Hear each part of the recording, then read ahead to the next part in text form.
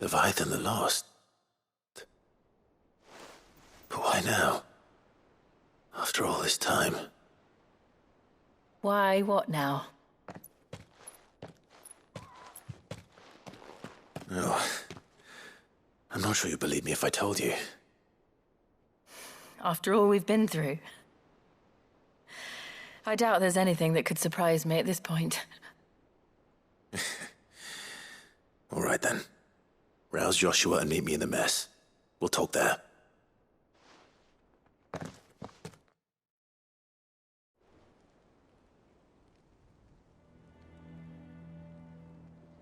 I see we're all here. So, what is it this time? I'm not sure yet. The letter delivered to my chambers omitted a few crucial details. Do we know its provenance? That was one of the details it omitted. But whoever the sender was, it seems the Dame held them in high enough regard to point them in our direction. The Dame? Well, she's not one to waste our time. It must be important. Important might be an understatement. If the letter is to be believed, Leviathan's Dominant is in danger. And someone wants us to save him. Leviathan? So the Warden of Water has finally returned. What has it been? 100 years? More. The Lost moniker dates back at least that long. Even our venerable lawsman would not have been so much as a glint in his father's eye when last the mighty serpent brought his crushing waves to bear upon the realm. But why the gap? I know it can be a few years before a new Dominant's born. But over a century? Should the Dominant of Water's bloodline have been severed somehow, it could have prevented a new Dominant from awakening. But if one has awakened now, he couldn't have chosen a worse time. Every nation in the realm has lost its Dominant. If word gets out that there is still one to be had, they will stop at nothing to claim it for their own. And the twins will be at war again, just when humanity most needs to come together. Did the letter say anything else? Only that if I wish to know more, we must meet in person. And that the Veil can arrange a meeting. If nothing else, you can be certain it ain't a trap. Famous last words. I'm coming with you. As am I. Thank you. Both of you. And Otto? Yeah. I'll keep an eye on things here. Didn't fancy coming anyway. Thank you. I shall leave the Invincible in your capable hands.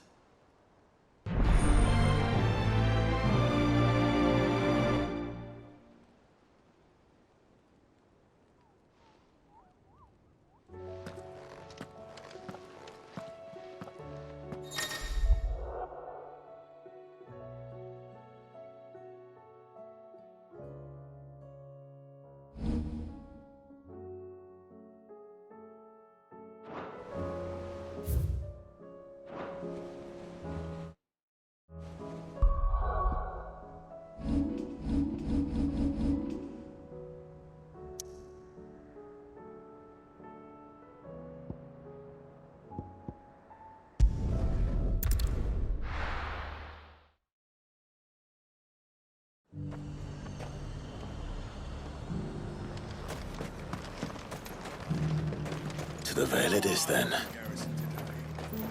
What have you got?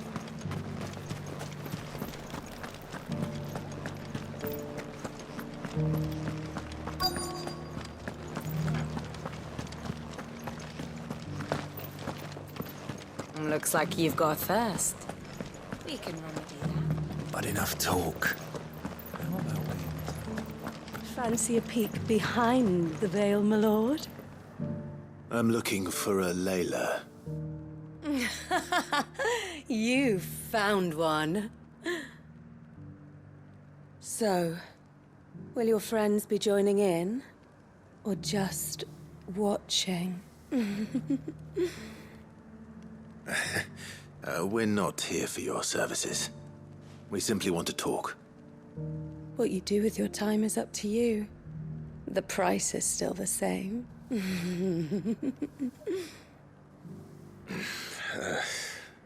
We hear about the letter.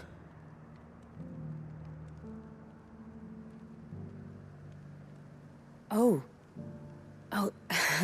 Sorry. I suppose you'll be wanting to know who wrote it then. Among other things. Look, I'm just the messenger here. There's only so much I can tell you. Specifically? A location, north of town, on the shore of Isle of Feist Bay. There you'll find a tent, and the woman who can answer your questions. And that's all? Nothing else? Actually, one thing. There's more than flowers in the meadows these days. So keep that sword of yours to hand.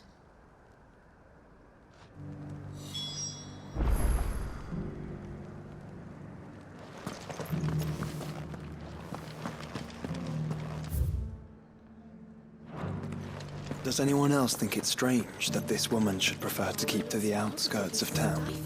Not if she realizes the value of the information she's party to. And the danger it puts her in. I haven't seen any of those beastly blue-eyed fiends.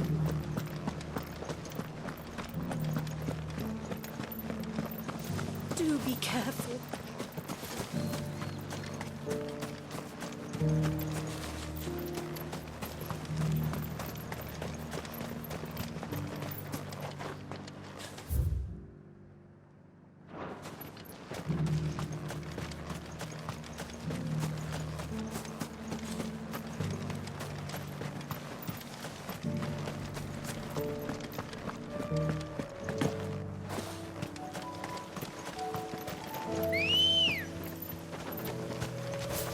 Come on.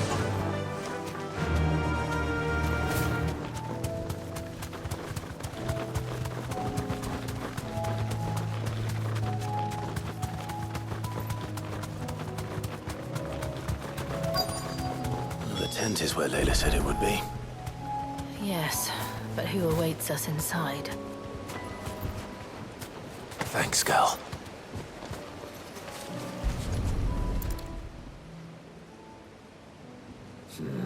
It's empty. Why am I not surprised?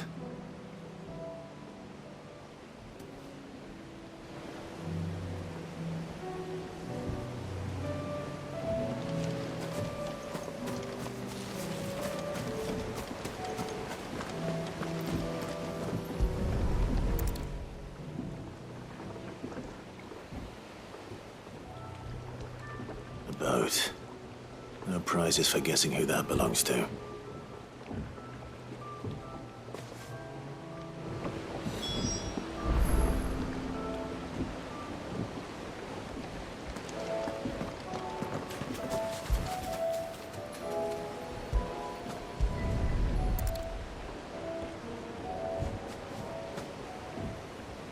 The embers are still warm. So you're Sid.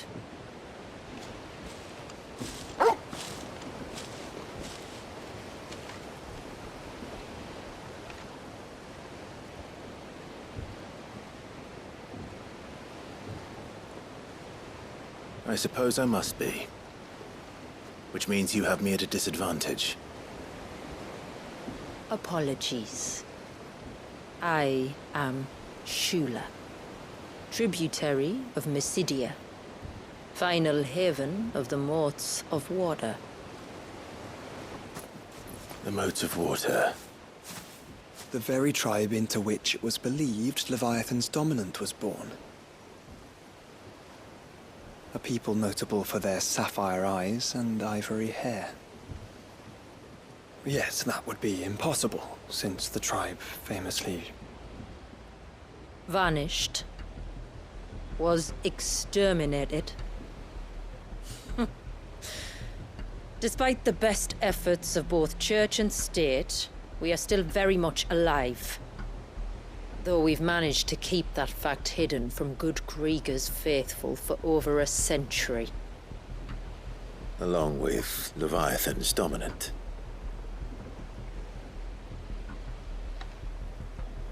That wave out there. What do you know of it? The Surge. Only that it's been there a long time. Since the fall of Drake's Eye almost a century ago. Some claim the two are connected, but none can speak with any certainty. So in other words, you know nothing. Not that I'll hold it against you.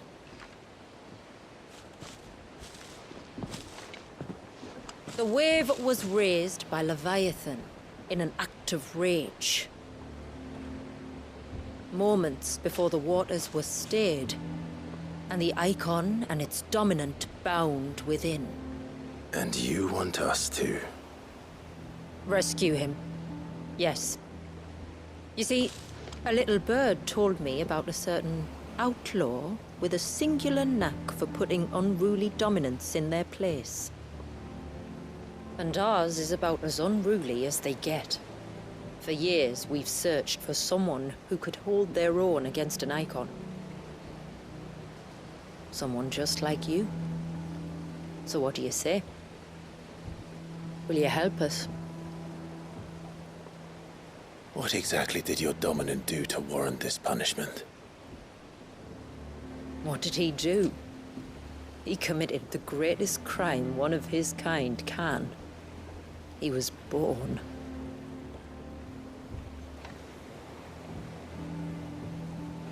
But he deserves a better fate than the one my people forced upon him. He deserves to be free. As do we all. Very well. Far-fetched though your tale may seem, something tells me you speak in earnest. So we will do what we can for your dominant. But first, you will tell us everything you know about him and the means of his imprisonment. I can do better than that. I can show you. Care to take a trip across the bay? My people await you there. Lead the way.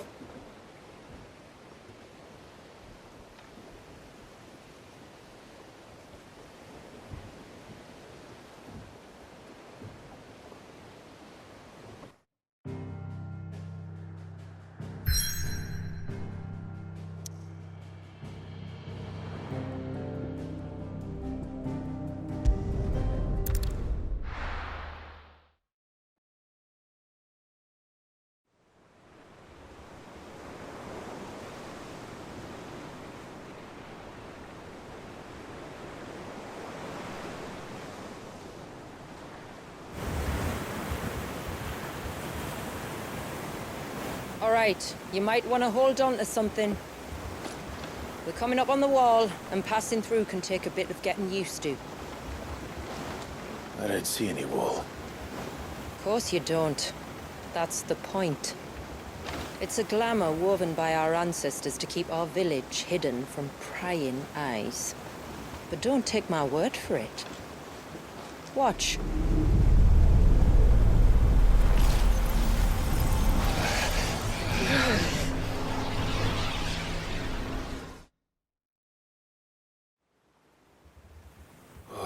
That was worse than a slug of Bacchus wine.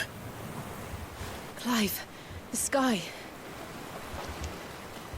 It's blue, but how is that possible? You do know what a glamour is, don't you? Ours just happens to work both ways, and a good thing too. I wouldn't fancy staring at those sickly clouds every day.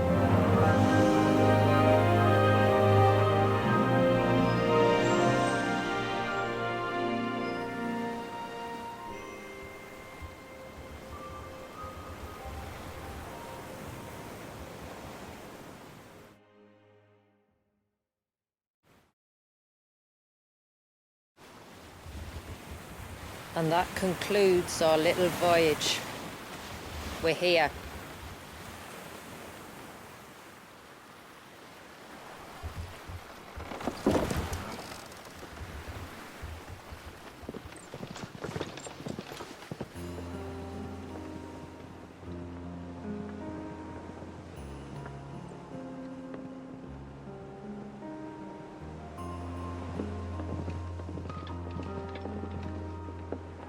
It's a long slog to the village, and a hard one.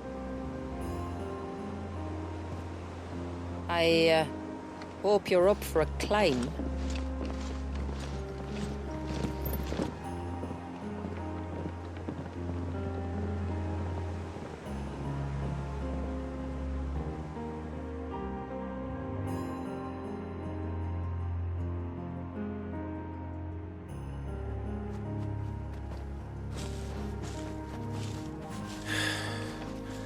Finally.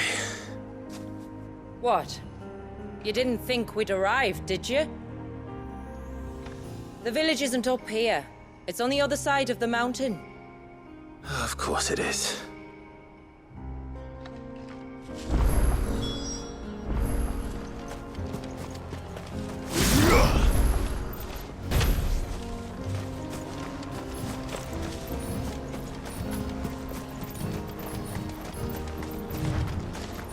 Watch yourself, Sid. This path can be treacherous. If not for the sheer drop, then for the beasts who prowl it. Thank you for the warning. And please, call me Clive. Sid is an alias. You will be pleased to learn, Lady Sheila, that I have no such aliases. Is that so, Lord Margrace? It's all the same to me.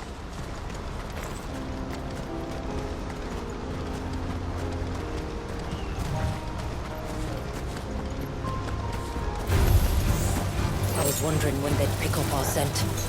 Stand back. We'll handle this.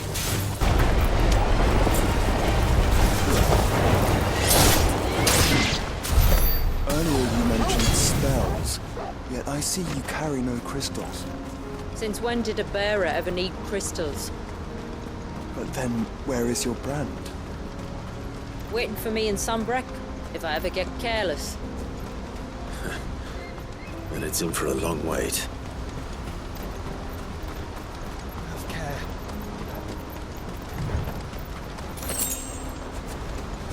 There.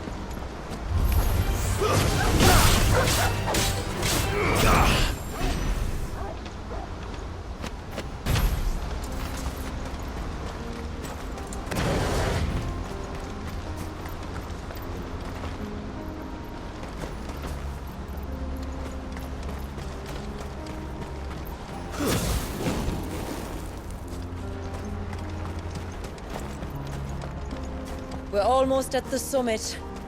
From there, you'll have a better view of our home.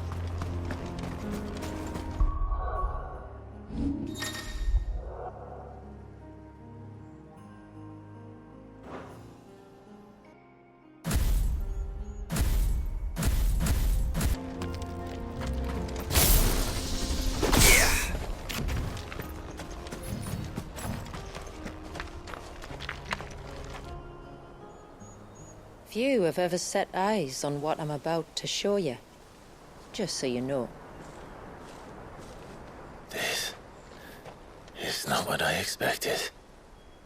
Welcome, my friends, to Mysidia.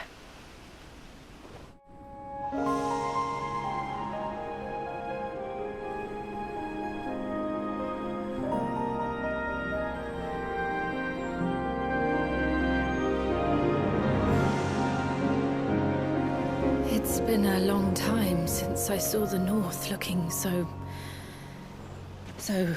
Alive. I'm sure you have plenty of questions, but it's been a long journey, and I expect we could all do with a rest. Our humble village is only a short way from here, if you'd care to accompany me. Let's get ourselves in front of a fire, and I'll tell you everything you need to know.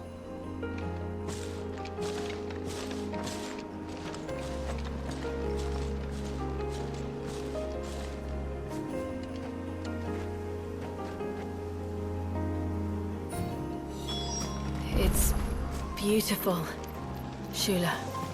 And we aim to keep it that way.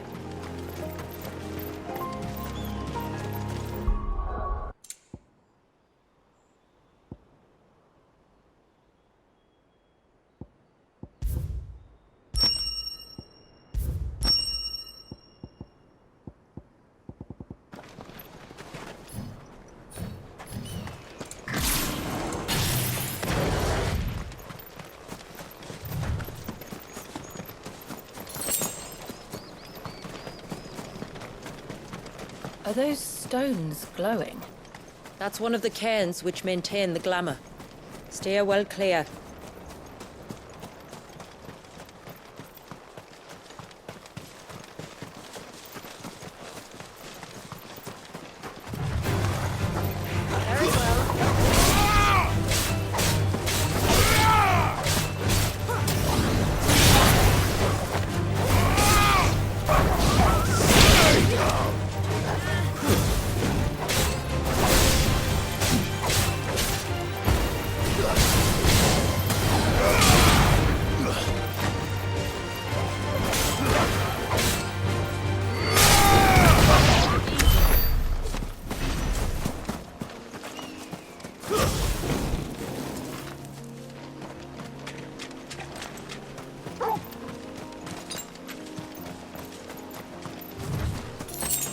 If the surge was an act of rage, One wonders what prompted it.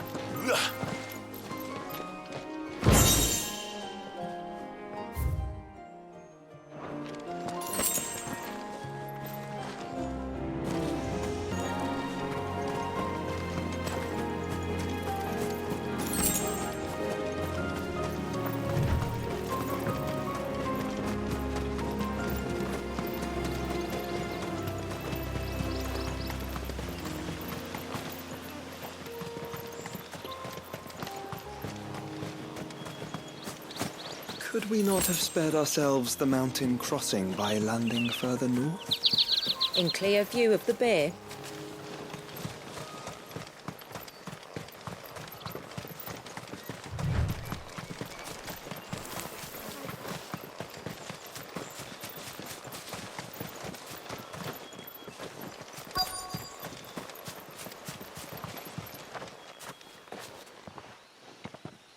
On evening tides.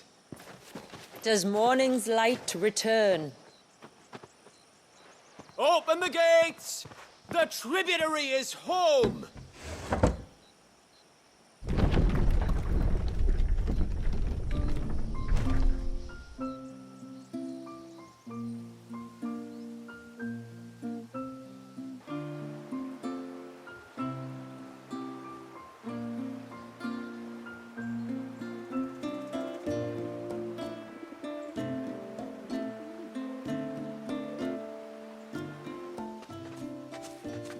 Outsiders? Well, I never. Look at the size of that dog. All right now, back to your duties.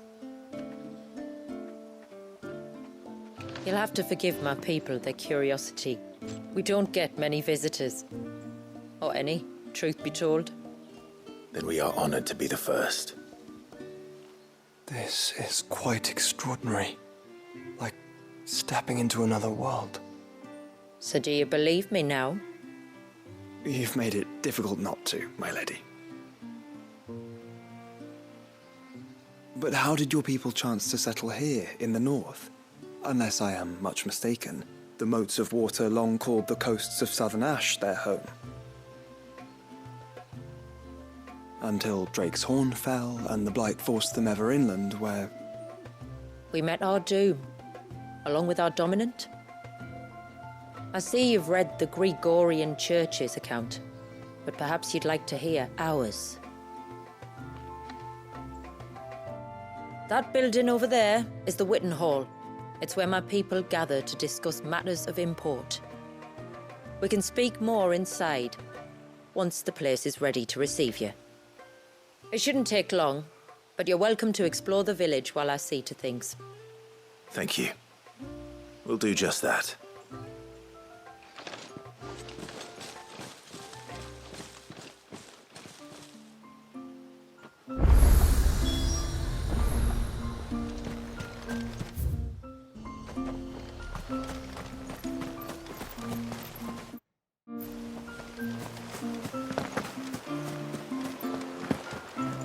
I'm sorry, but I don't like it.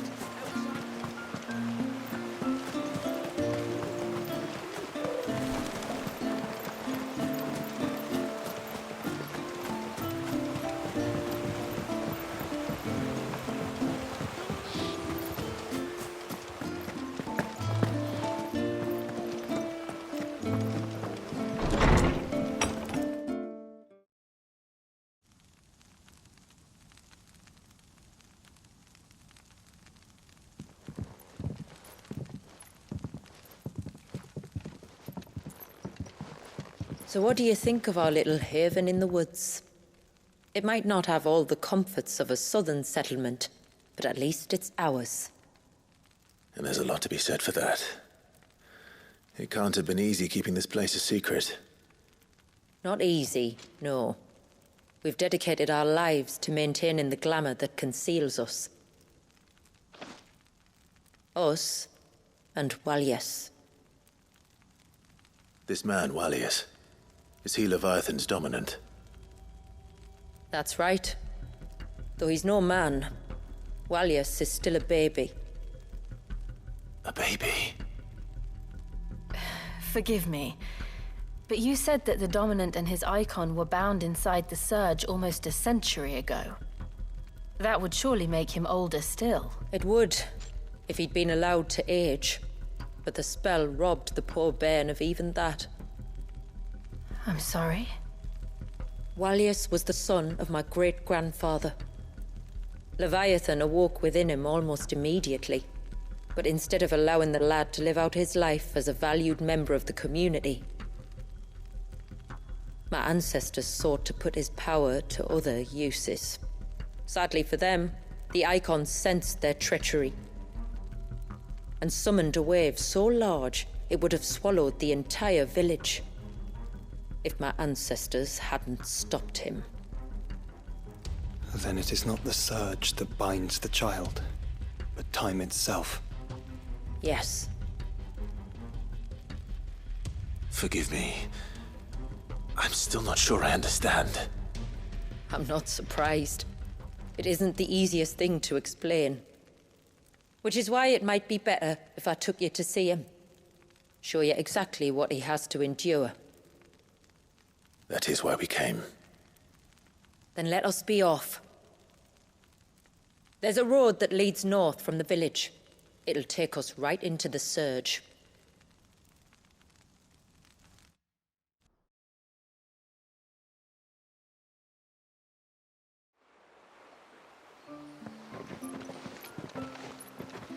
Are you bound for the Wave, tributary?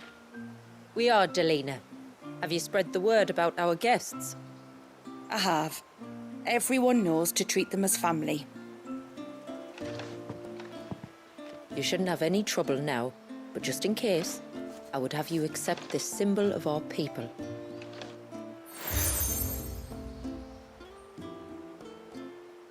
That's very kind. I look forward to meeting the family. The feeling's mutual. Should the tributary be indisposed, feel free to ask me any questions you might have regarding the village, and I'll do my best to answer. Thank you. We will. Then I bid you good tide.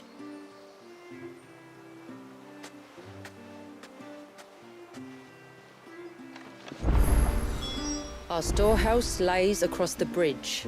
If you're short of supplies, you may find what you need there. But we will have to ask you for recompense, poor as we are.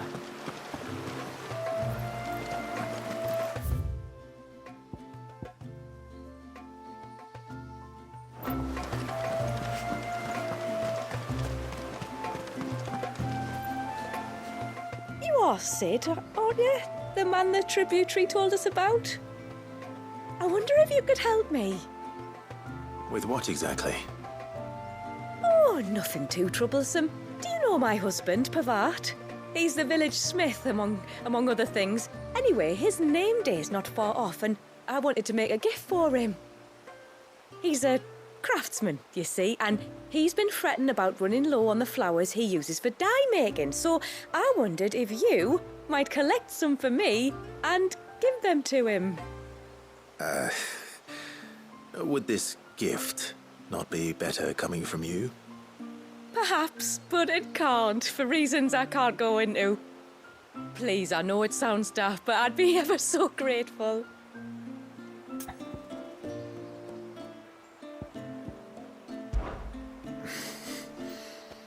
Fine. Which flowers does your husband need? The sweet little blue ones that grow around the fount. Elder's blessings, they're called. We use them to dye our fabrics so we always feel close to water like they are. You don't need to go to the trouble of picking them yourself, though. Just speak to the field hands and ask them to share their harvest with you. 2 basketfuls should be enough for my husband to be getting on with. 2 basketfuls it is.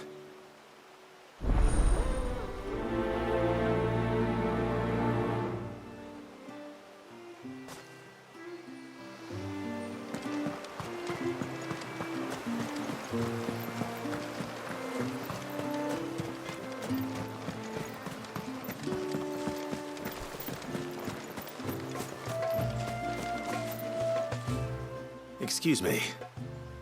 I wonder, might you be able to spare a basket of Elder's blessings? Pavard's wife tasked me with collecting some for her husband, and suggested that I speak to you. Ah.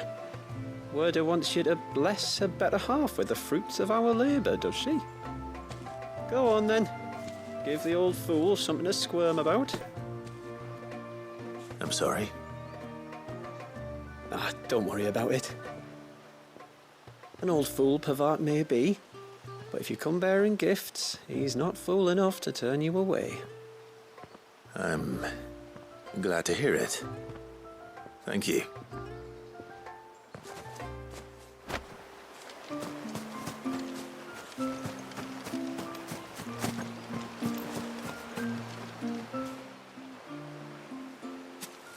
Ah, welcome to Haven, friend. Thank you. Forgive my presumptuousness, but the smith's wife has asked me to make her husband a present of some Elder's blessings. 2 basketfuls, to be precise. Well, I have 1, if that's any help. It is. I'm much obliged. They really are beautiful. Aren't they just? Though that's not the only reason they have a special place in our hearts. Legend has it that when our people fled from Ash, the tributary of the Time took some seeds with them. And as they wandered high and low across the Twins, he'd plant them wherever they stopped for water. Every elder since has done the same. So when we finally put down roots here in Mysidia, the flowers did too.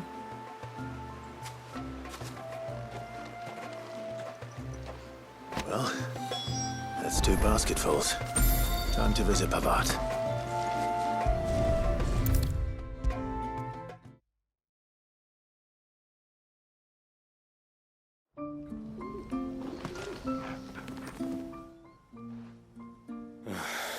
What do you want? Your wife asked me to bring you these flowers.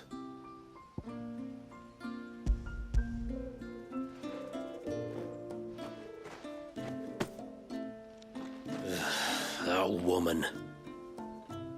Come out. I know you're there. Who? Me?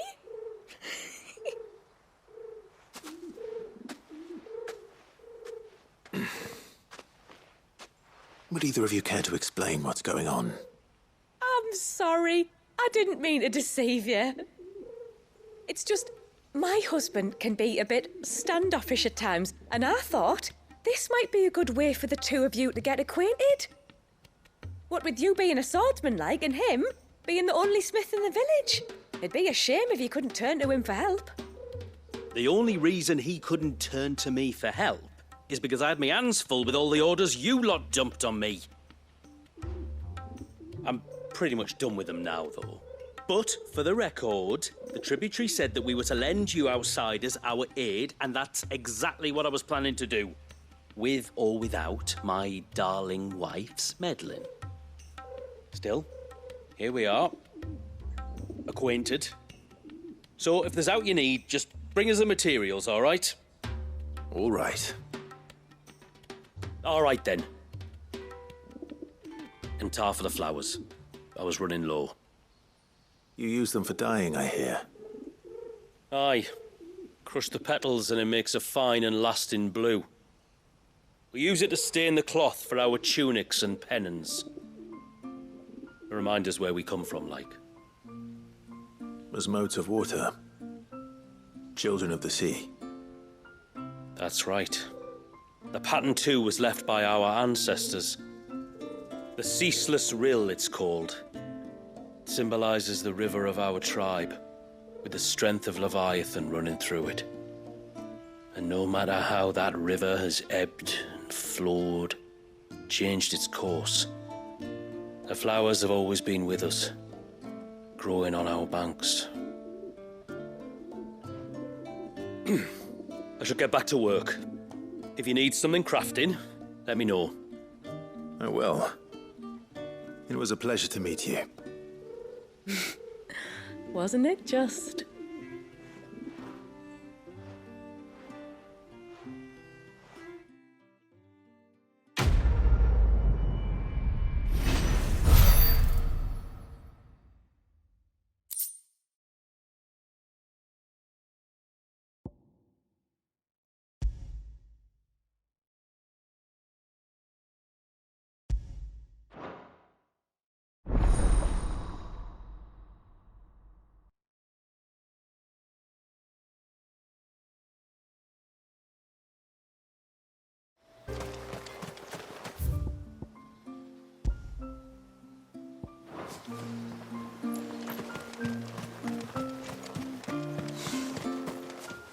Where it? Oh, I'll have her hide when she gets back. Oh, sorry. I was leagues away. How can I help you? If you're after something from the storehouse, it's actually my wife you'll want to talk to. She will have to charge you for the goods, though. Not that we'd fleece you or anything. It's just, you know, needs must. I understand. Saying that, she might not be able to get anything down for you for a bit. Ah, right. She's got her hands full with the inventory, you see. It should have been my daughter's job, really, but the willful little rills decided to make herself scarce.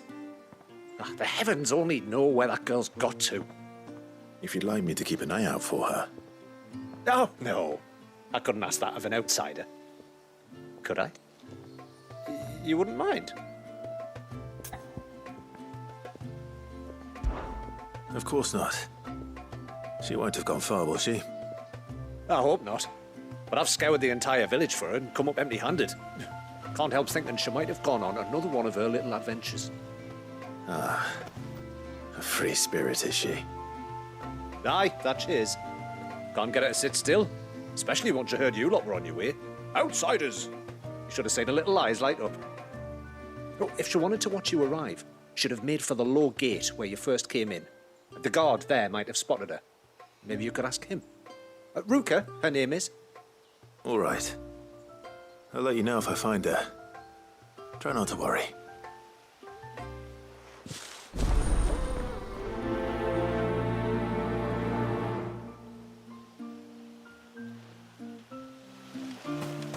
What do you think the tributary sees in those outsiders?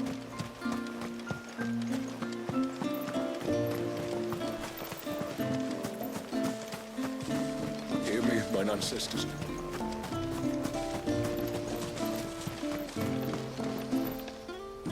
Excuse me. You haven't seen the storekeeper's daughter, have you? Little Ruka? I have, as it happens. She went out through the gate not long ago. Out of the village? Alone? Aye, she does it all the time. There's a path off to the left which leads down to the river. Nice little spot, that. And safe as you like. The beasts of the mountain don't dare come so close to the village. That's where she'll be. Go and have a look if you don't believe me. I will.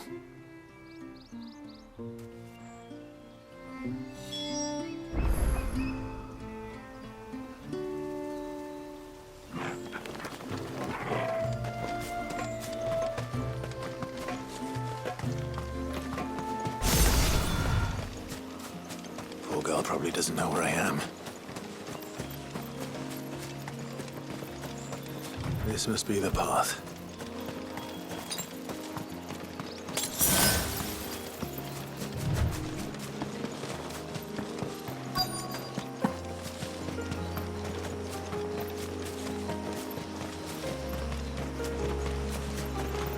They're not here either.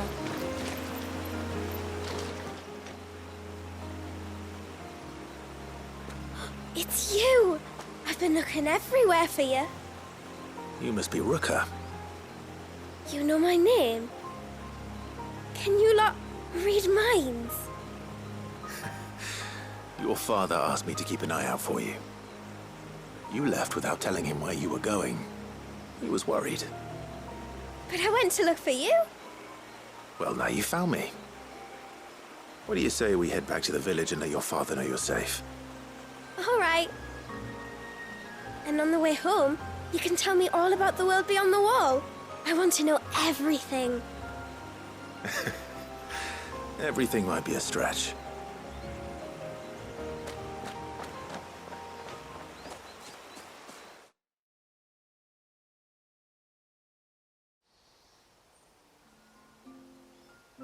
Thank you for bringing her home. And sorry for the trouble. Oh, no. It was a pleasure. Daddy, did you know that there are villages 10 times as big as Haven in the outside world? 10 times! Cities, they call them. And in these cities, they have great big walls and towers and castles. Oh, to think I was worried. You can tell me all about the outside world later, Sweet Pea. Now go and help your mum with the stores. All right.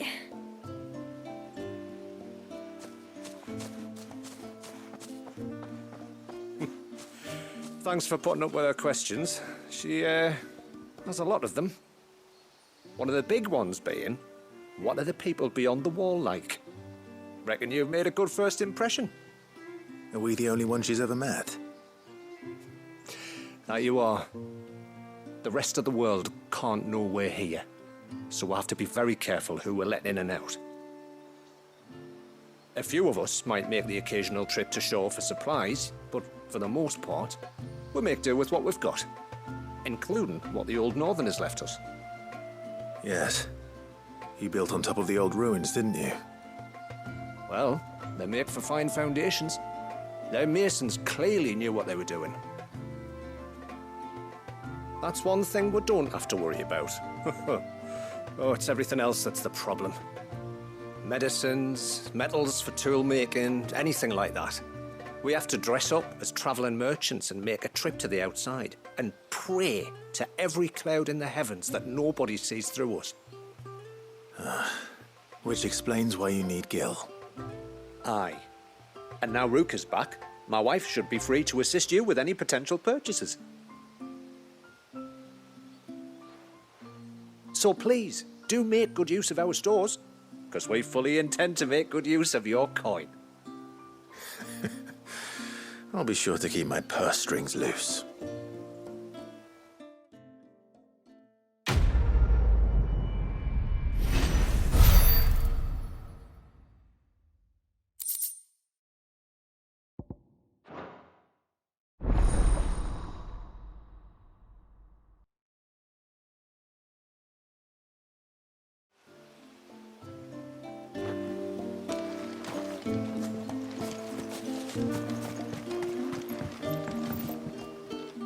Thanks for bringing me daughter back. I don't grudge her looking for adventure, but she's got to pull her weight like the rest of us.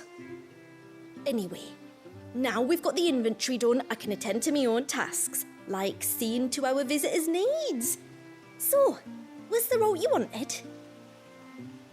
I will have to charge you.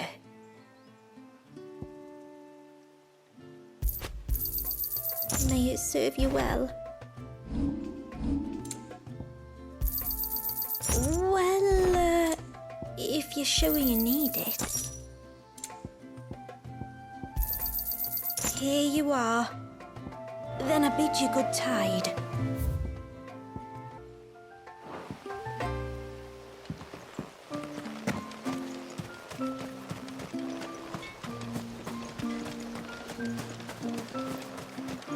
How long do you think this bridge has been stuck?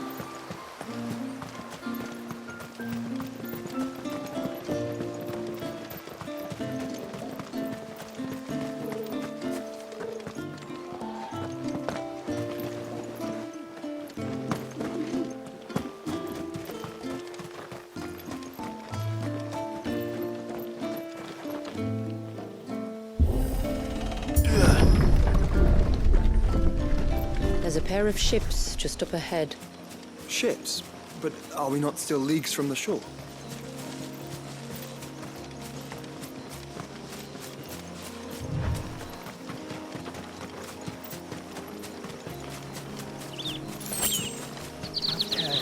The quickest route to the surge is due east, past the second galley.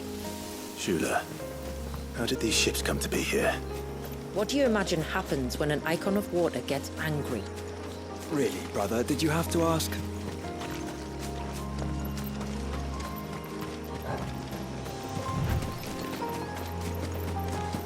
Careful. Tonberries. Foul creatures consumed by their hatred for everyone and everything. Everything, save sharp knives, it seems.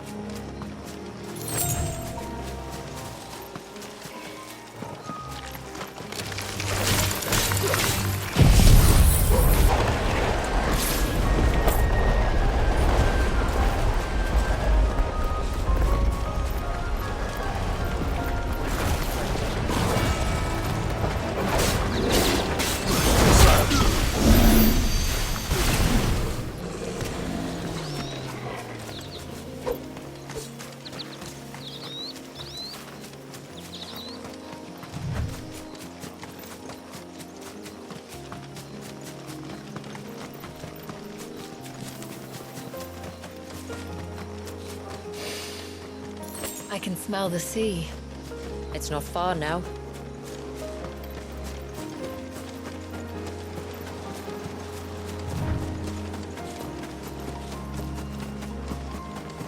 How will we reach the surge? We'll follow the coastline north. There's a bridge that'll take us across to the cape.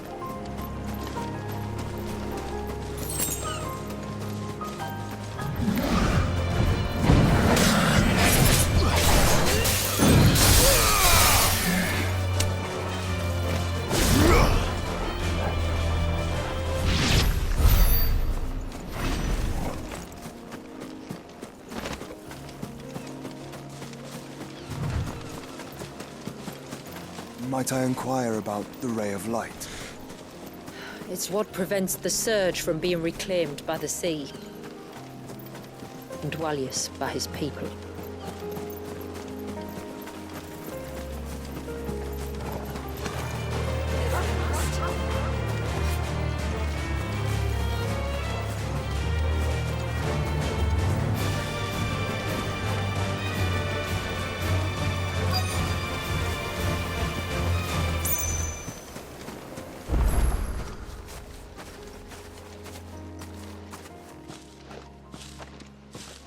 You said before that the child is bound within the surge.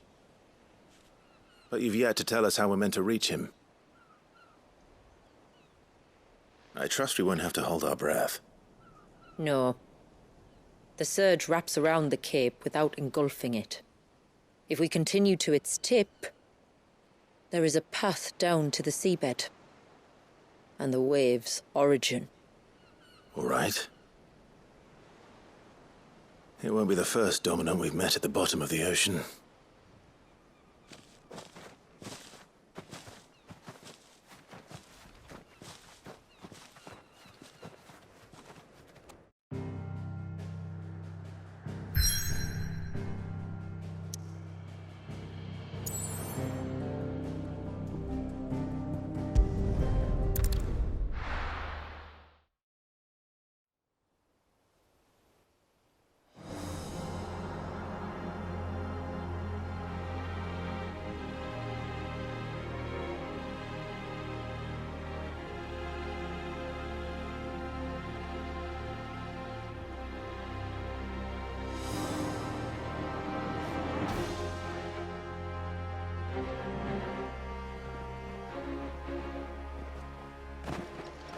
It's not much further now.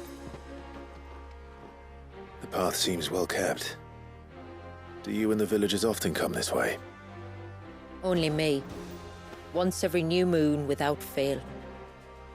It is my duty both as village elder and Walius's descendant. But surely no one blames you for what happened. Why should you bear the responsibility alone? You misunderstand. I do it because I want to. To show him that he isn't alone, and that there are still some of us who would see an end to his suffering. Suffering you will soon witness with your own eyes.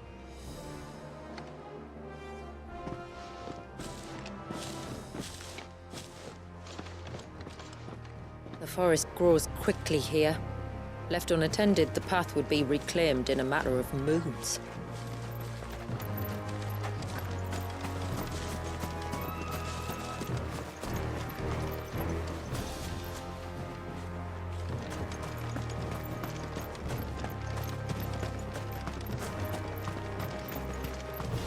Does the light point the way to the child? It does indeed.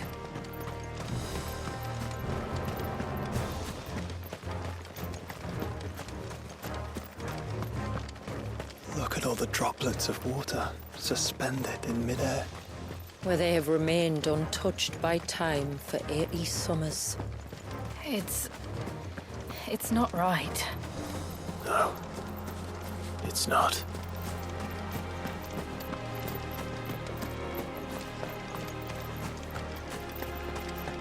There. Up ahead.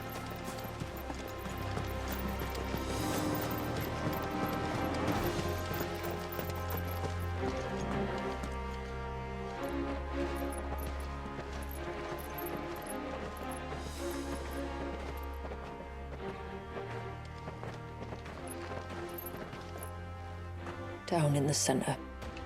Follow me.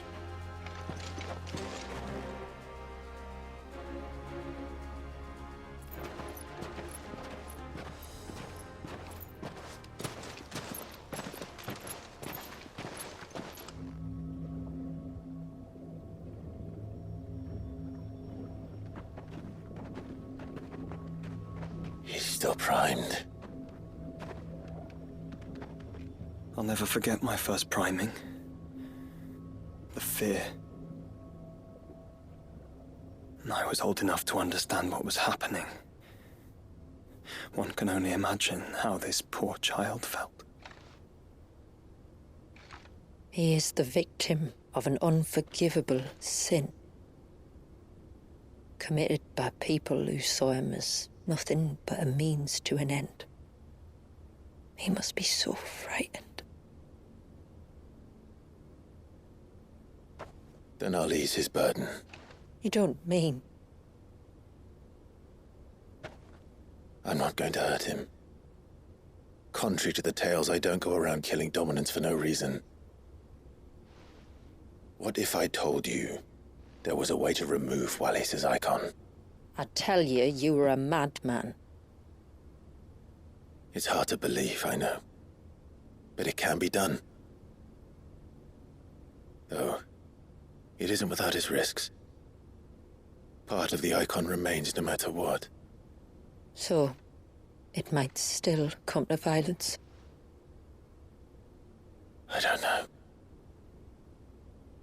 It depends on the dominant. I've seen things end well, and I've seen things spiral out of control. But I do know one thing. If we turn our backs on this child, there will be no end to his suffering. And I think that a worse fate than the alternative. Don't you?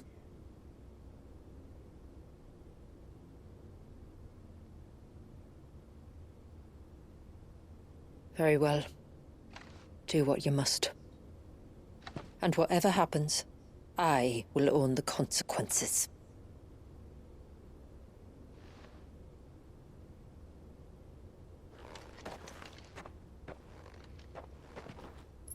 Don't be afraid, little one. Let me bear the weight.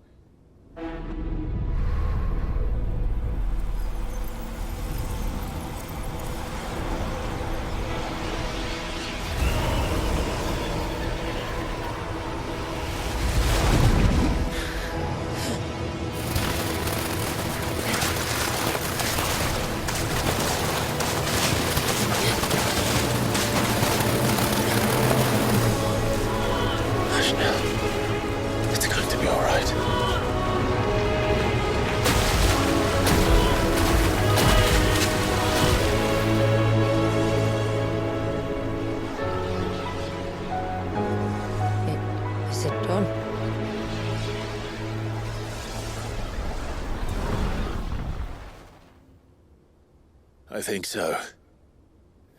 I can feel the icon inside me. But something's wrong.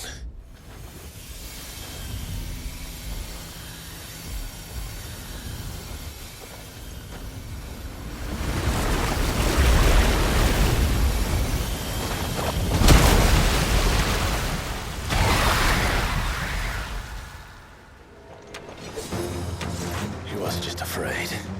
He was angry. All right. Let's see what you've given me.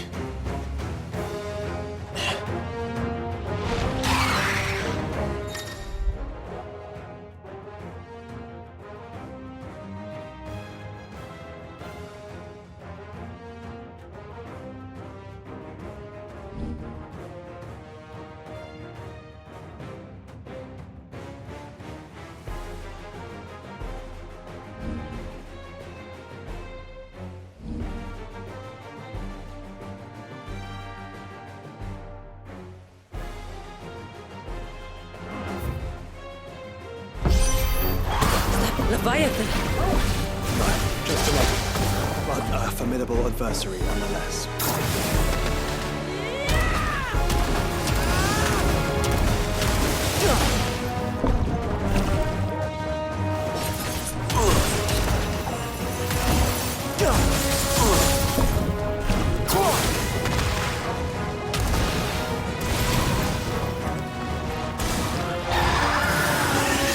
Oh, look. It has friends.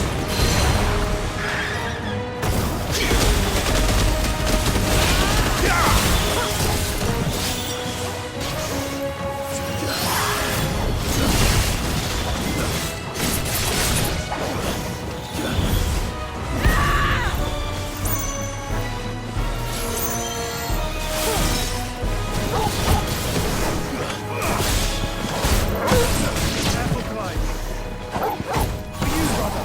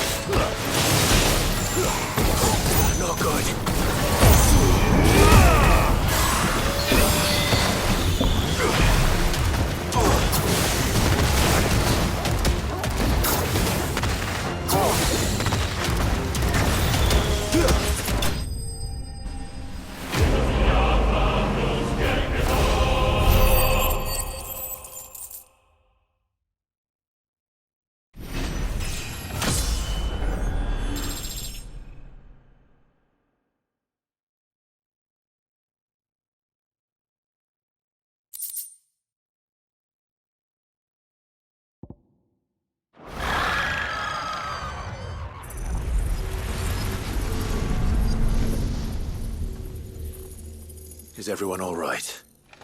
He seems calmer now.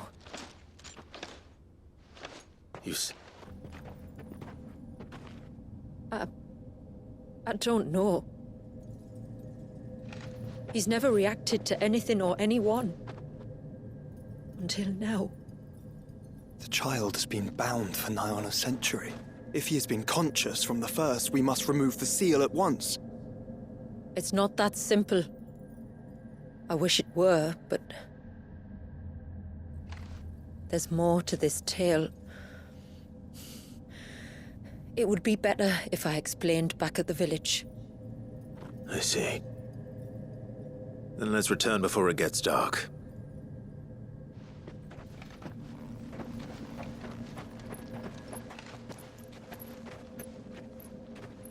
I'm sorry, Walyas.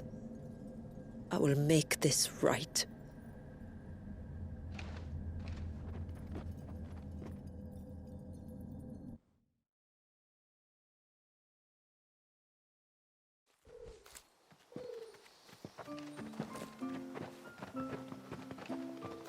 So, part of Leviathan is inside you now, is it? Does it hurt? No. Not anymore, anyway. Good. Because I still have need of your strength. If you want to know the rest, we should head to the Witten Hall. Of course.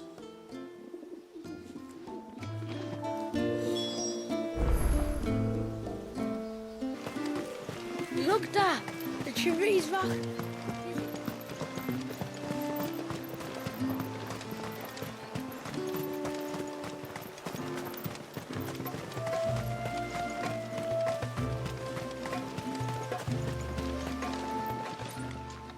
Yes, my lord. My name is Delina.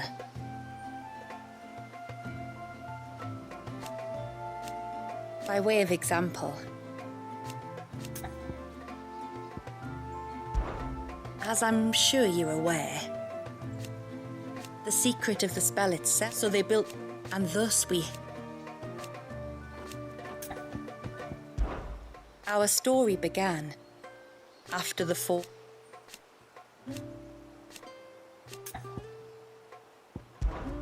I bid you good tide.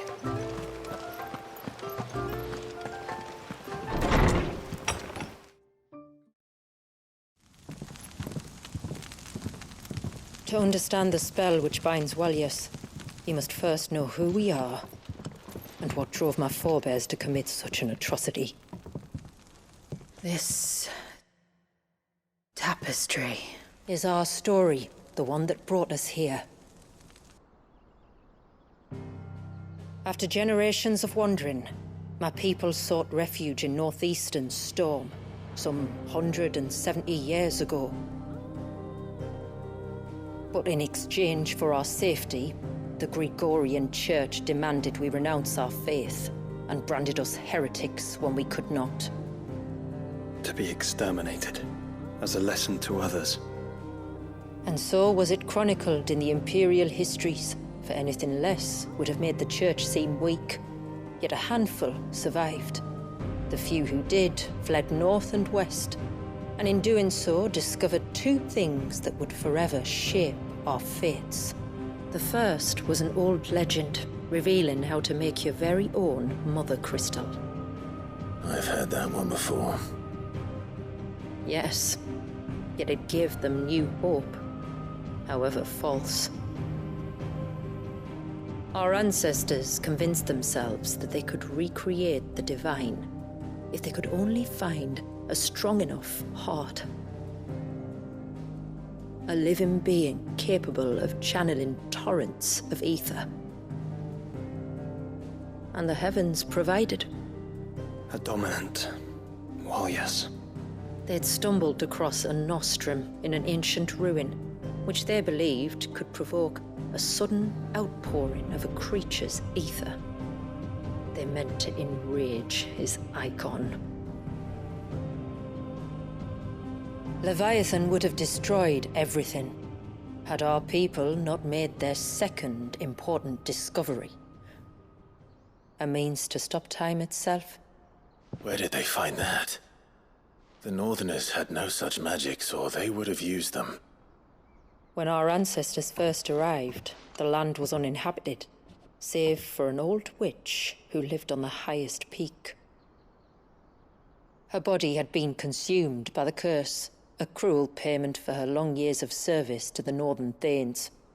So desperate were they to prevent the fall of Drake's Eye, they'd forced her to devise a spell to stop time.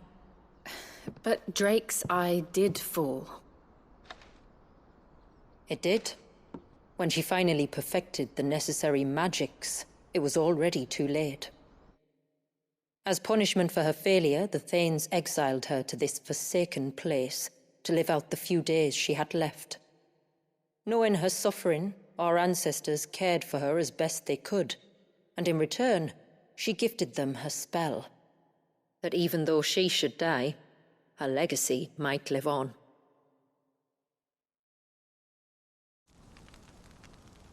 So armed with both the knowledge of the ancients and the secrets of time, our ancestors settled upon an ambitious plan.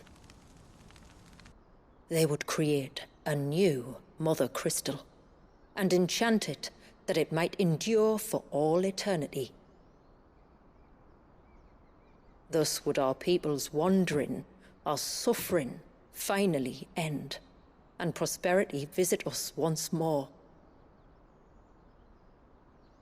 And all it would require was the sacrifice of a single child. A small price to pay, or so they believed. Another victim of man's blind reliance on the Mother Crystals. So we know the seal's source. How do we break it and restore the flow of time? Do you recall the dome of light on top of the cliffs to the west? Inside lie the ruins of an old temple. It was there that the witch built the Aire, a conduit of sorts that channels her remaining ether into the surge. But it's been a long time since anyone set foot in the place. And now, there are others who claim it as their own. Then we shall go prepared for a fight. That said, it may be best if one of us stays behind. You think the village could be in danger? We saw the ether flow from Wallius in all directions, but only encountered a single familiar. There will be more. And should even one make its way here, I doubt the walls could hold it back for long. Then I shall stay. The Phoenix will see your people safe, tributary. You have my thanks. Very well. We should depart at once. I fear time may no longer be a luxury we can afford.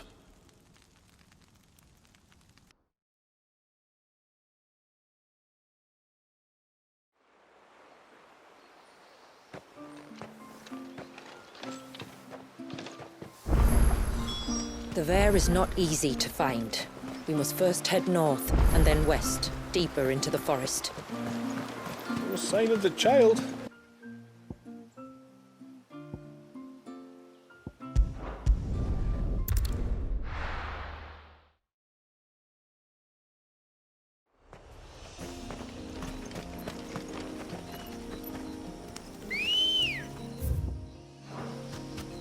Good girl.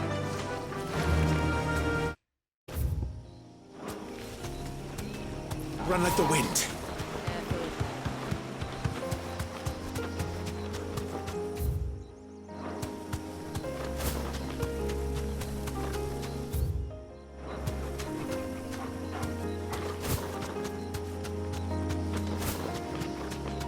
There's a large gate up ahead, and beyond it, a cluster of ancient ruins. The temple, or the Aire of Hours as my people call it, can only be reached by passing through them.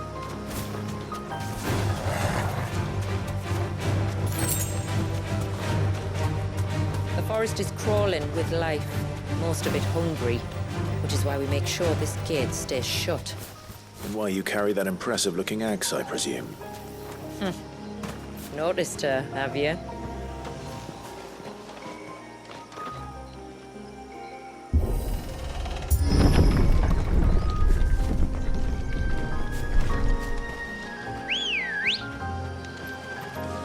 Let's go. The temple is up there. Don't worry. Those cliffs aren't the only way to the top.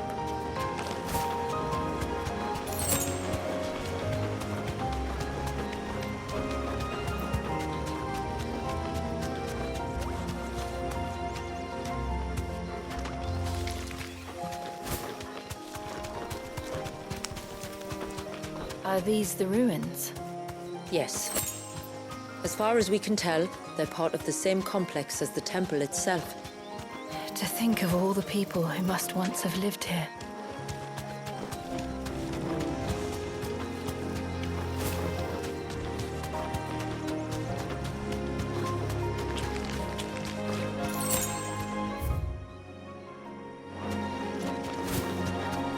These remind me of home. You're from the north, then? Yes. And no. I see.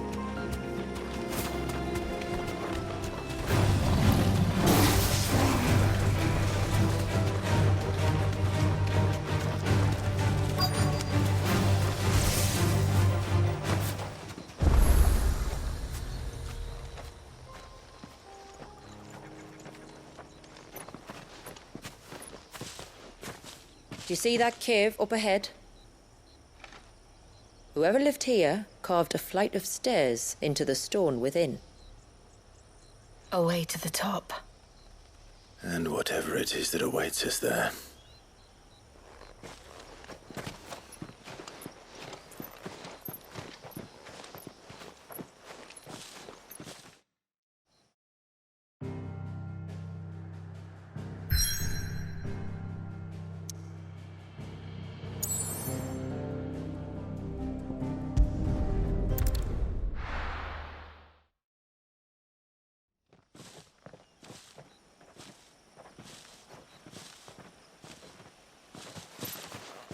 There.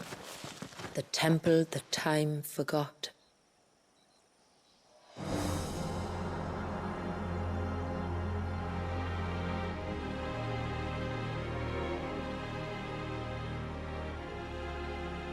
And the Varys inside.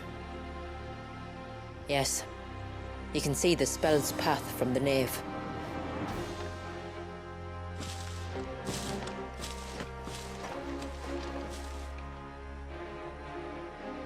What is it?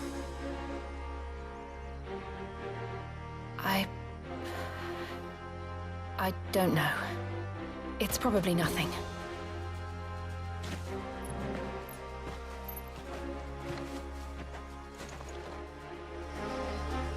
Forgive me, but why build the Vare here?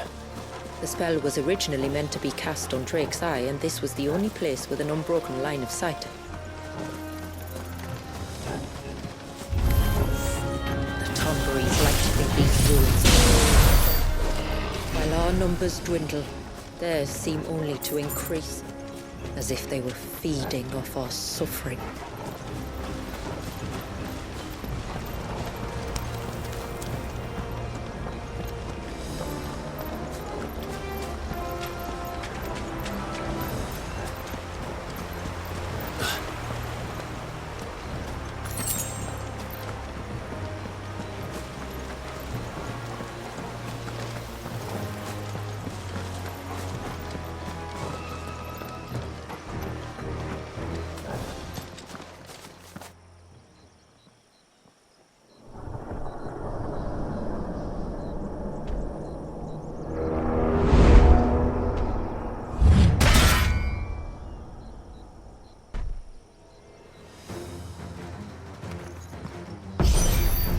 Be their leader.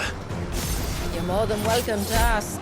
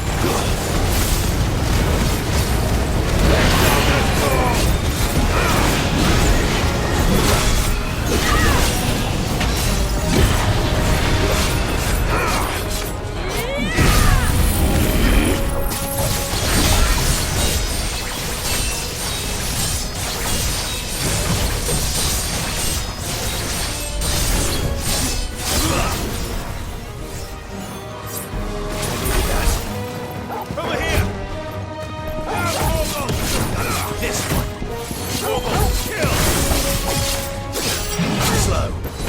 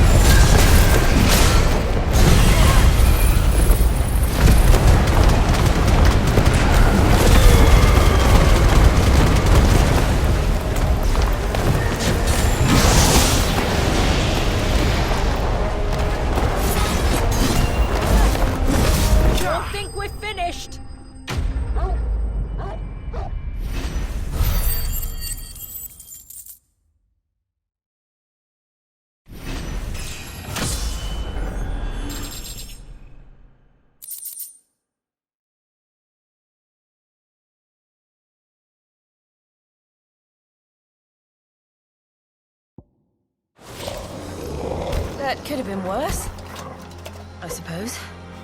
Aye, well, if the forest's taught me anything, it's that there's always something worse.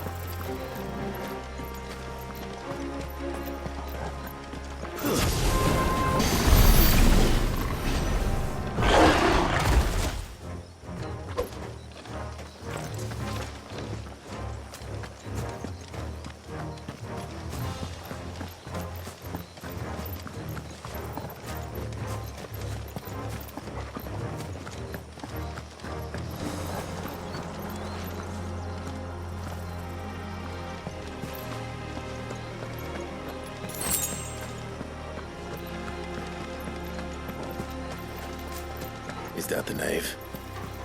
Just inside the dome, yes. But it's what's out here that worries me.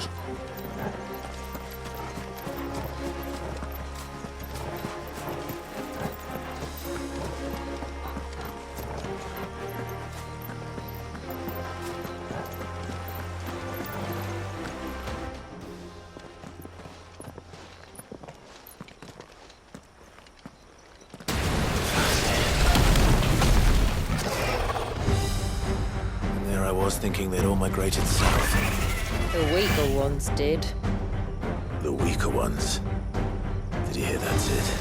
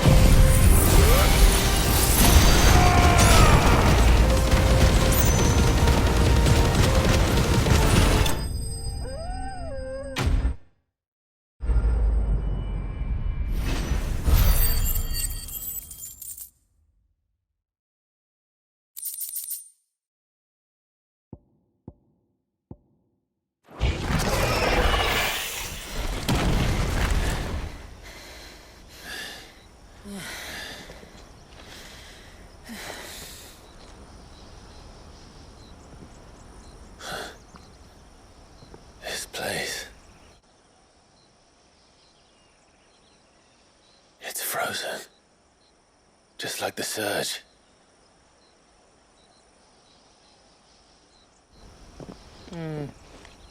Another of my ancestors' sins. Shall we?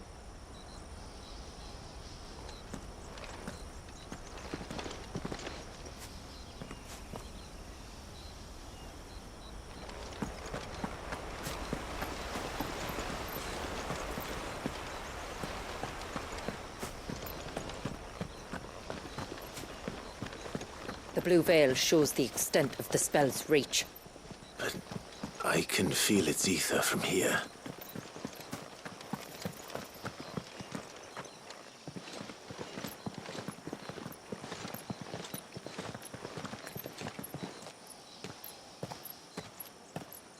Shula, wait. Before we cross the threshold, I'd like to know a little more about how these magics work. I assume we'll be safe from their influence. We won't grind to a halt, if that's what you mean. The spell only affects the things that were present at the moment it was cast.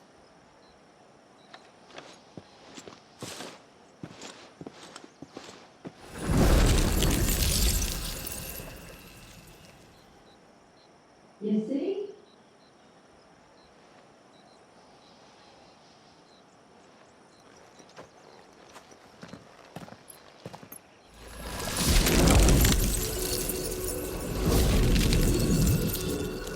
But if we can enter, that means other things can as well. Like the ones we saw on the way here. And worse, probably.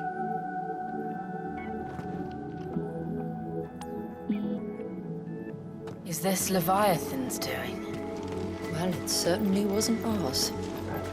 When he realized my ancestors were attempting to cast a spell from here, he made to destroy the temple.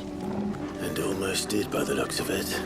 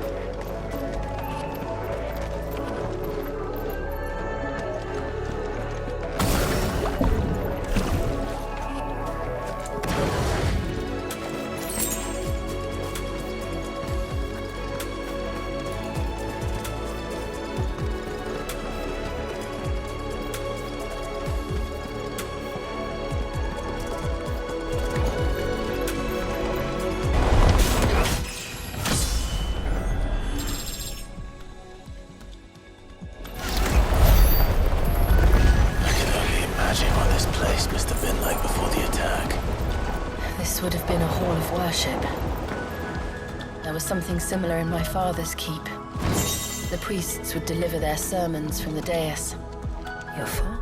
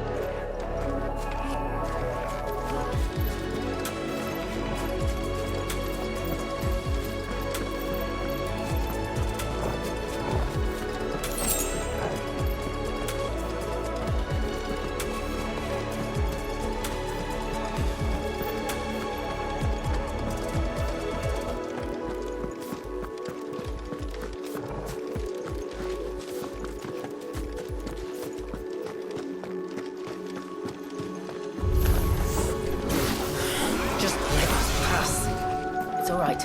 We'll get through this. The path is clear. One last climb, then.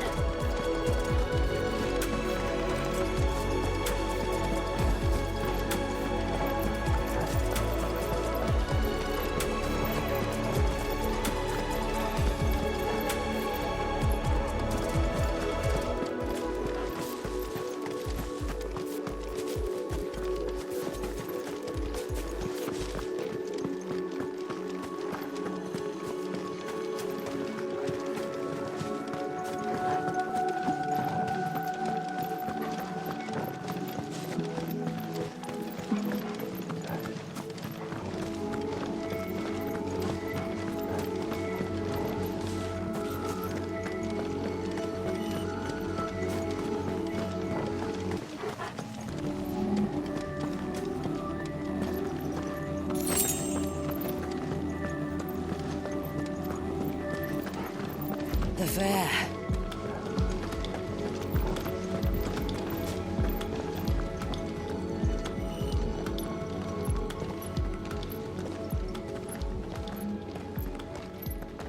By the Founder.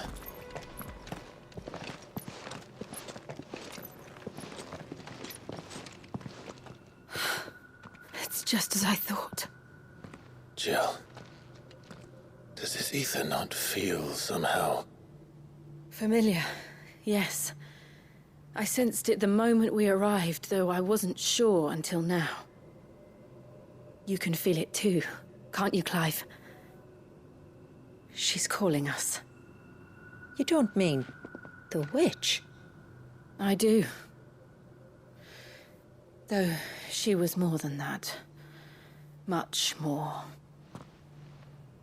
She was a dominant. A dominant who once commanded the Eikon that now resides in both me and Clive. Of course. I don't know why I didn't see it. Who else would have the power to freeze time? None other than Shiva herself. But for her ether to endure after all these years, it's almost as if...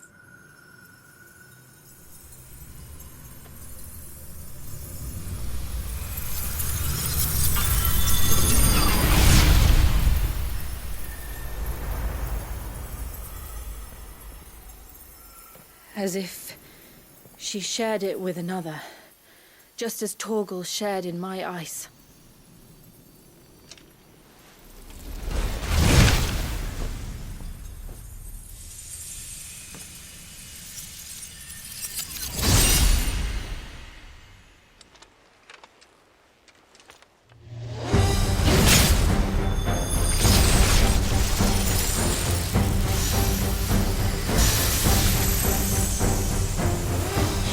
Companion. Though something tells me he's not as friendly as ours. Our ancestors never warned us about this. He wasn't left here for them. I doubt they knew it existed.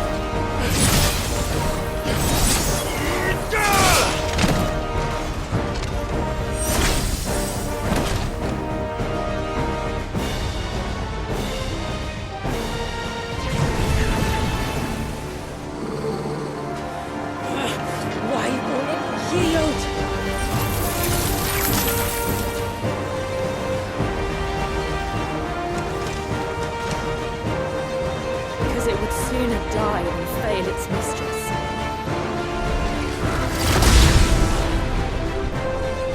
Then it leaves us no choice.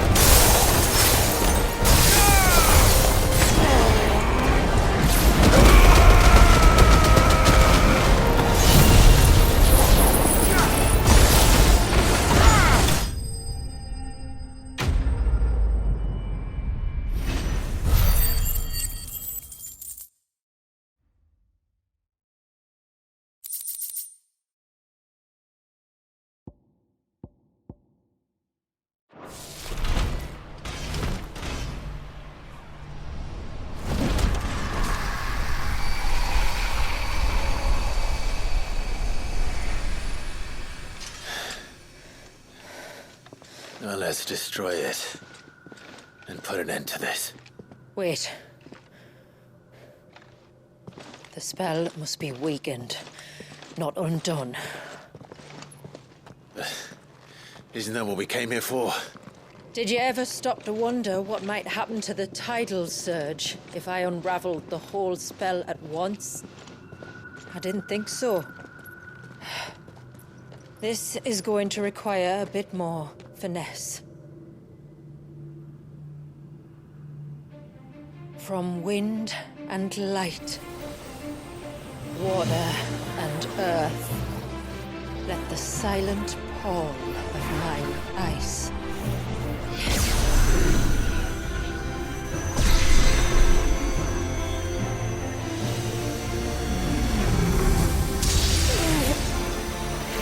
There's too much ether.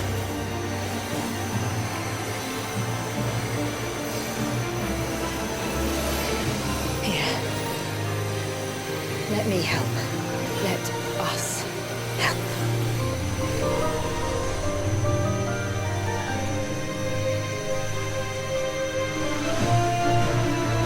Almost.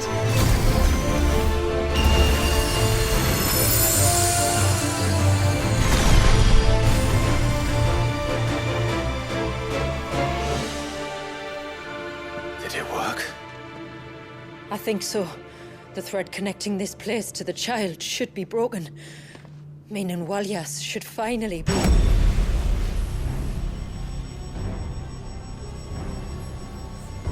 Free once more.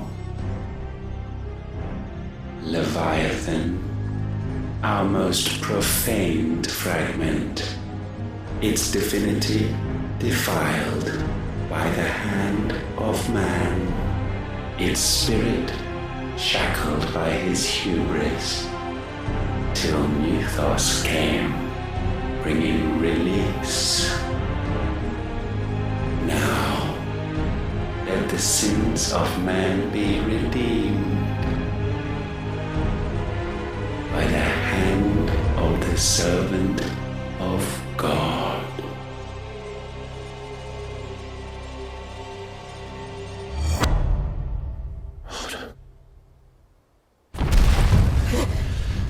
Damn it.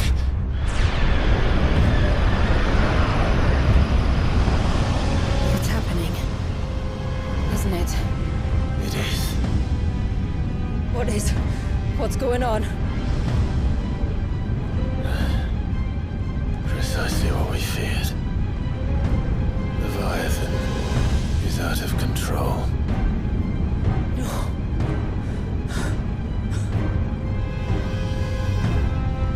Don't despair. This isn't over yet. You should head back to the village and get everyone to higher ground. As for the rest,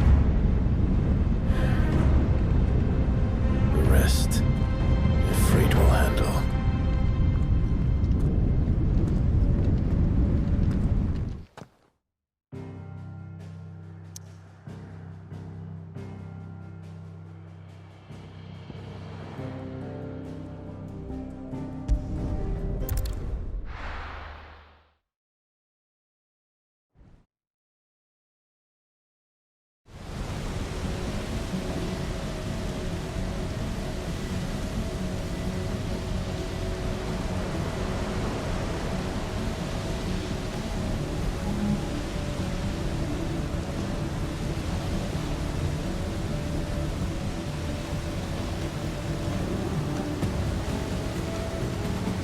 After 80 years of imprisonment, I'd be angry too. But I can't let it end like this, Walyas. It's time for you to come home.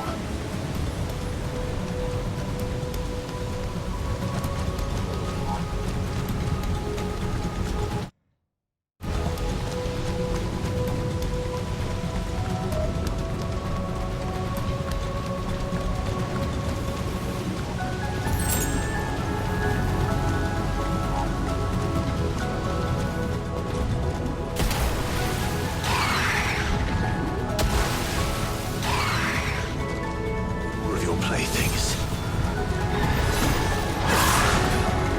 Slow.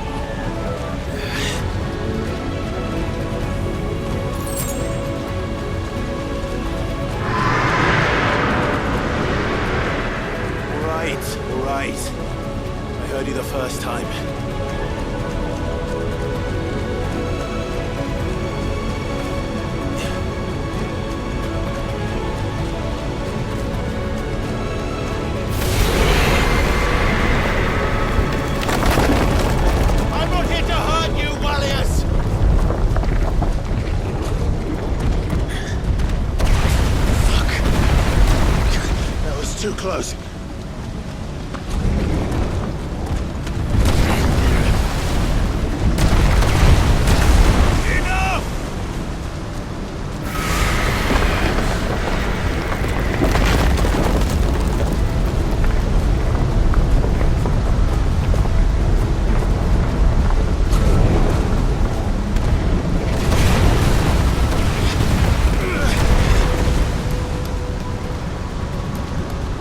Come on then.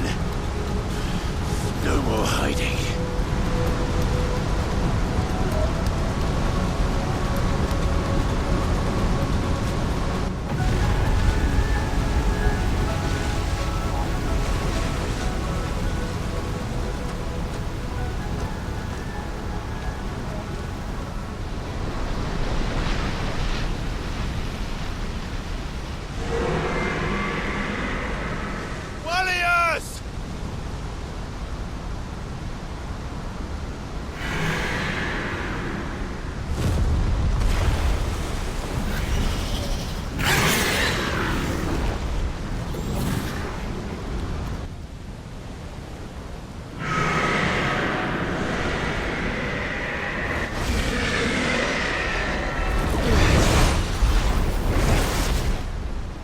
This isn't what I wanted! I only hope you can forgive me.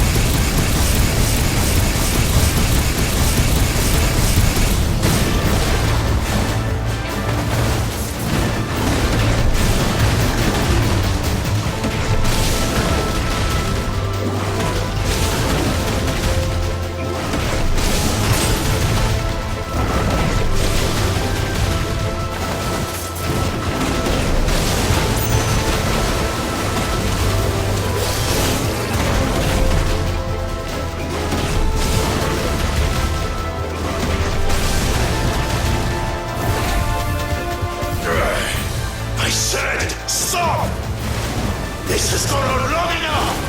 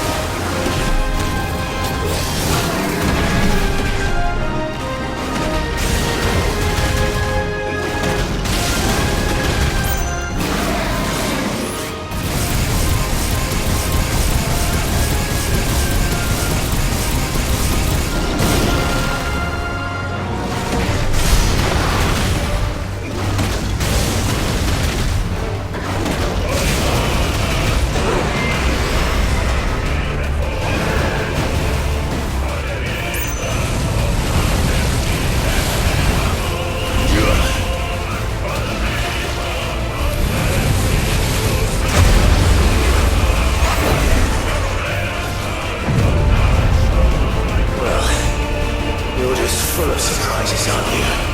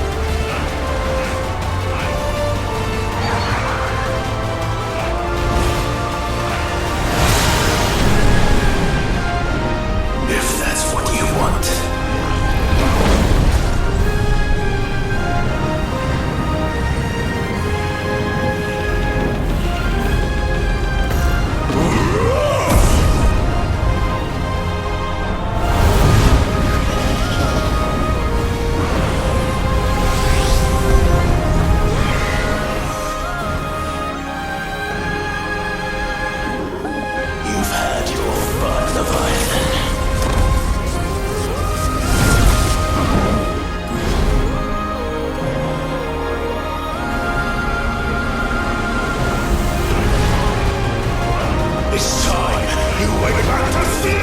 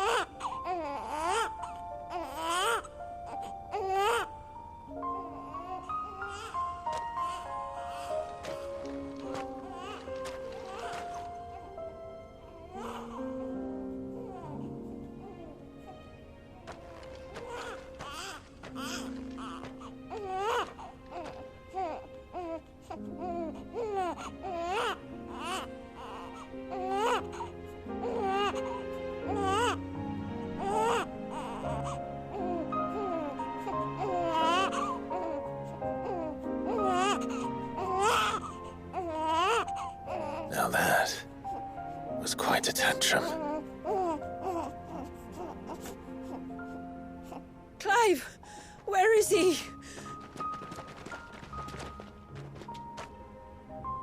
Well, yes.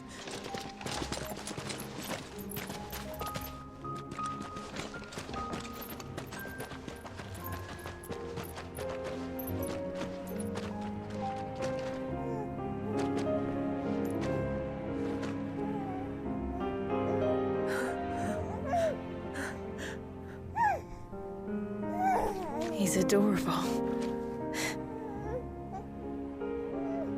He is now. But did you see him a few moments ago? Clive, I don't know how to thank you.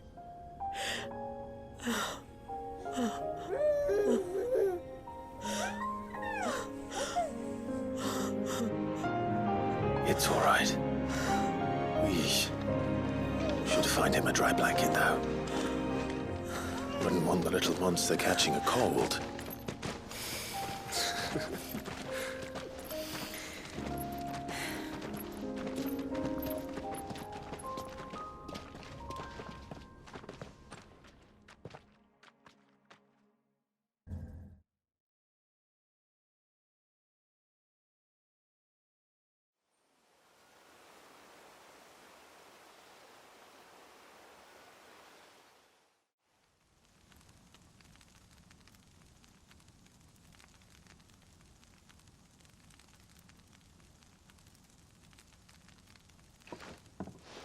There.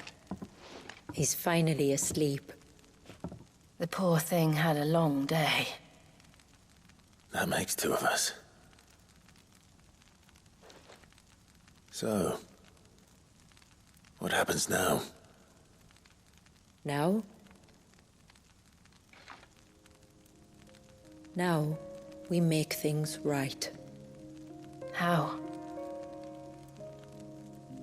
By providing Walyas what he was denied. A place to learn and grow. A family to love and protect him. So that one day, when the wounds in his heart and mind have finally healed, he might decide for himself how he'd like to live the rest of his life. But until then, I'll stay by his side, come what may. Then he's a lucky boy. And not only because he'll have the best warrior this side of the belt to teach him the battle axe. She'll do her best. Shula, the beast that threatened your home is tamed. The empire that threatened your people toppled. Might it not be time to cast off your ancestors' glamour and retake your place in the Twins? Perhaps. It's not as if we have the crystals to maintain the wall much longer. But are we truly safe? Is the world truly ready to accept us for who we are and what we believe? If I remember rightly, you and yours still choose to remain hidden, do you not? We do. Well, your people will always be welcome in Haven, regardless. As will yours in the hideaway. We're allies now. If there's anything you need from us, supplies, food, equipment, do not hesitate to ask. It's kind of you to offer. But we'll manage, just as we always have. Besides, I suspect you'll be needing everything at your disposal if you're going to save the world.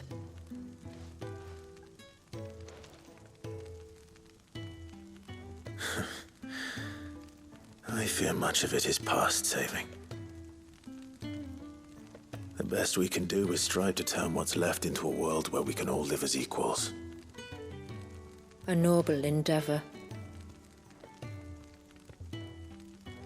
And there'll be a place in this world for us, will there? For Walyas. For everyone. I swear it. Then we shall be waiting. Until the tides bear you back to shore.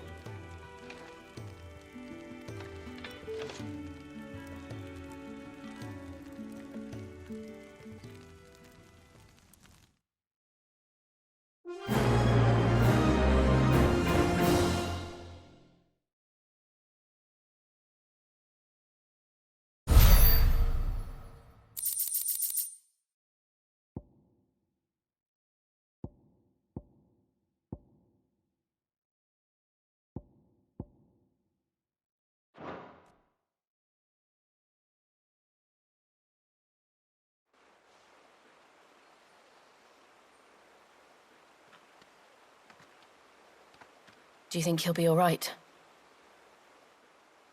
Well, yes. Only time will tell. But I can certainly think of worse places to spend one's childhood. The Moats of Water are a fine people, and they will take good care of him.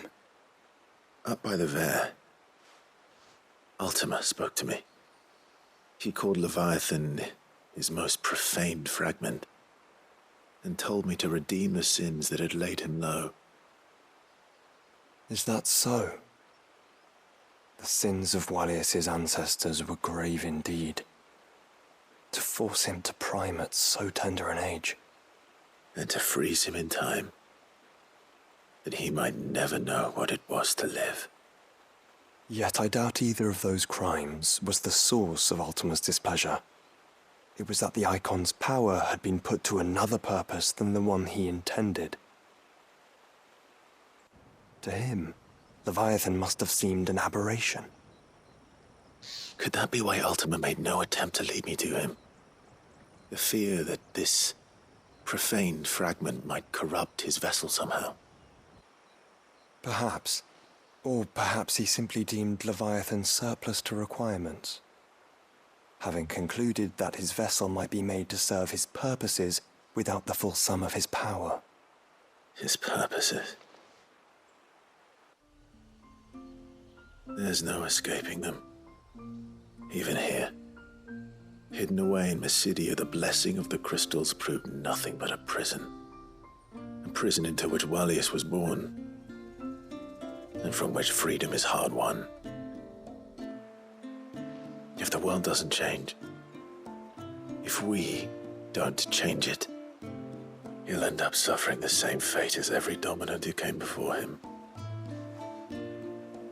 Then we must change it. That we must. And we shall.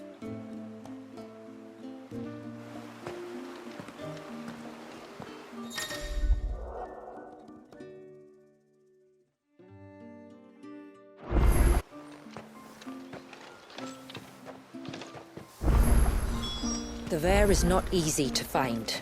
We must first head north and then west, deeper into the forest. No sign of the child.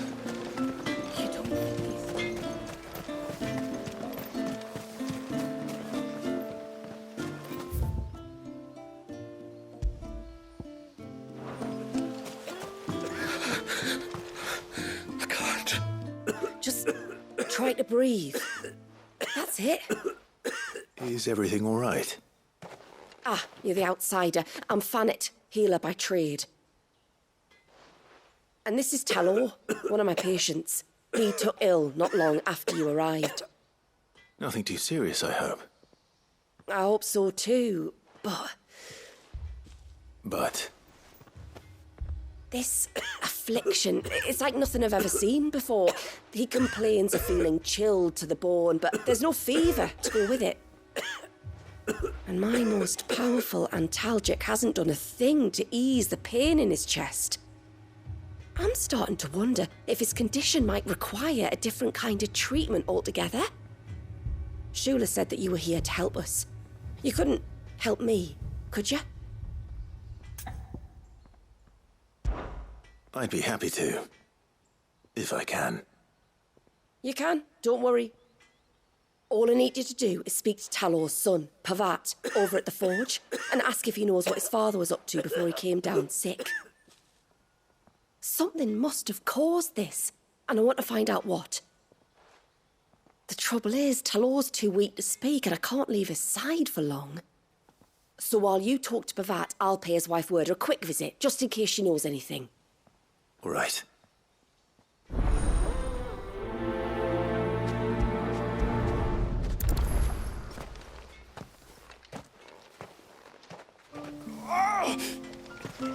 Leave me be. Let me go. Let me go.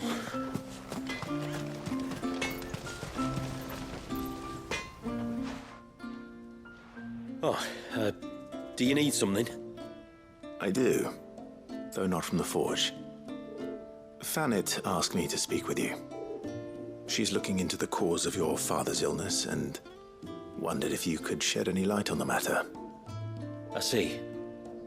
Sorry. She shouldn't have dragged you into this. It's no trouble, really. Tell me, did your father do anything out of the ordinary before he fell ill? Not that I know of. But then I hardly see him. He's always out and about, like. Well, at least he was.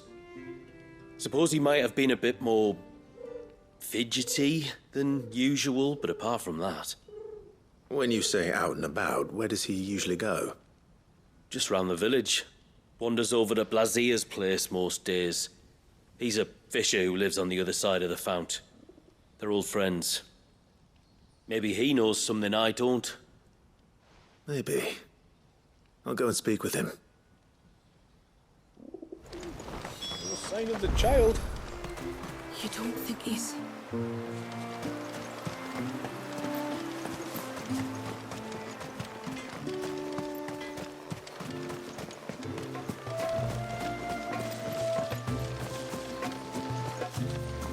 Oh, ceaseless rill, guide thy bounty.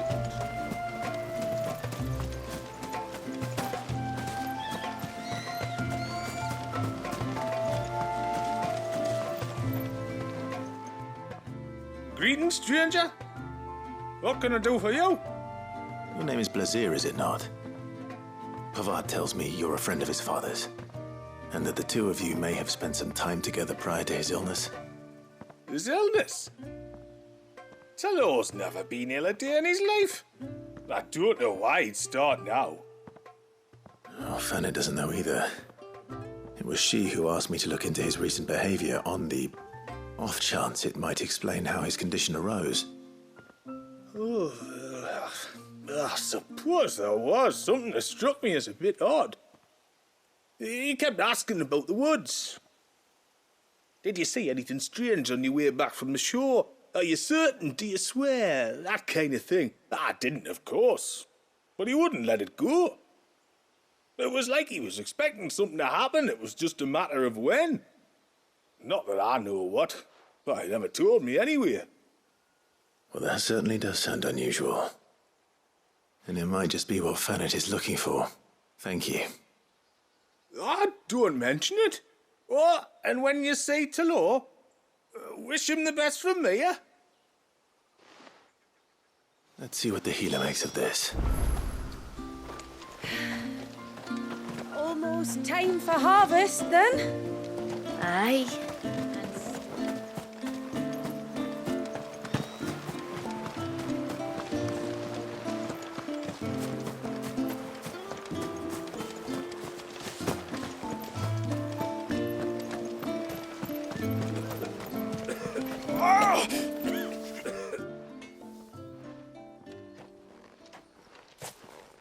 I spoke with Werder, but she couldn't tell me anything. Did you have any better luck? Nothing conclusive. But there was one thing.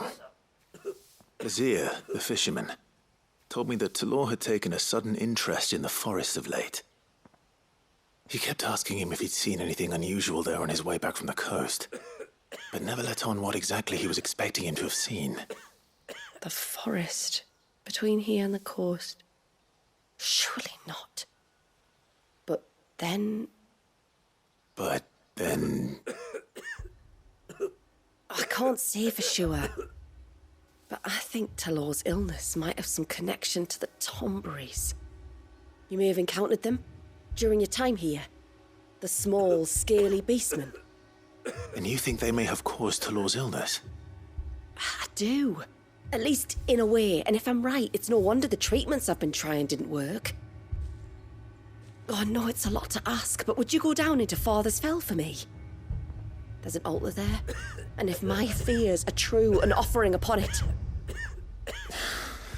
What is going on here? Please.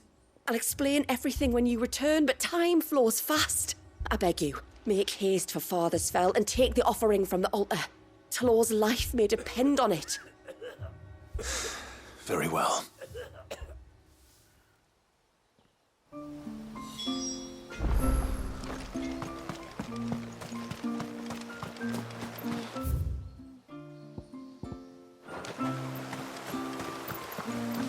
Bastard things.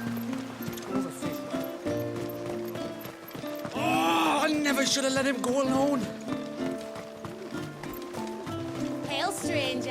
And once everyone left me in peace.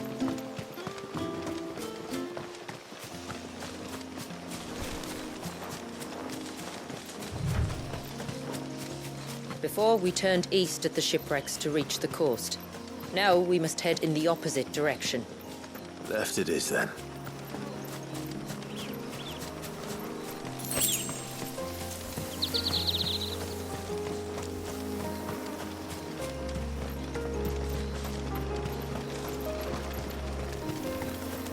If there's one thing I know about beastmen, is that they love to hide in the dark.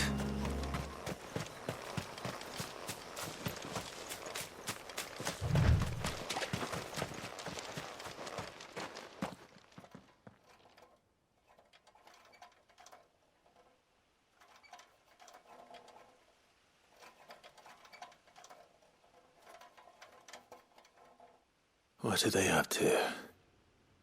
Some sort of ritual.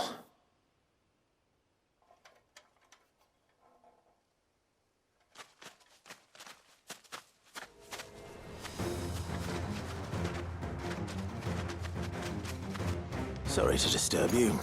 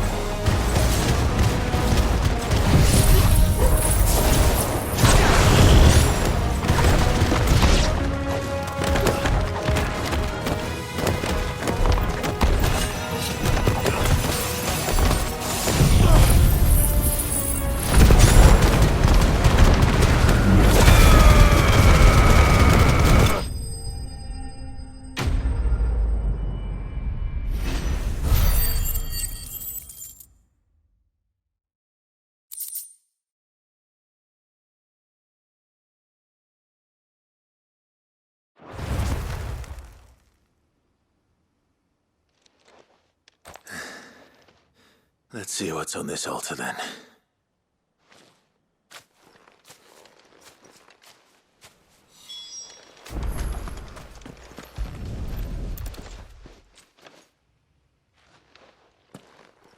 A silver chain. I doubt the Tombries made it. This must be what Fennec was talking about.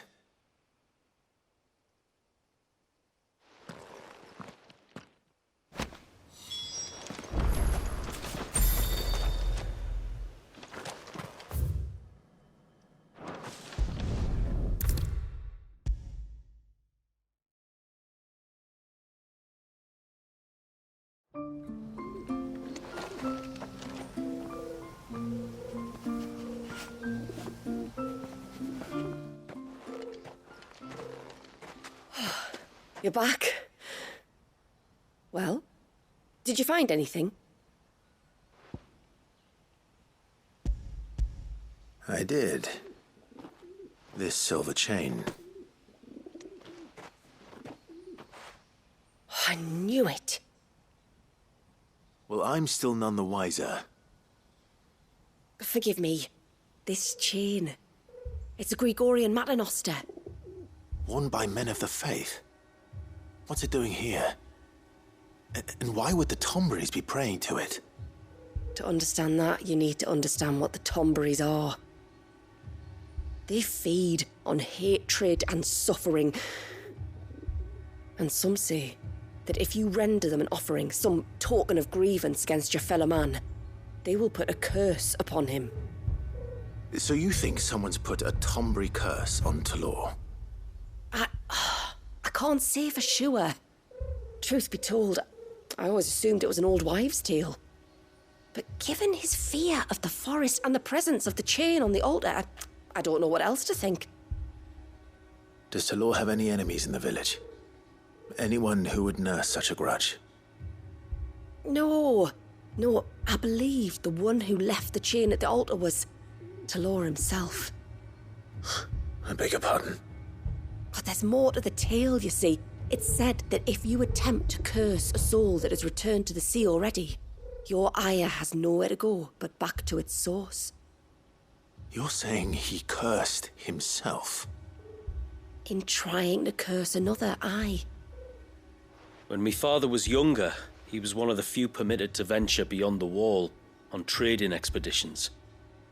He told us that when he journeyed to Sanbreque, he'd wear that chain to disguise his true beliefs, lest Griega's faithful turn their cudgels on him.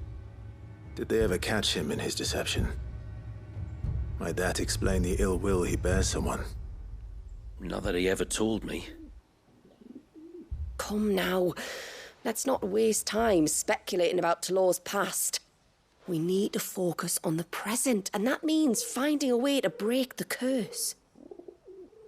All right. If there's anything I can do to help, let me know. Thank you. I shall. Aye, and thanks for going to all this trouble. Here, it's not much, but I want you to have this. We call it an adder stone. It's a gatherer's charm. Reacts to certain rare minerals we use in crafting. Makes them ring out like a bell, stuff you'd have no chance of spotting otherwise. If you find anything, see that you bring it back to me. I can make you some decent gear with it. If you're interested, like. I am, thank you. And I'll be sure to pay you a visit. Until then, I wish your father a swift recovery.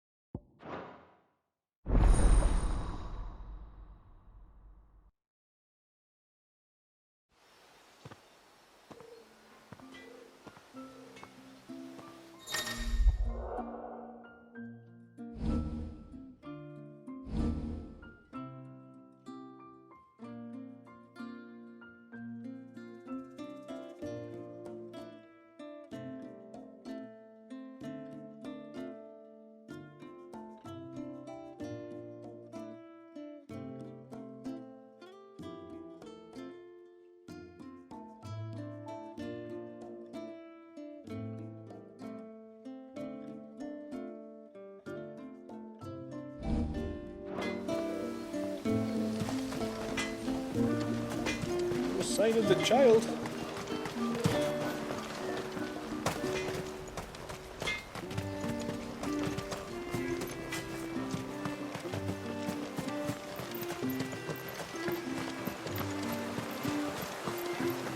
Bastard things. Oh, I never should have let him go alone.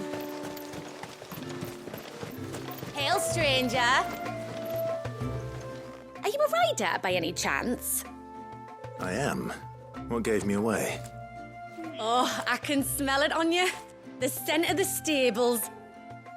And not just any stables. Something tells me you've never been one to ride half-starved birds with chine-gall and wet beak. If I had a guess, I'd say your bird eats only the finest greens and has her feathers groomed twice a day with a curl hairbrush. Nothing but the best for my ambrosia. Ambrosia, eh? Pretty name. What's she like? Well, she's tall and strong. And her feathers are as white as snow. You're joking. You've got a white chocobo. I have, yes. I suppose they are rather rare. This I've got to see. Can you bring her here? I would if I could, but I doubt Shula's skiff could hold her. Me dad's got a boat. And he's ferried chocobos before. You could get him to bring her. It'd be perfect timing and all. He's preparing for a trip beyond the wall as we speak. I'm sure he'd help you if you asked. He would. Well, I don't suppose it would hurt to have Ambrosia around. All right then. Where could I find your father? He'll be in the storehouse on the other side of the brook. Tell him Manda sent you.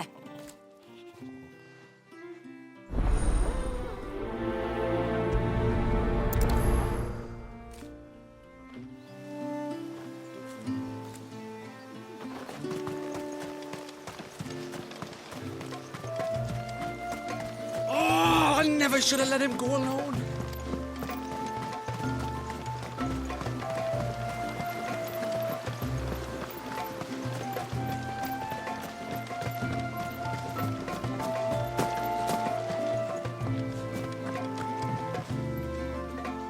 You one of the outsiders, then?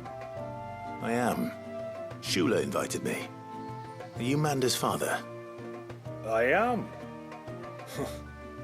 Got you running errands for her already, has she? She's asked to see my chocobo, but I'd need your help and your boat to bring her here. Or you could just say no. Honestly, that girl and her birds, she'll be growing feathers soon enough. Well, truth be told, I didn't take the idea seriously at first. But thinking about it, it would make it easier to get around if I had Ambrosia here. Can you help? Well, if you're sure that's what you want. The tributary says we're to treat you lot as we would each other. So, if you need me to ferry your bird over, then that's what I'll do. Still, they don't take the water easily. I'll need you to bring us a mimic gourd or two to keep her calm on the journey over. And where would I find one of those?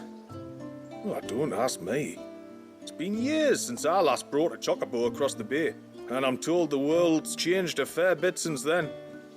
Where do you usually get your stable supplies from? Well, the man who made Ambrosia's tack lived in Martha's Rest, and if I remember correctly, he traded in chocobo feed too. So I suppose I'll go and ask him. I'll be sailing over to Northreach soon to pick up some supplies. While I do that, you collect your bird and your gourd, and then meet me by the shore. Just don't take too long, all right?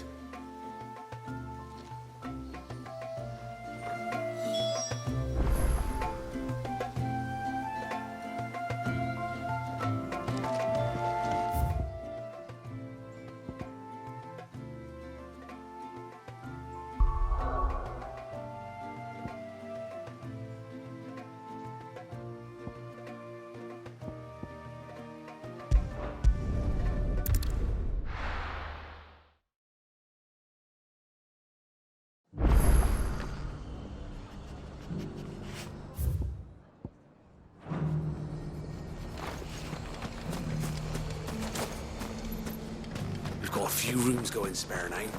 You want a bed for the night? You speak to Martha. I remember you. You're the one who saved Whiteheart. How's the old girl doing?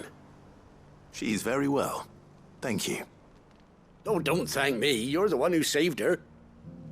Anyway, what brings you to the rest today? I was hoping to purchase a mimid gourd. And I thought you might be able to tell me where I could find one. Oh, reckon I could do better than that. Just so happens, I've got a whole carload of the blasted things. Not a buyer in sight. Really? Aye, you'd be doing me a favour taking a few off my hands before they turn to mush. But just be on the lookout for wild birds, eh? Don't want them chasing after you like they did me. I will. And thank you. Oh, you're very welcome. Any friend of Whiteheart is a friend of mine. And in times like these, friends have got to stick together. We certainly do. To Northreach, then. Wouldn't want to keep Anders' father waiting.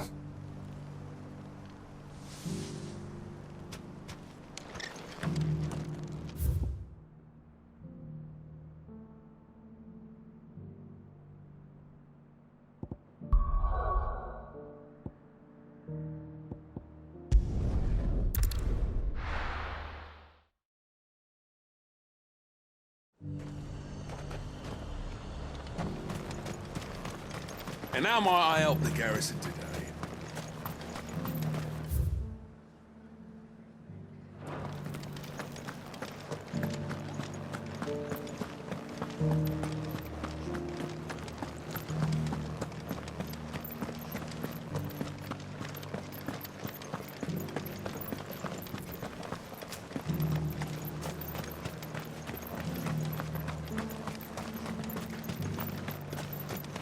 Those things didn't fight like men.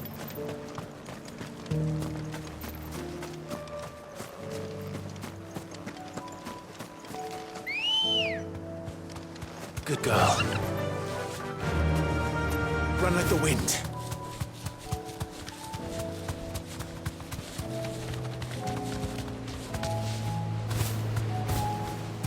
You deserve a rest.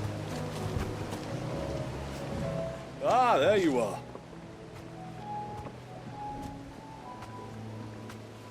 And this must be Ambrosia, was it?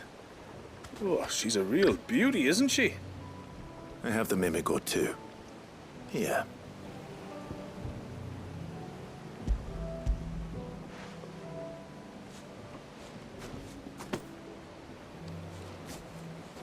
Thank you kindly. Soon as she's gobbled this up, we'll set sail. We're going to take a little trip across the bay now, Ambrosia. Don't worry. You'll be all right.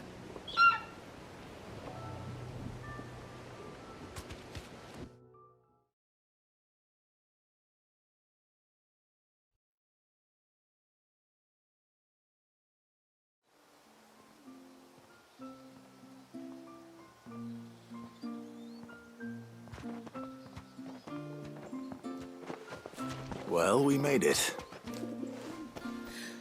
You did and all? She is as white as snow. You're beautiful, aren't you, girl? Brave, too. She was calm as you like on the journey over. The mimic gourd will have played its part, of course, but passing through the walls enough to spook most birds even then. Not this one, though. Ambrosia's been through a lot. I doubt there's much that could unnerve her now. Not with a beloved master by her side. No. It's you who looks after me, isn't it, girl? Anyway, thanks for bringing her here. I hope I can breed a bird like her someday. And if you and Ambrosia need ferrying back to Northreach, you only need say the word. Thank you. But I think we might explore Mysidia together. What do you say, Ambrosia?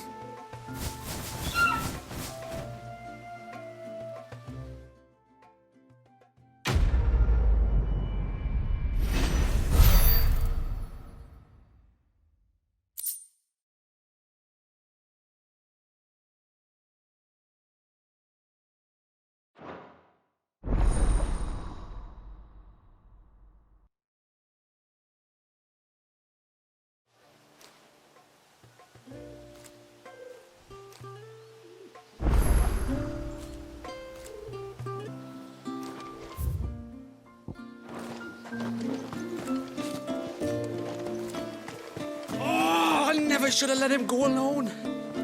Ty, take me. What am I gonna do? You've got to help me. Shula said you were a force to be reckoned with. Are you? Why do you ask? Hey? Oh, sorry. I should explain. My name's Kitav. I'm worried about a friend of mine. He went into the forest and he hasn't come back. Would you help me find him? I can try. Tell me what I need to know. Of course. You know about the glamour our ancestors cast to keep this place hidden, right? Shula told us about it, yes. Right. So you know the cairns we use to maintain the spell? Well, it's me and my friend's job to maintain them. If it weren't for the likes of us, it would have faded years ago. So your friend went into the forest to visit one of these cairns? Aye, that's right. He said he was going down to Father's Fell. There are 2 cairns out that way, one by the banks of the Swift Run and another near the Winged Wains, the ships in the forest. All right. How will I know this friend of yours? His name's Nasef. He's about my height, but clean-shaven. If you could track him down and see that he's come to no harm, I'd be much obliged. I'll search the village, just in case anyone's seen him, and meet you back here. Very well.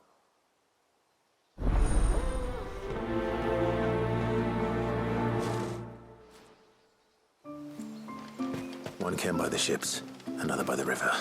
Better get moving.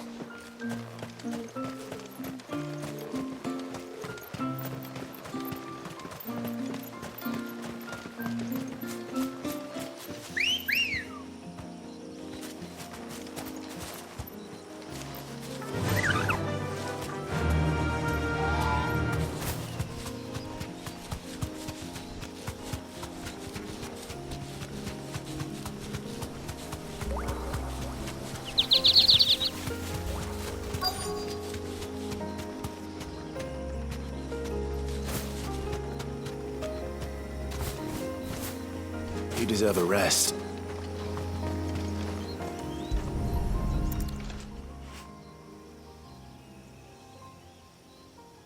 Well, here's the cairn.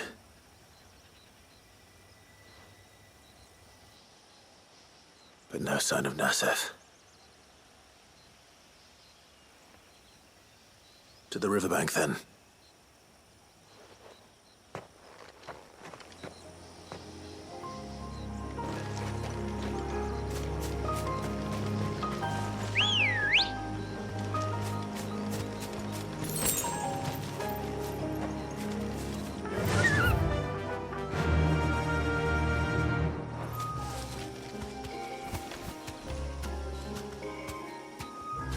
Fly, Ambrosia.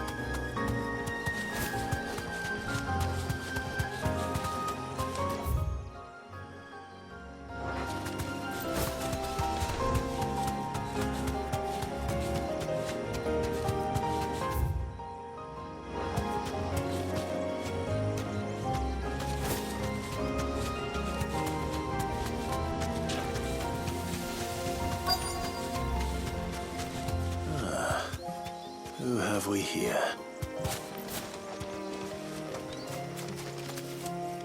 I'm looking for a man named Nasef.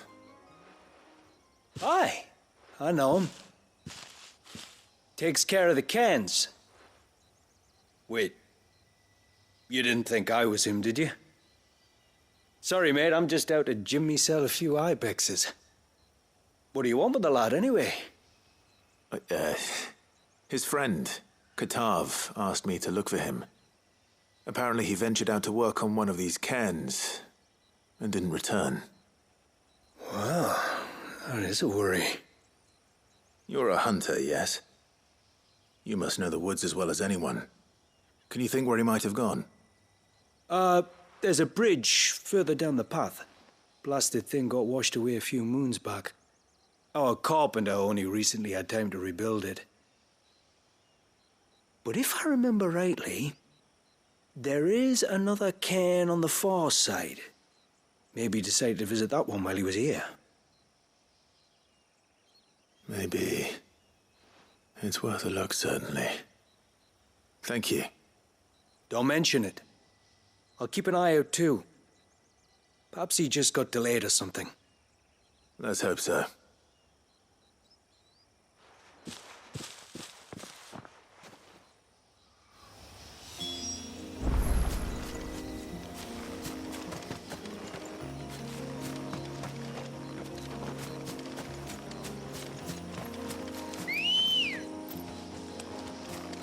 Good girl. Yeah! This must be the bridge the hunter was talking about.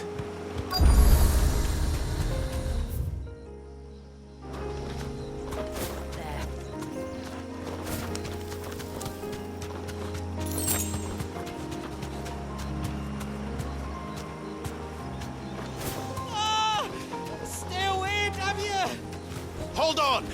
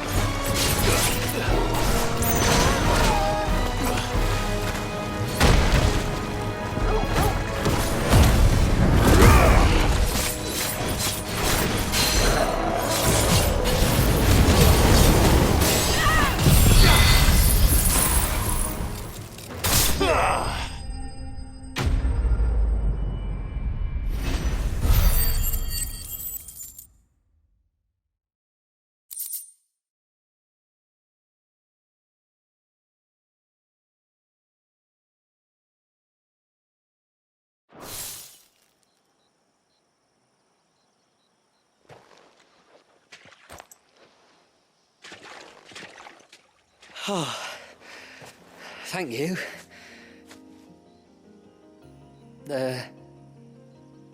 I'm the tributary's guest. And you must be Nassef. I am?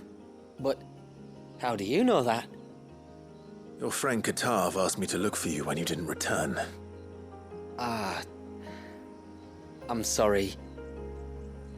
I was so focused on attuning the cairn, I didn't see those creatures come until it was too late. How exactly do they work? Oh, there are crystals inside. They're what keeps the glamour going. Should the ether cease to flow through too many of them, our shroud would quickly unravel. It's my job to make sure that doesn't happen. And an important job it is. But you'll struggle to do it if you're dead. You need to take more care. Yeah, no arguments there. The truth is, me and Katav usually work together, watching each other's backs like. But when we heard outsiders were coming, we split up to get the job done faster, so things will be perfect for your arrival.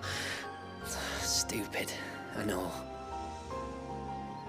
So you found him then? Not before the local fauna did. My arrival seemed to put them off their dinner. Mustn't have been hungry after all. Expect you'll be wanting someone to escort you back to the village then, Nassef. Woods are full of nasties today. When you're next in Haven, be sure to come and see us. You saved my life. It's only right I repay you. If you insist. Take care now.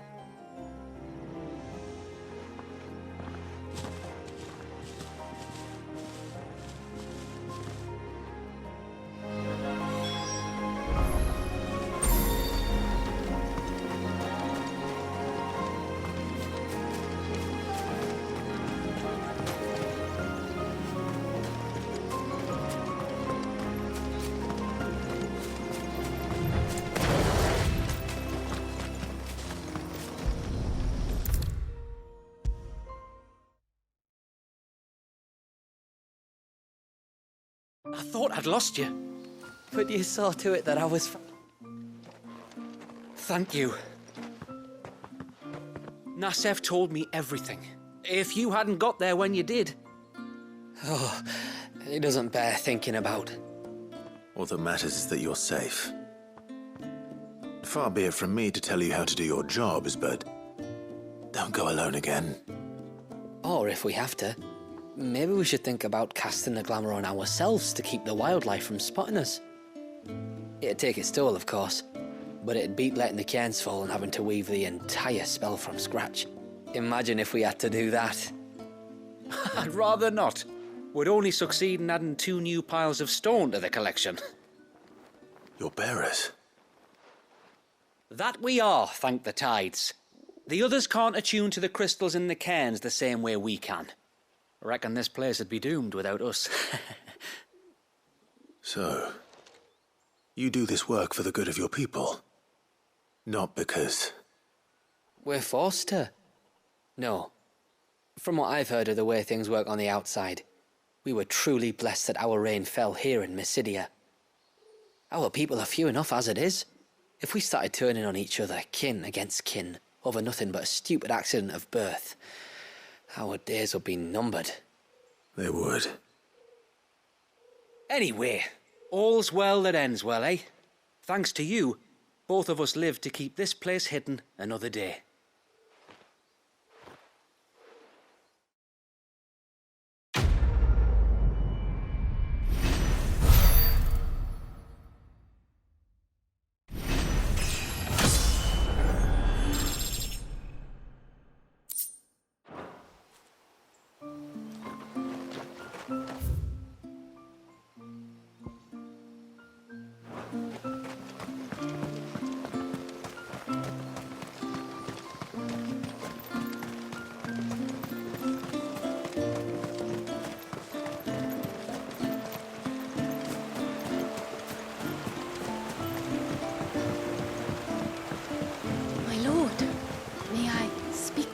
There is a matter with which I would beg your aid.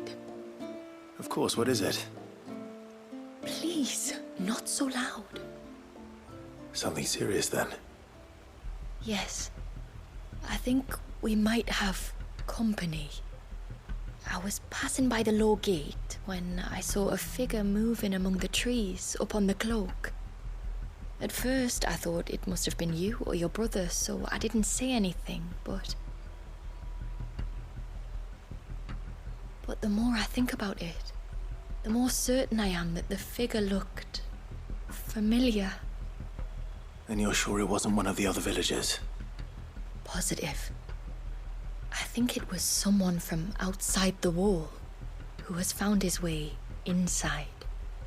Of course, it could just be my imagination playing tricks on me. I only caught a fleeting glimpse, and it might have been you or your brother.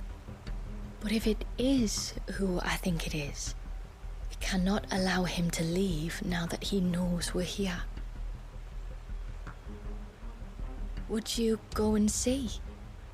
Oh, he won't try to hurt you, believe me. Given what lurks in the forest, the only one likely to get hurt is him.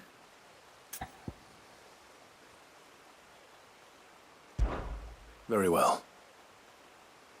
Whether the man you saw is who you believe him to be or not, we need to know. It may yet be someone else entirely. Someone who means your people, or my people, harm. Perhaps. Just promise me that if you do find someone up there... Don't worry. I won't draw my sword unless I need to. Thank you. Ymilla, this man you saw, might he be the customer you told me of? I fear so. The customer? I'll explain later. Come on.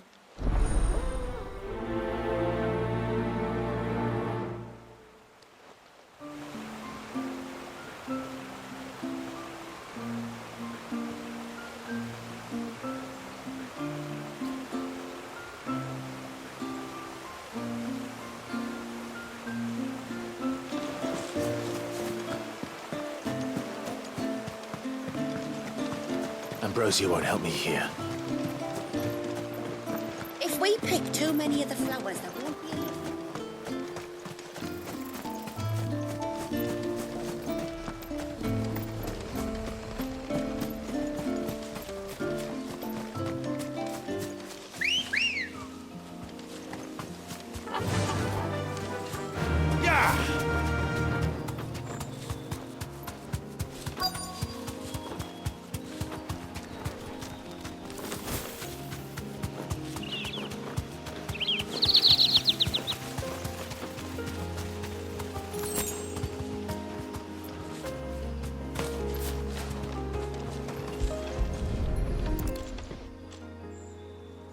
Bottle. Breath of the arbor. Perfume from Sunbrag. Looks expensive, too. Who's there? Stop!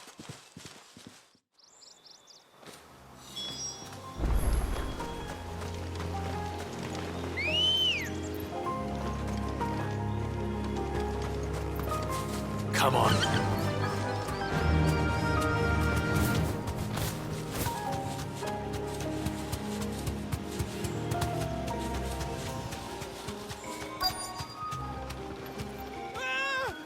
No! No! Hang on! I'm coming!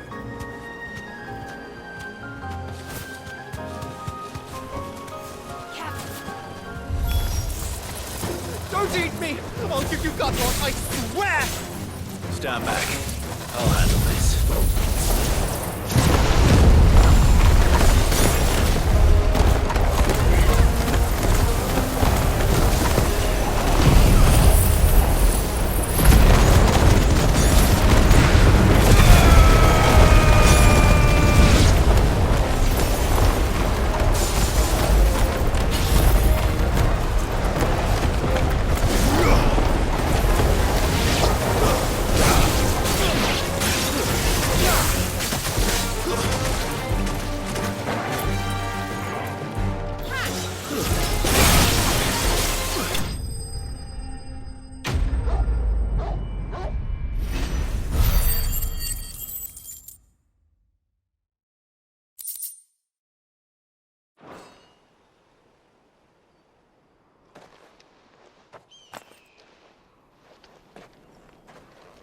Are you all right?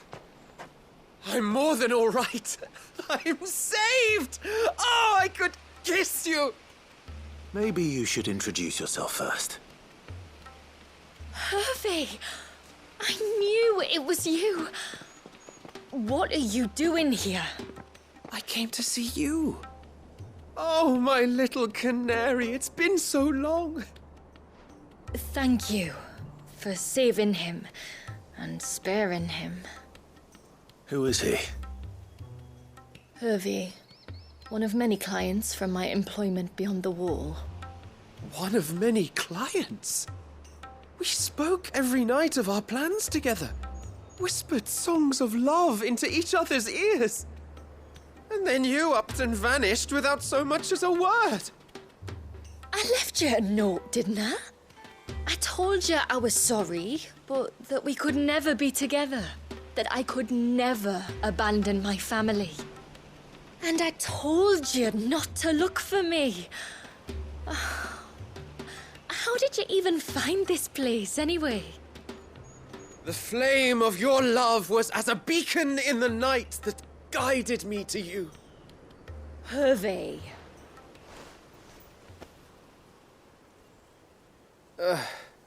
I was walking by the coast near Northreach when I saw a lady who looked like you. Eyes like the ocean. Hair like the driven snow. The next moment, she and her companions were jumping in a skiff and sailing out towards the wave.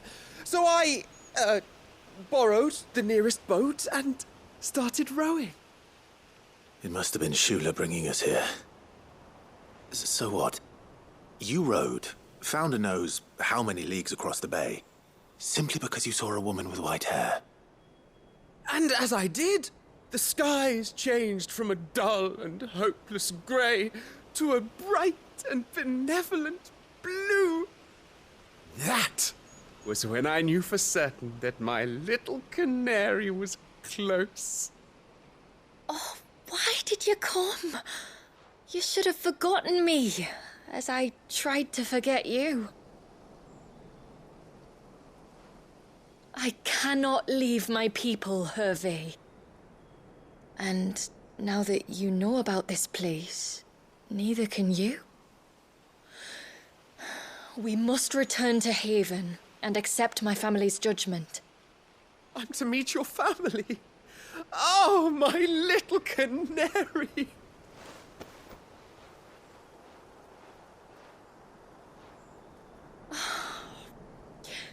Please, come and see me later.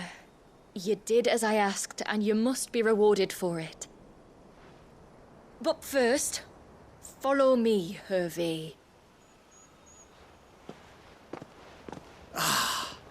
To the end of the world and beyond.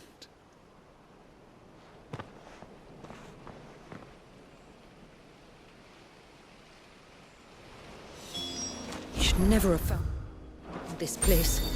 How could I be so careless? Don't blame yourself. I doubt anything could have kept that man away.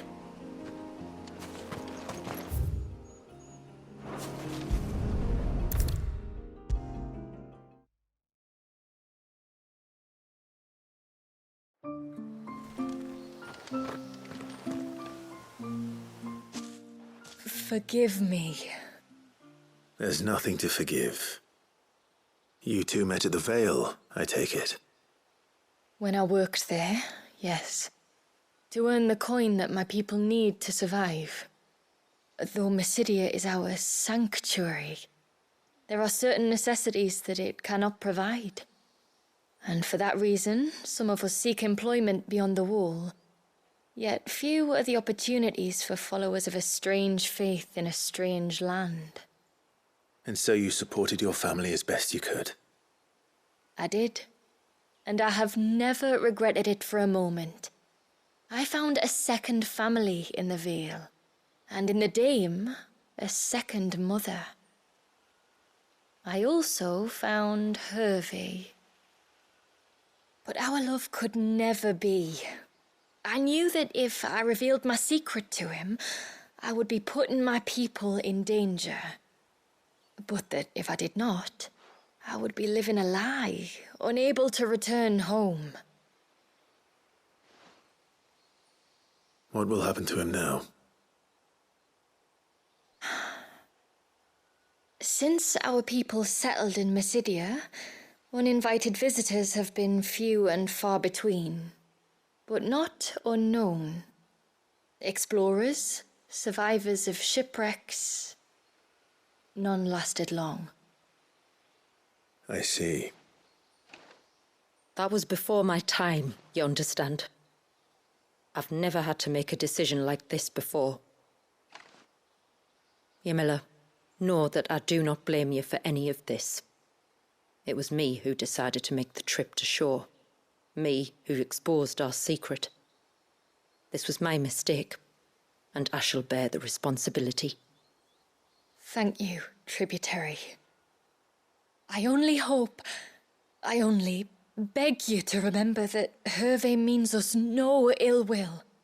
He's just a fool. A fool who loves me.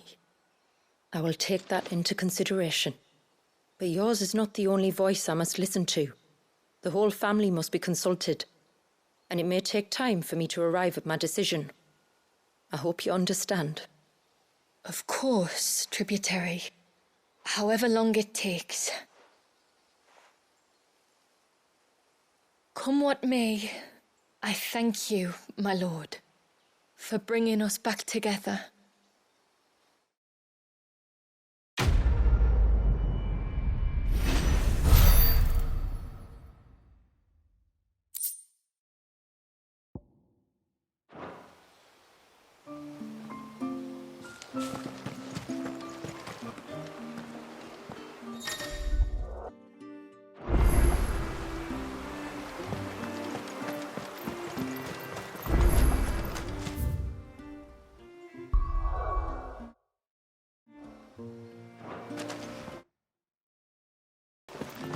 My friend, I have news. I think I might have found a way to break Talor's curse. Go on.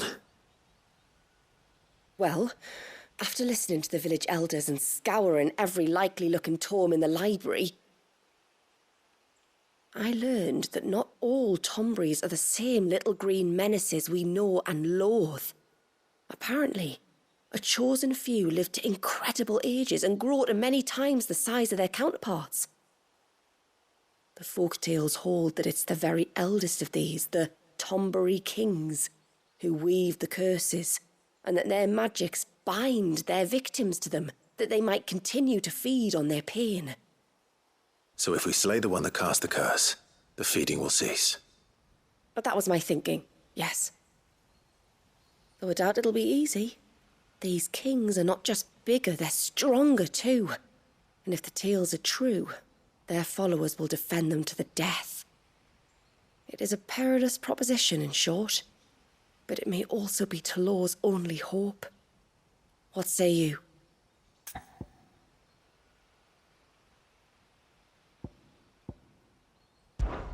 I'll do it. Even if killing this king doesn't break the curse, Mysidia will be a safer place for its removal. Thank you. So then, where will I find it?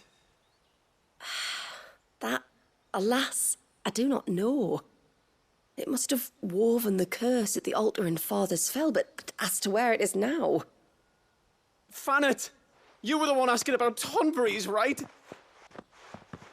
Because there's a whole bloody army of them out on the cloak. What? But why would they stray so far? And why now? There's only one way to find out. I'll head up the mountain and see what's going on. Right. Thank you. And please, be careful.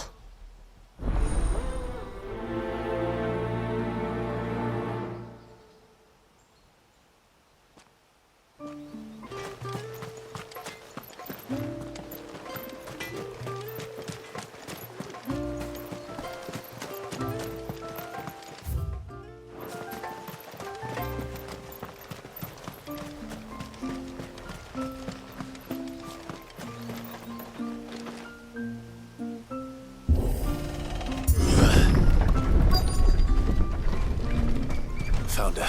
They're almost at the gate. But they won't be coming any closer.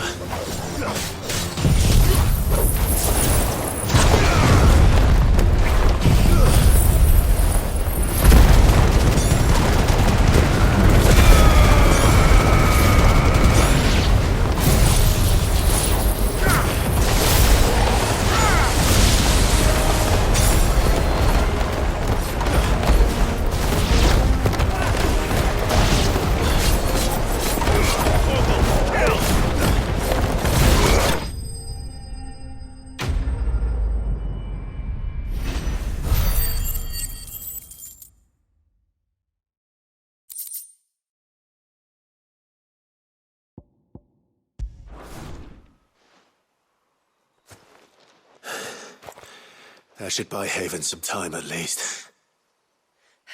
Clive, are you all right? Fine. We've taken care of the immediate threat. Thank the tides. I was worried I was going to lose you both. Talor, he took a sudden turn for the worse just after you left. What? Is he? No, He's hanging on. I fear the Tombury King may have begun the cursing ritual again. In earnest this time. And I can't imagine their being here as a coincidence. I think it might be happening on this very mountain. If it is, it won't be for long. Get back to Talor. I'm going up. My thanks. I shall pray for both of you.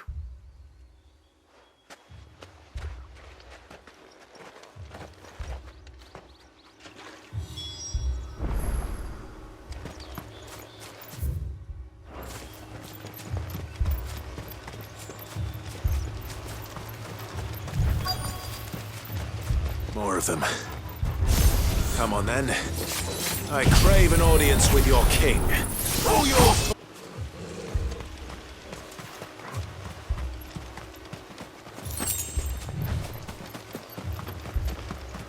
Caution, brother.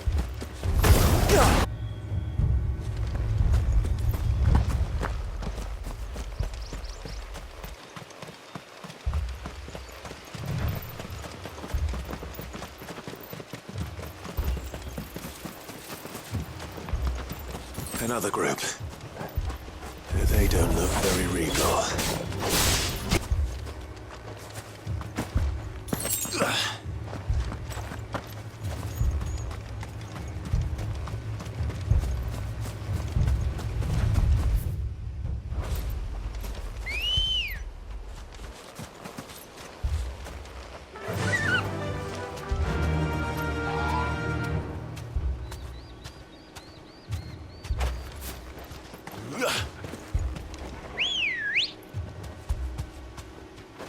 Come on. Yeah!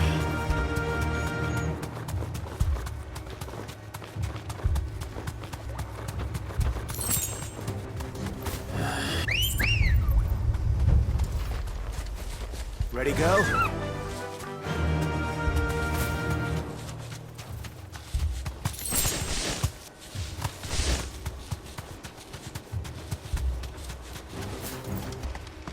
Still no sign of the king. Could Fanad have been wrong? Yeah!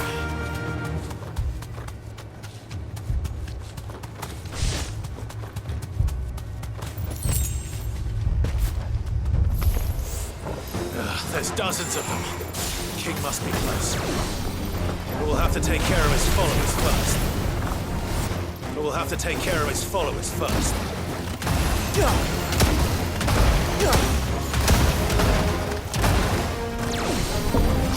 Slow.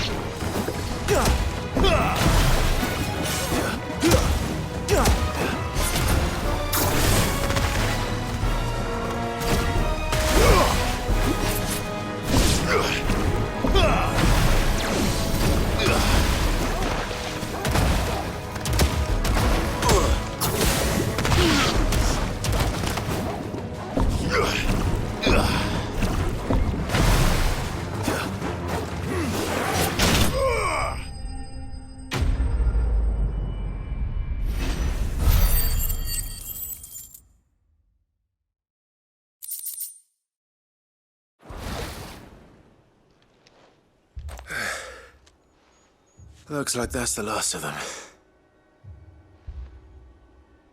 Out here, anyway. But beastmen do like dark places.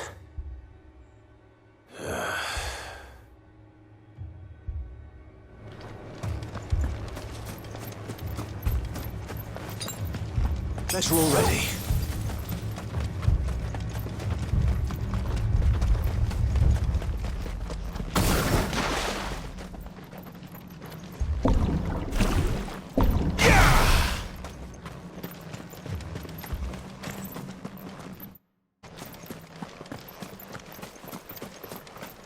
Well, I'll be damned.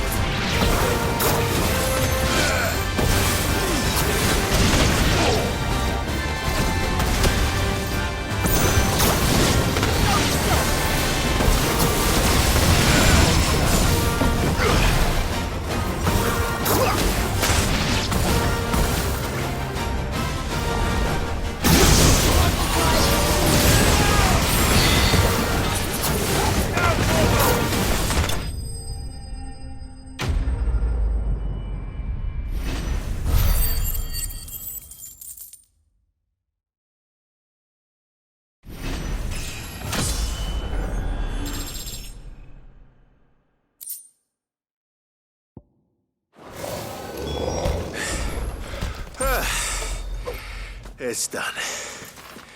Which means the curse should be broken. Let's see how Talor's doing.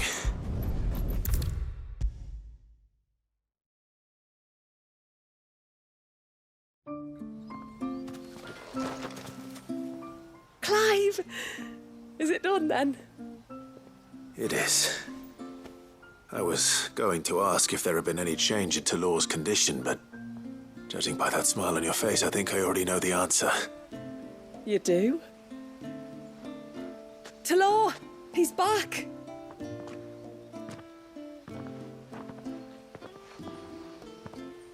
Thank you, my lord. I can never repay you for everything you've done for me. I owe you my life.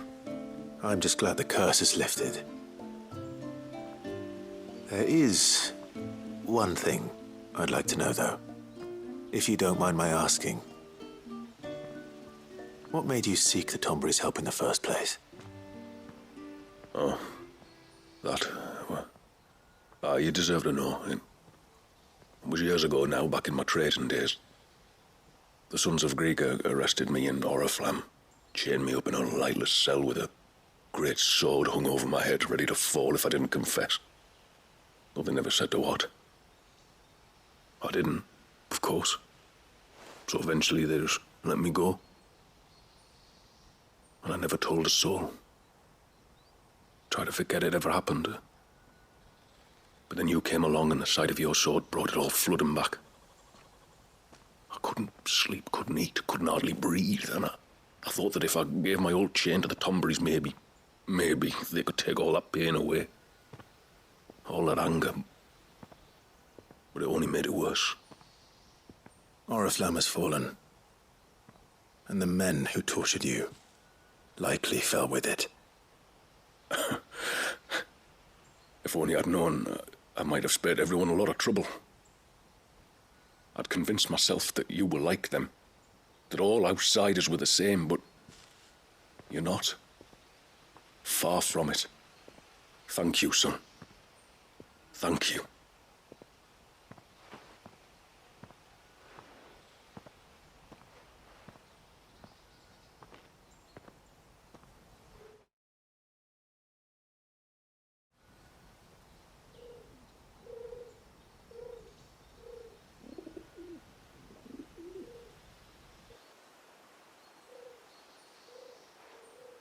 Clive, there's something I need to tell you.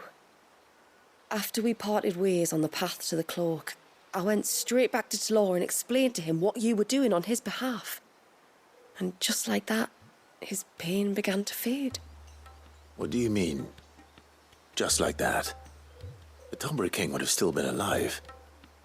I had to contend with dozens of his minions before I found him. Then perhaps one of them warned him of your coming and he broke off his ritual. Or perhaps knowing that an outsider was fighting for him was what lifted the weight from Talor's heart. I know from experience that many illnesses are not wholly physical, but of the spirit, at least in part. Was there ever really a curse then? Or was Talor simply suffering from the pain of his memories? And the guilt of what he'd done? For all the difference it makes. I suppose we'll never know. Maybe not. But this much I do know. It was your strength and your selflessness that healed his heart in the end. I'll be sure to tell my healer friend when I get home.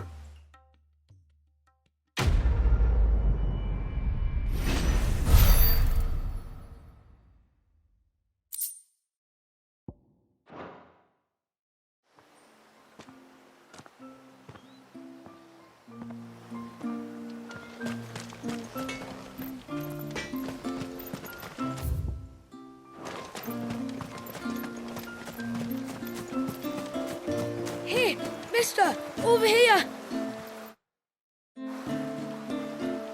Please, mister, the village is in danger, and if someone doesn't do something... you should have seen it! Stop. Take a deep breath and tell me everything. Starting with your name. Sorry. My name's Aire. When you went up to the Aire of Hours with Miss Shula, well, I followed you. You could have been killed. Lady Shula told us you lot were great warriors, so I thought I'd be alright if I stayed close like. But then I lost track of you in the woods, and that's when I saw it. Saw what? A great, big, dripping, drooling monster. Spitting out great spouts of water it was, that were tearing up the ground and cutting down trees. Spouts of water? I don't recall seeing anything like that in the forest. Well, I did, and I don't ever want to see it again. You'll get rid of it, won't you?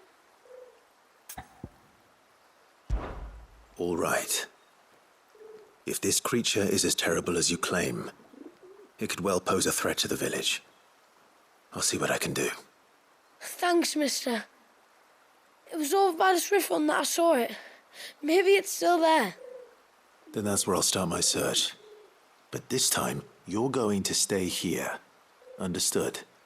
I wouldn't go through those gates for 1,000 gil. Not with that thing out there. Good luck, though.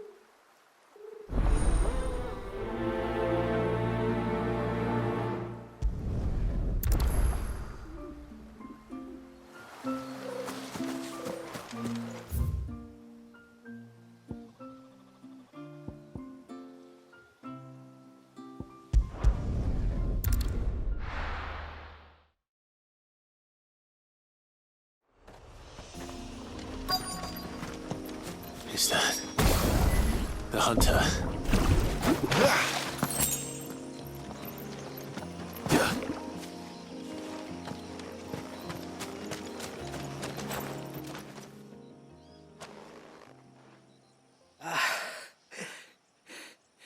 It's you. Nasef's savior. Are you all right? What happened? I was tracking an ibex when a great spout of water struck me square in the back. Sent me flying all the way across the clearing. Did you see what made it? No. All I heard was a noise. An ear-splitting din.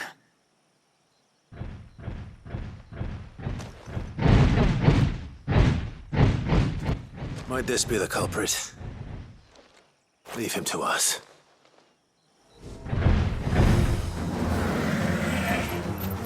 You've caused enough trouble.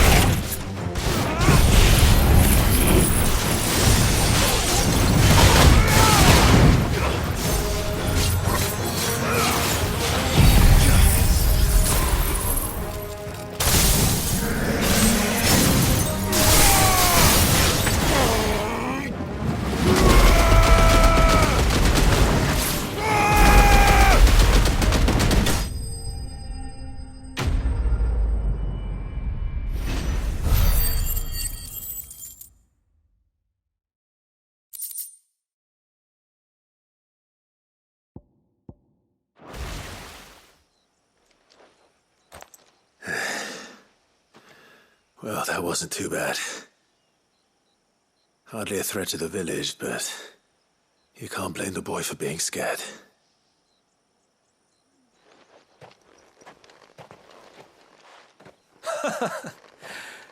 You made that look a lot easier than it was. Do you think that was the beast which attacked you? That thing? Not a chance. Would have heard it coming a league away. And the blast of water that hit me was beyond anything an Archelon can manage. Oh.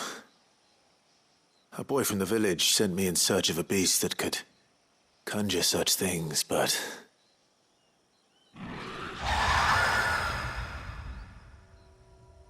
That's it. That's the noise I heard. Sounded like it came from the ruins. I'll go. You head back to Haven and see a healer.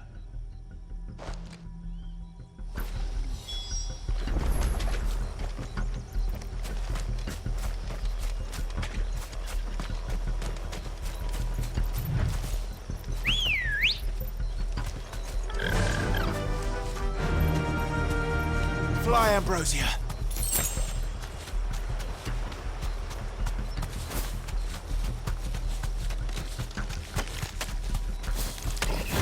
Straight up.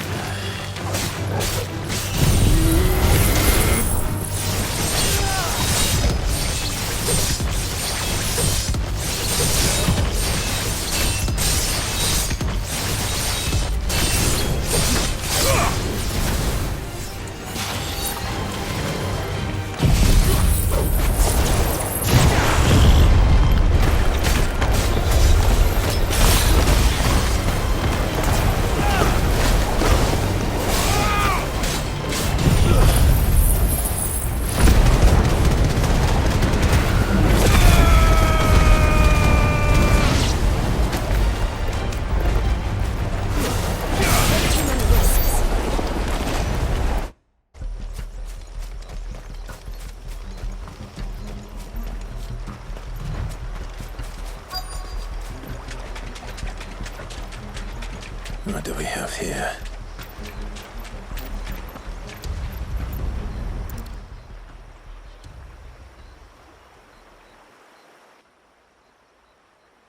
Found her. Something's been busy.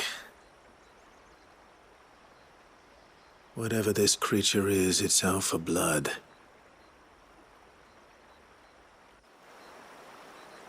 But it's not having ours.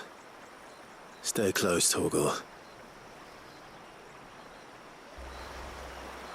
Where are you?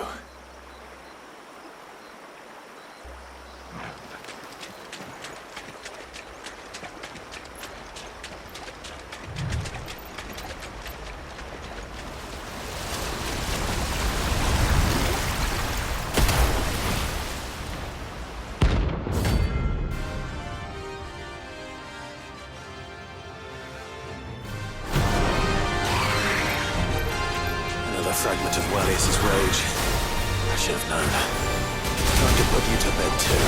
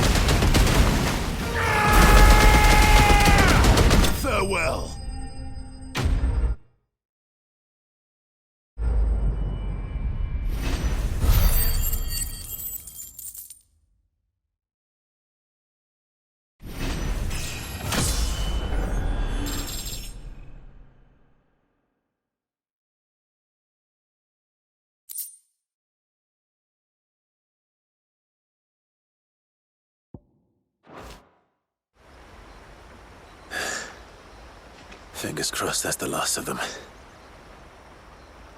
Either way, I should let Aire know the danger is past. For now, at least.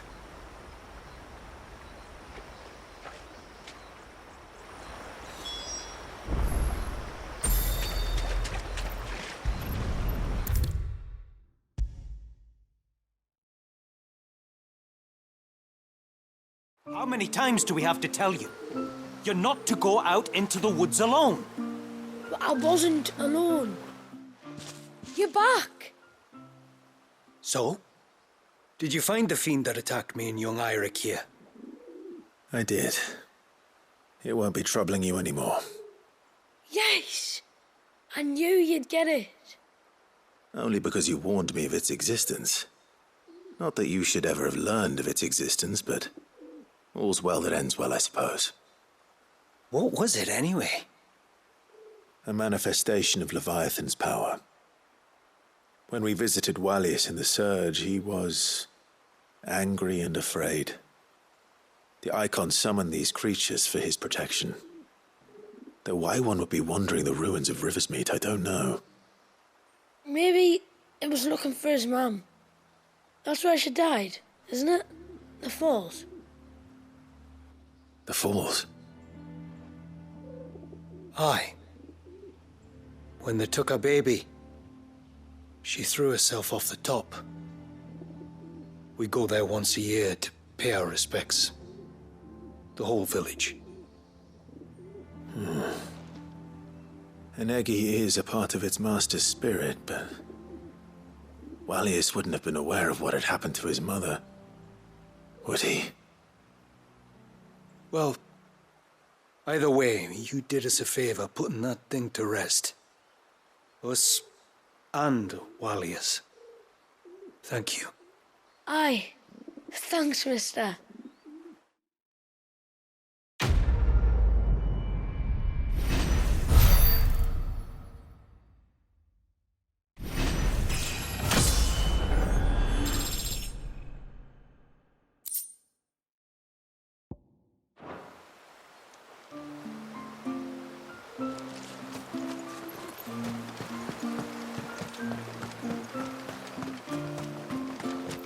The tributary can fell an ibex from 100 places.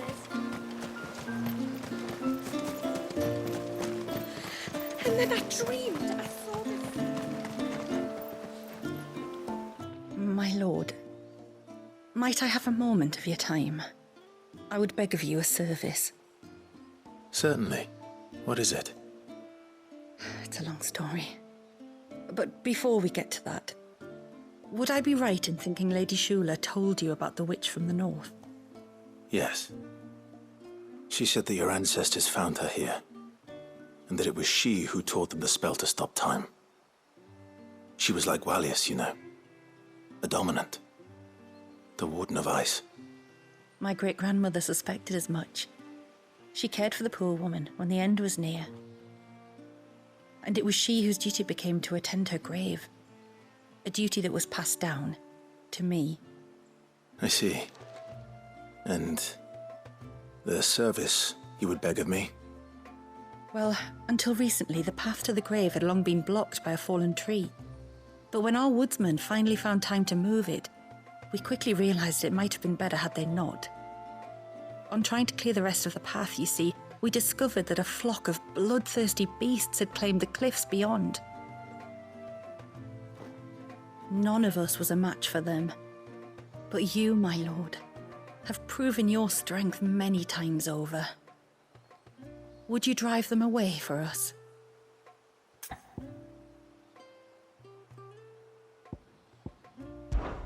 Of course. I'll see the path is made safe. Thank you, my lord. The grave is in a place called Witch Drop. To reach it, one must turn left at the Winged Wains, then follow the path around to the right, deep into the forest. Why so far from Haven? It was where she lived. When our ancestors first came to Mysidia, they found her there, in an old abandoned village, and it was her heartfelt wish to return there in death.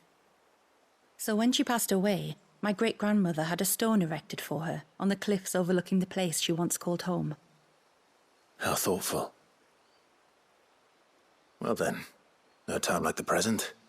Left at the ships, then round to the right, you said. Just so. Thank you once again, my lord. I will join you at the grave anon.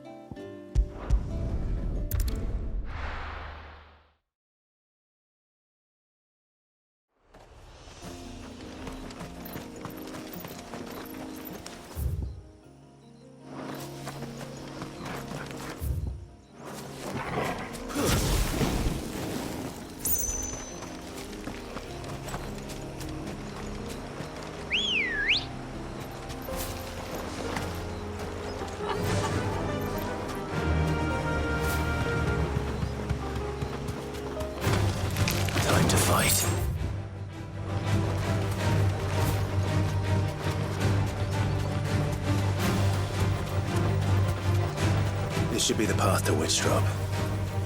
Hungry, Torgal.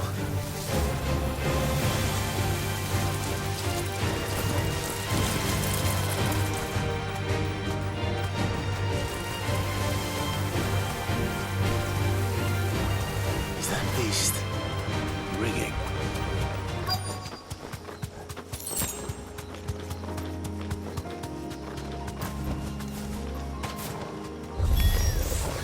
Here's our welcoming party.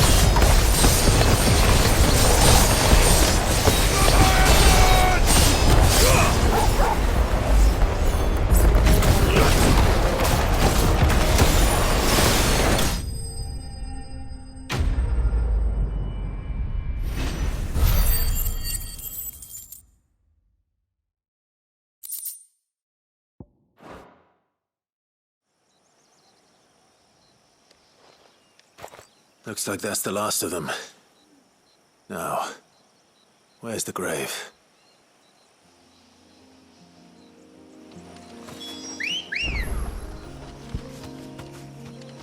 Ready, go? Run like the wind. I can walk from here.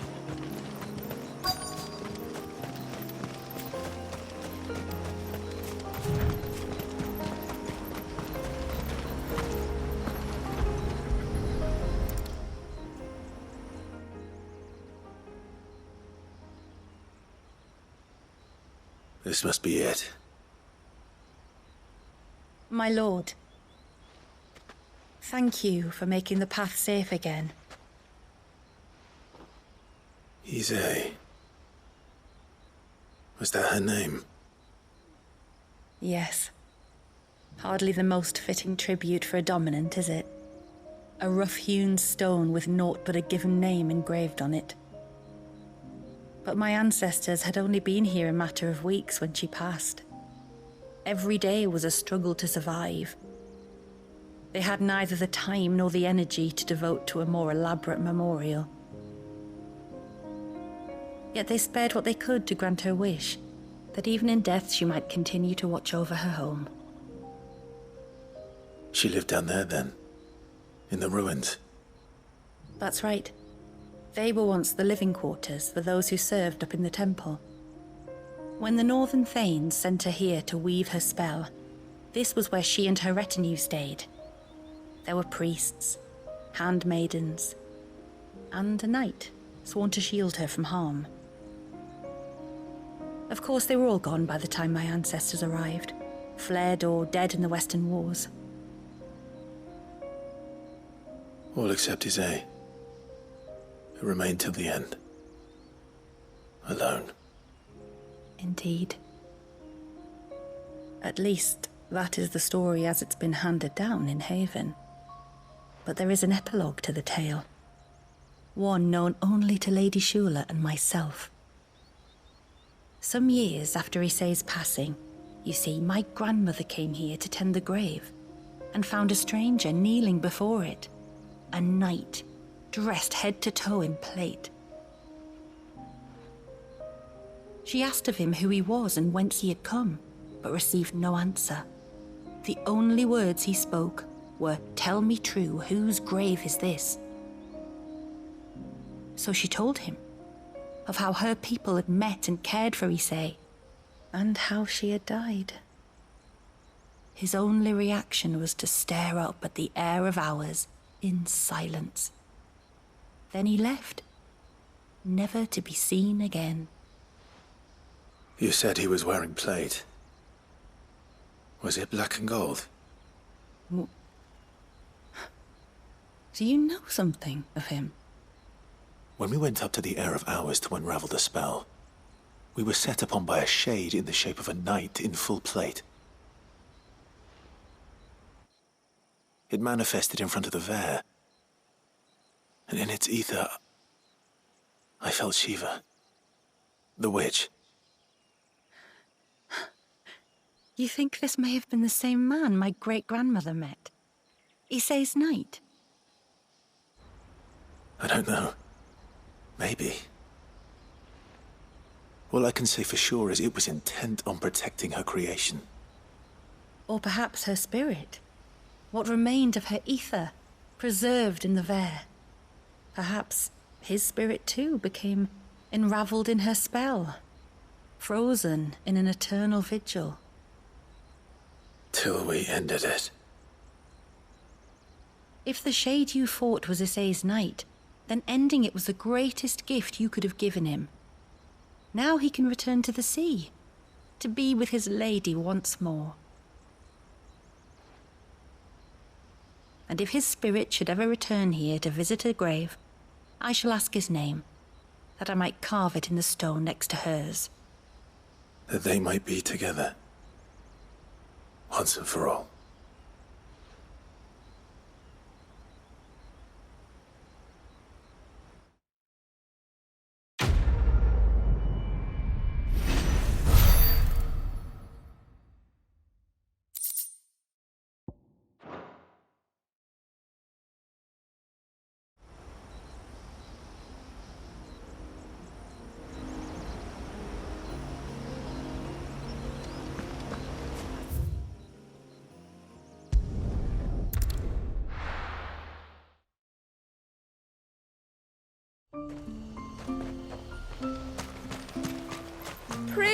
way to the heavens.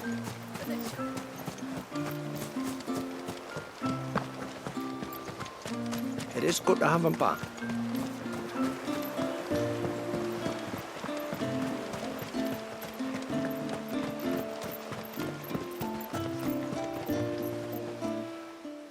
You wouldn't happen to have some time on your hands, would you, Clive? Only I was wondering if you might help me with something else. Don't tell me. Another unruly dominant. Not quite, but a dangerous foe nonetheless. It promises to be quite a hunt. Care to join me? All right. Tell me about our quarry. A fiendish, cold-blooded beast known as a Givra. Normally, we leave such animals well alone, and for good reason. But I have an even better reason to want its tongue. Its tongue? If you'll permit me, tributary, I can explain. Certainly, Yamila. It's been over a week since my sister gave birth to her first child, yet she still isn't back on her feet. We've tried everything to restore her spirits. Physics and nostrums, the laying on of hands and of leeches, but all to no avail. The healers tell me there's only one hope left. A broth as potent as its ingredients are perilous to procure. It isn't only Yamila's sister who stands to benefit from this, by the way. There's her baby to think of. And Walias, too. She'd agreed to be his wet nurse, you see. I'd be glad to help. Thank you. Our hunters have no shortage of skill, but this task calls for more than that. And it won't be achieved through weight of numbers either. The Givra is as wary a foe as it is a deadly one. 2 hunters might catch it unawares, but any more than that, and it would pick up our scent a league away. Then it is decided. The 2 of you will go, while Jill and I occupy ourselves here. Perhaps we might help prepare the broth. That would be most kind of you. Come then, Clive. The river of time flows fast, and so must we. There's a Givra that has claimed the ruins at the foot of the mountain as its hunting ground. But as I say, they are wary creatures. We'll need suitable bait to draw it out. The flesh of a forest ibex should suffice. To the forest, then.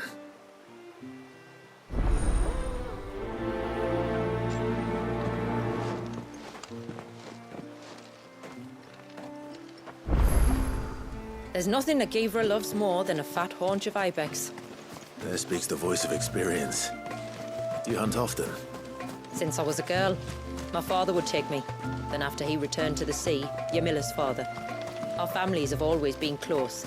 Even if her sister wasn't Walias's wet nurse, I couldn't stand by and watch her suffer.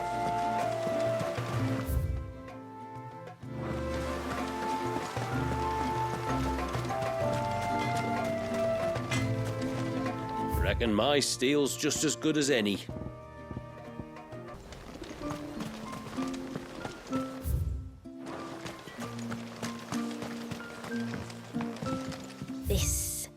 This is all we have.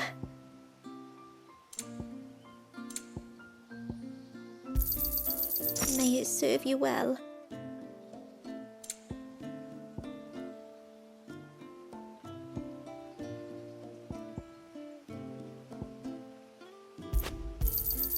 Well, if you're sure you need it, here you are. Very well.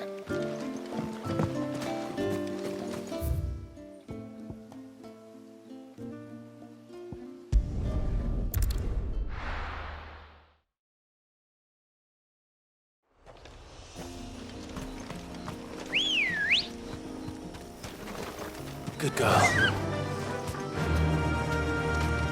Faster!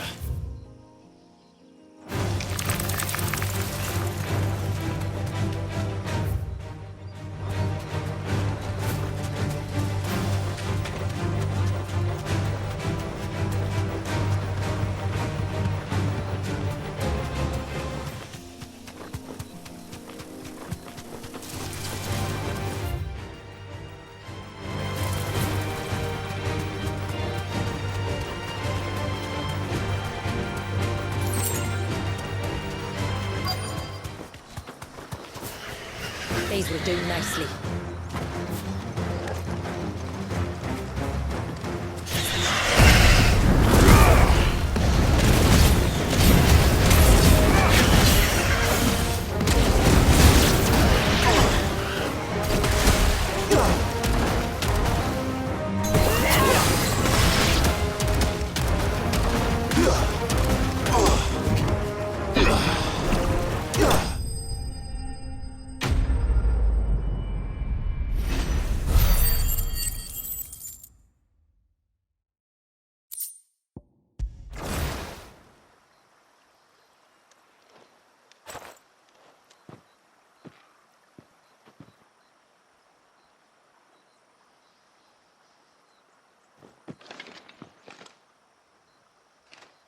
Return to the sea, and to the clouds rise again.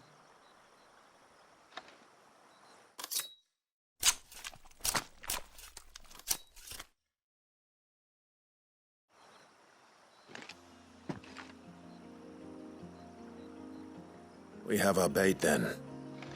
What next? Next, we pay a visit to the Dark Gate to pick some local weed. It'll help disguise our scent.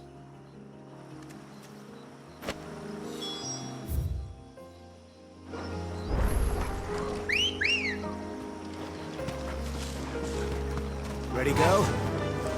Fly, Ambrosia.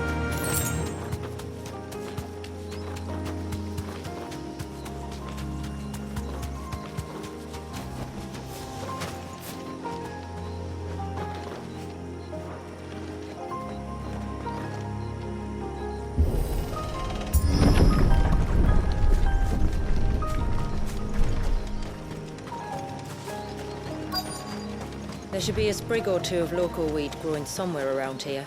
Look for the golden leaves.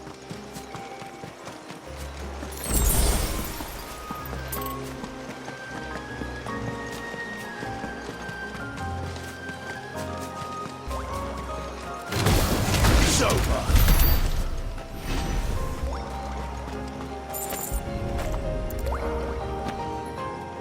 This is the mineral Pavat was talking about.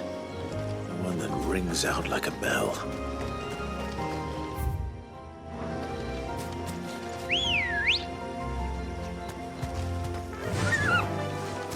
Faster!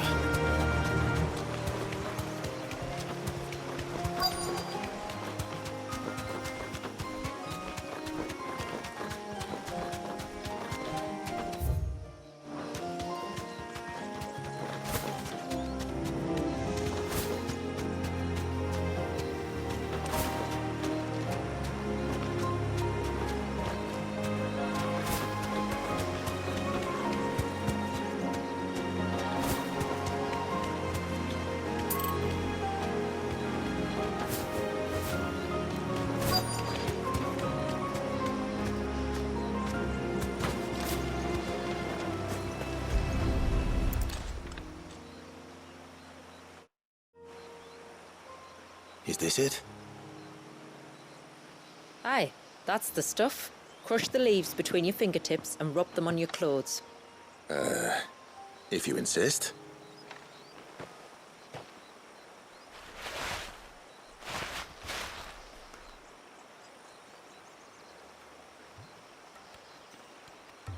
Oh, you could have warned me about the smell. Like corruption, isn't it? We'll have an honor guard of flies before long. But it'll stop the Givra from noticing us. Its nose will tell it we're nothing but a feast for worms. Oh, I feel so much better. We can wash it off afterwards. If there's one good thing about the Givra choosing the ruins for its hunting ground, it's that there's plenty of fresh water nearby.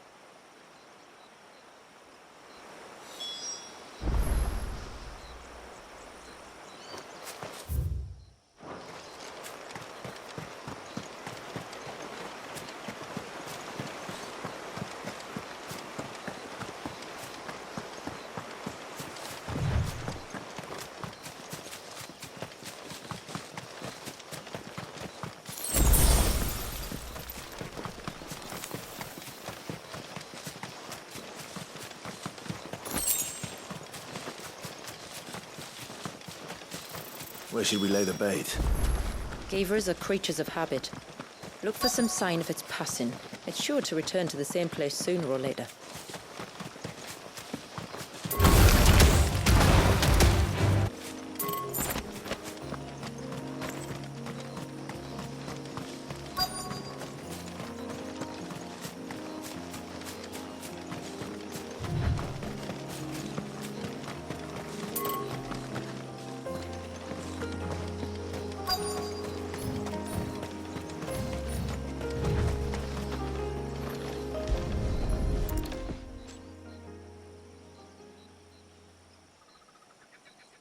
Marking its territory.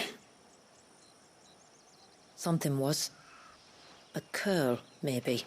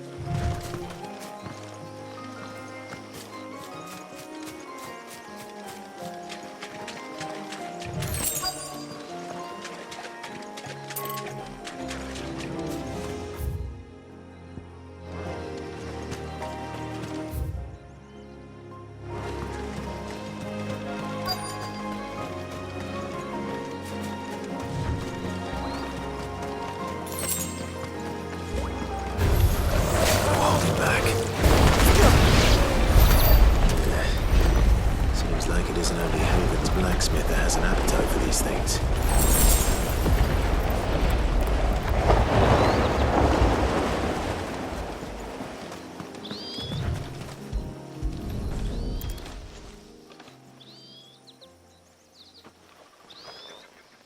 Tracks.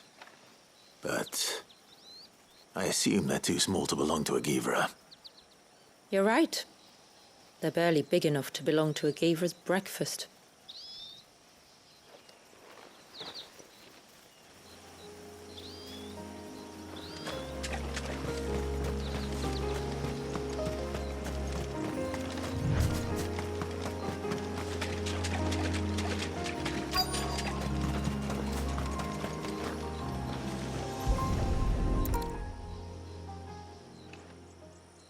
A fresh kill. But not a Givra's. The wounds are too clean, too small.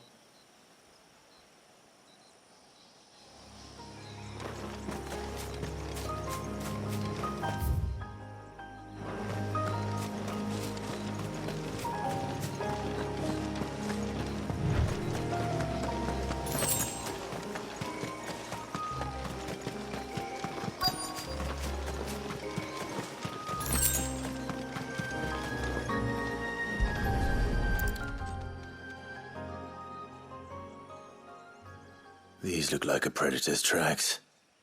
You can clearly make out the claws. And not just any claws. These belong to a Givra. There's no mistaking them. We'll lay the bait here. Let's hope our friend is hungry.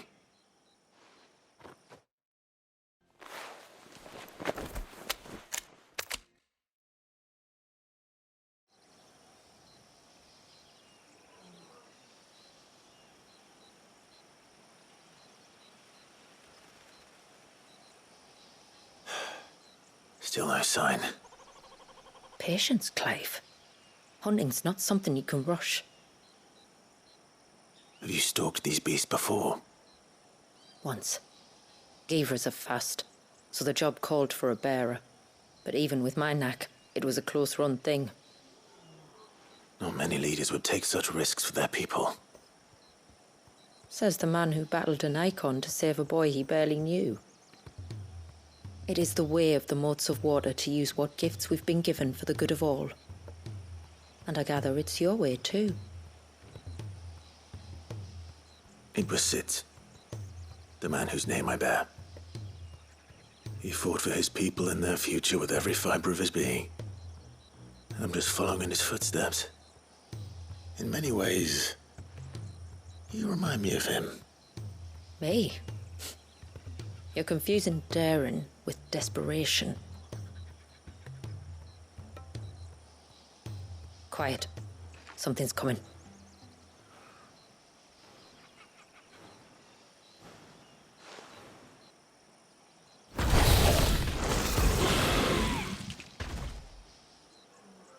Our guest has finally arrived. Shall we greet him? It'd be rude not to.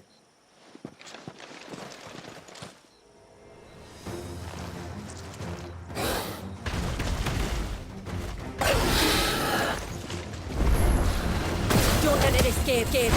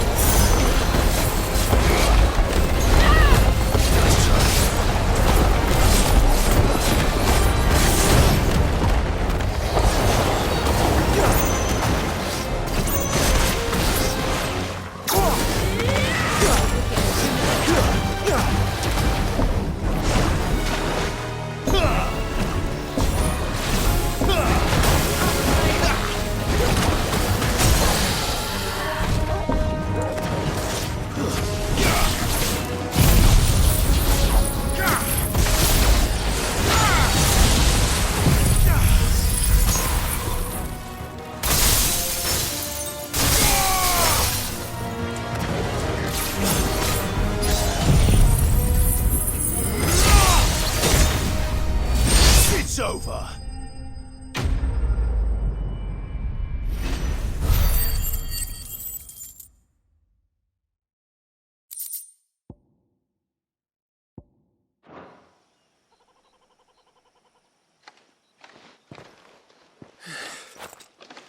You weren't exaggerating when you said they were dangerous.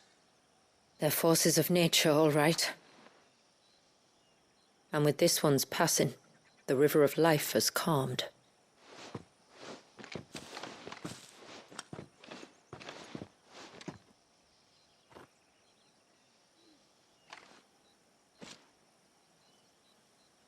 O roaring torrent, son of storms, may your spirit run free in the open ocean.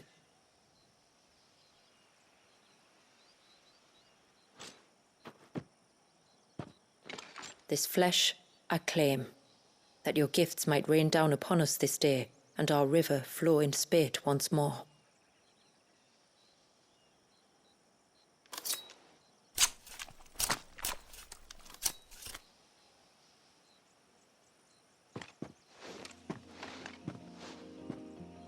Well then, let's return to the village. We must get this tongue to Ymilla before it spoils.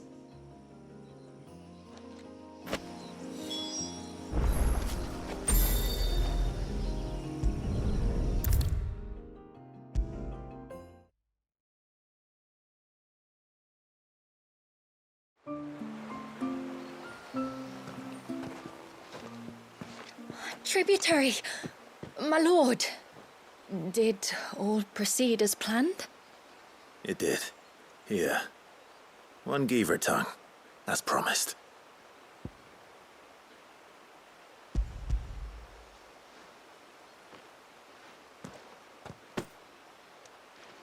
Oh, thank you. I shall add it to the broth at once. By your leave, tributary. If there is anything else that we can do to help, you need only ask. No. You've already done more for my family than I can ever repay.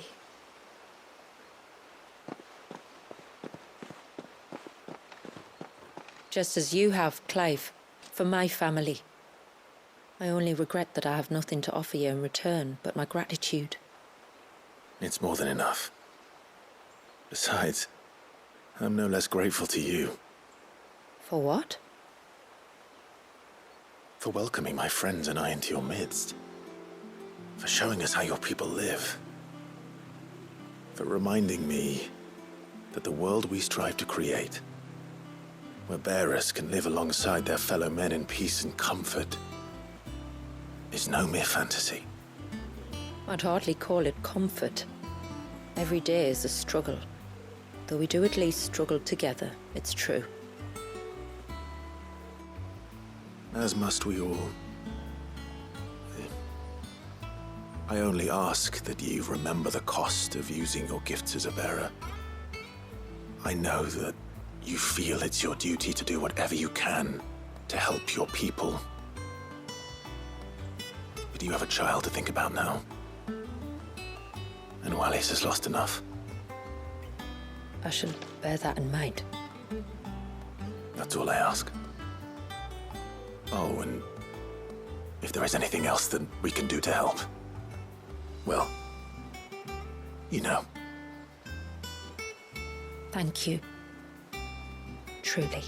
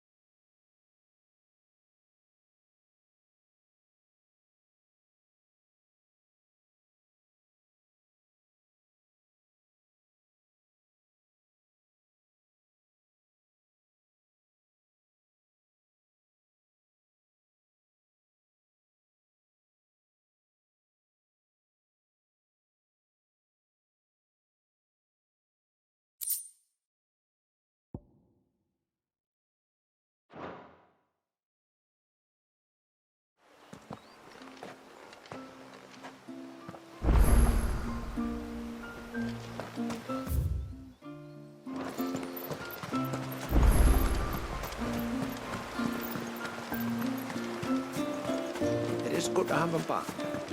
But how do we know the lad? No, it has to be him. What has to be who? If you, don't mind my asking. It's not your asking I mind. It's my explaining. But I don't see any other way around it. You see, when a baby is born here, we hold a ceremony to welcome them. The rite of immersion, we call it. But I don't know whether Wallius was ever afforded that courtesy. What is abundantly clear, though, is that my ancestors never welcomed him as one of us. And I want to change that. The problem is, the ceremony requires 3 ministrators. The baby's parents, and a witness.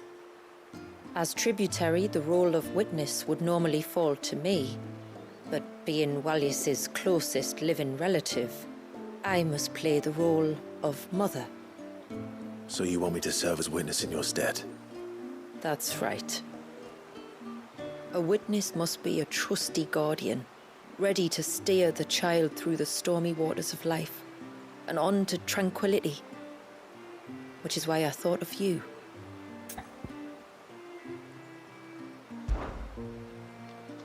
It would be my honor. Thank you, Clive. So, if you will serve as mother and I as witness, who will take on the father's role? I have a younger brother. He should be making ready for the rite as we speak, though whether he is or not. Let me introduce you. Please do. If he's anything like his sister, I'm sure we'll get on famously. I'll bid him come to the Witten Hall. Will you wait for us there? Gladly.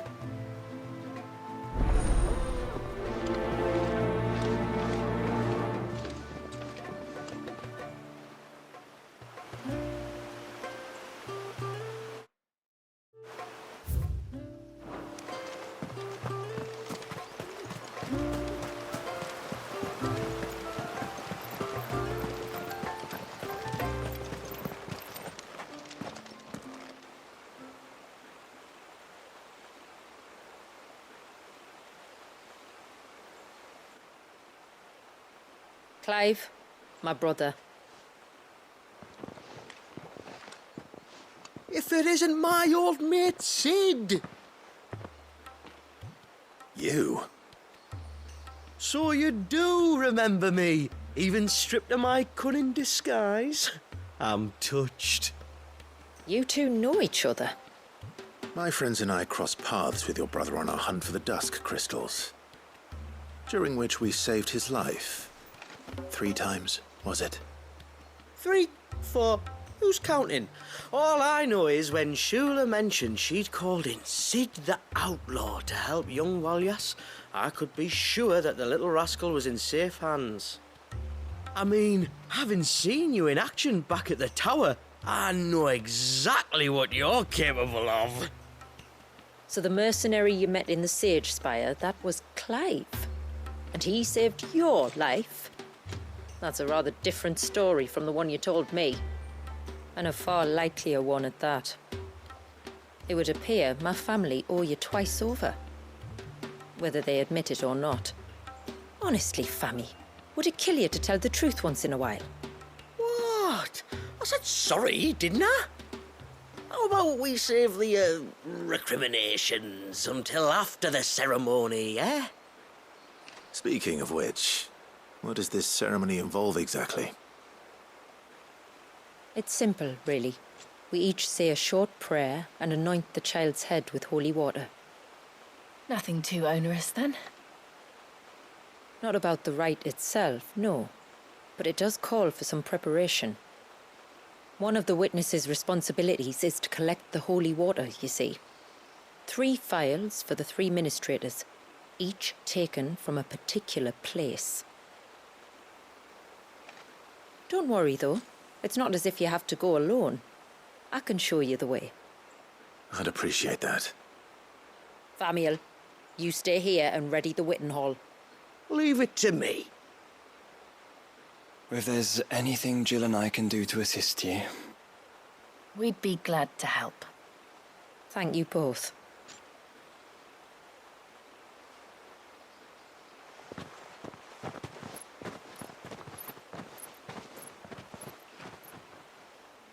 All right then, let's get started, shall we? There are 3 types of holy water that we must collect. The water of the mountain, of the river, and of the sea. We take the water of the mountain from the spring atop Maiden's March. The water of the river from the course that flows through the ruins of Riversmeet. And the water of the sea from the shallows of Tailwind Bay. Here are the phials we'll be using in the ceremony.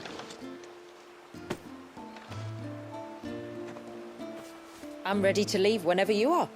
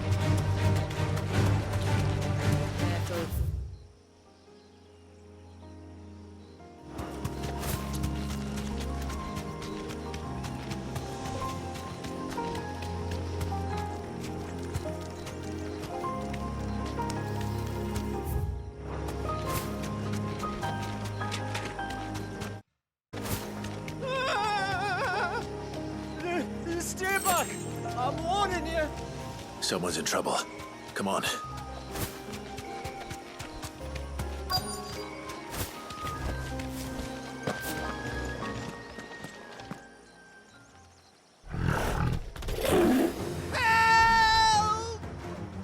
Help! What help? Nobody's coming to... Help? We're here to help. Keep its attention on us. I'll do more than that.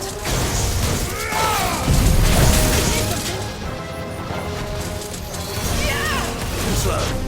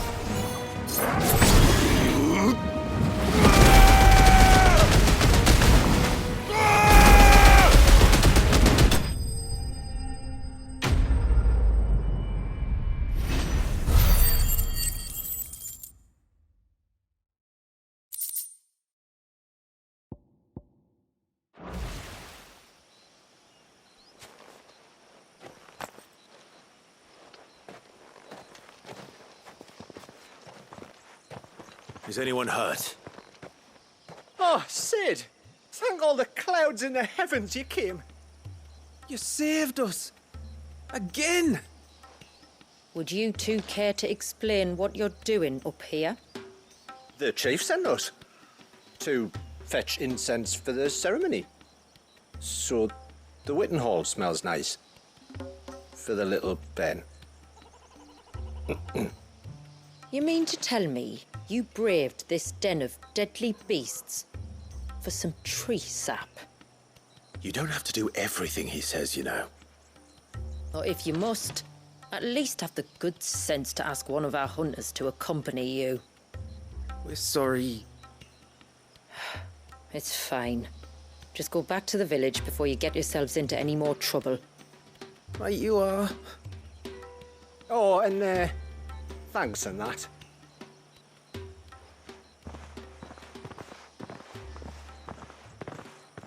Remind me to give my brother a cuff round the ear when we get back.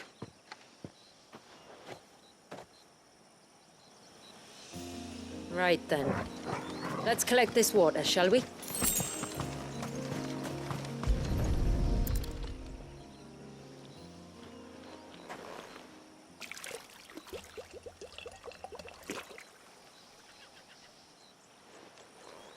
The rain that falls on the mountain emerges here, in these springs. The source of the river. The source of life. Precisely. Take care not to spill it. Right. Let's save that for the ceremony.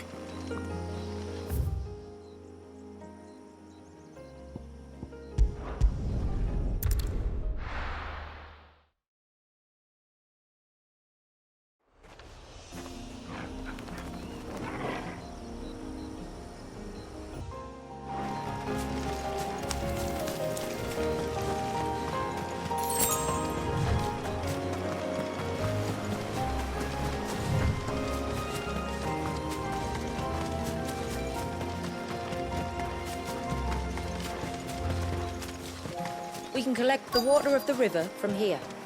All right.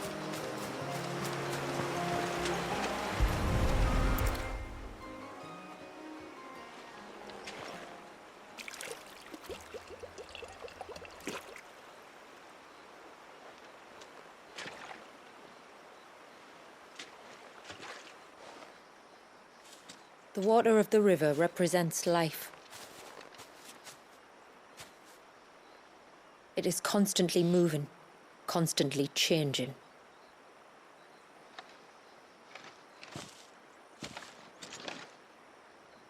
And though its course may twist and turn or branch into 1,000 separate streams, it always flows in the same direction, from source to sea, beginning to end. Like time. What of Wallius then? When your ancestors froze him, did they remove him from the River of Life? They did. Like an ice-bound pool that didn't thaw for 80 summers. But now he's free to flow again, to live. And you and I shall flow with him, for we are all but drops of water in the great river of life. I find that thought oddly reassuring. Go on. A drop of water might seem insignificant on its own, but as a part of a torrent, it can cleave a path through the hardest rock. It makes me believe we humans might just stand a chance. I believe we might. Just one more file to go then. Nearly done.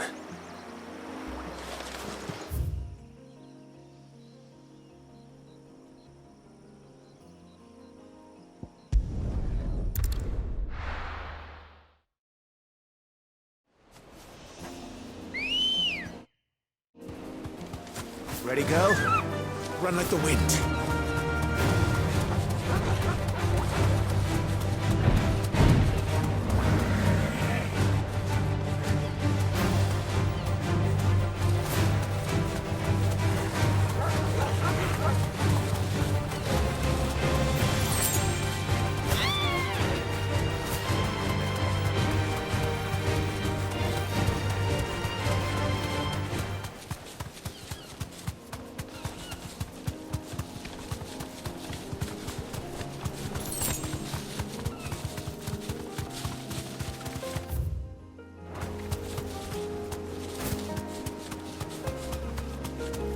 This path leads down to the coast. Usually we keep this gate shut tight, but since this is a special occasion... Straight home now.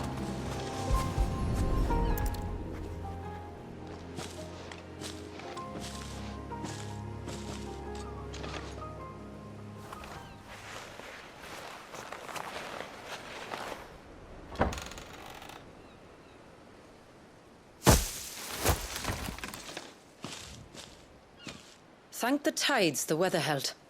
This place can be treacherous when the waves are high. If it weren't for the holy water, no one would ever come down here. I'll be sure to watch my step.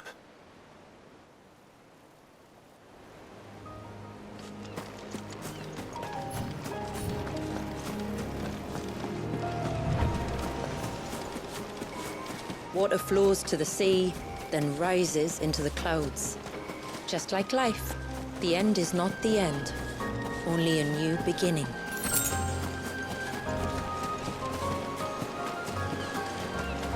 My ancestors chose this place because it was where the first boat landed.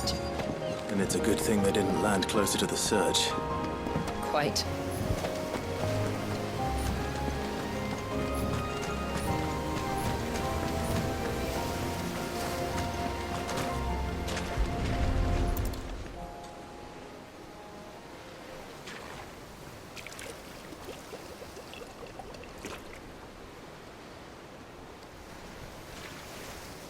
The water of the sea.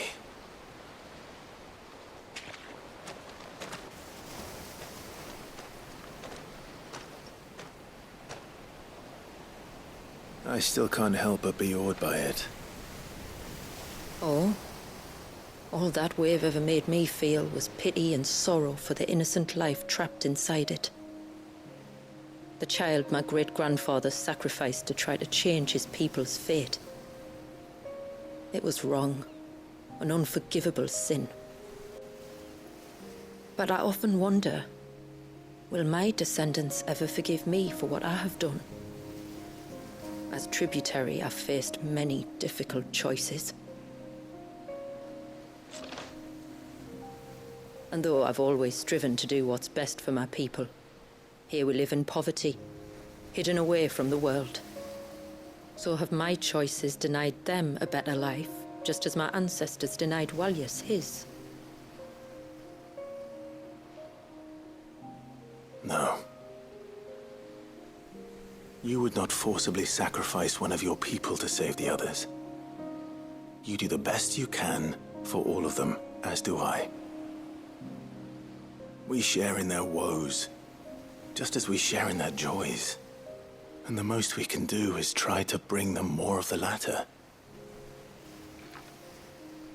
Aye, you're right. And try I shall, to bring all of my people a better tomorrow.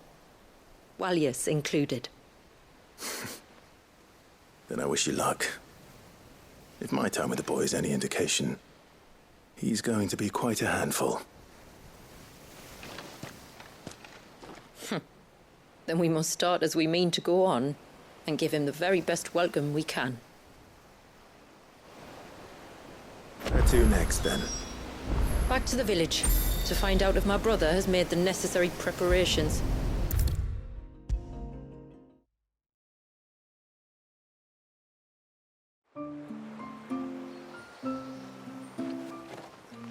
We have the holy water.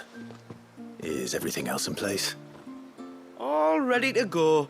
Told you could count on me. Then let us begin. Famiel, have your men summon everyone to the Witten Hall. Right you are.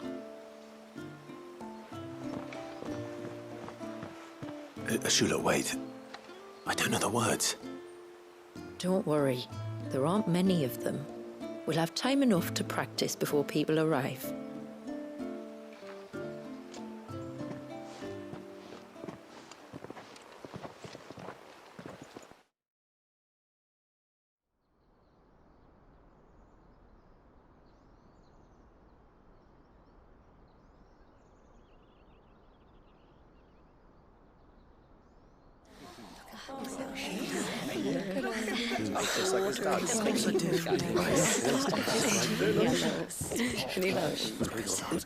My friends, we are gathered here today to welcome this child into our community by the rite of immersion, as has been our custom since the first reign. As tributary, I would normally perform the rite with the child's parents, but Walyas's mother and father returned to the sea long ago. So I, and my brother Famiel, shall serve as his family, while the one who returned him to us shall bear witness in my stead. Clive, if you would step forward.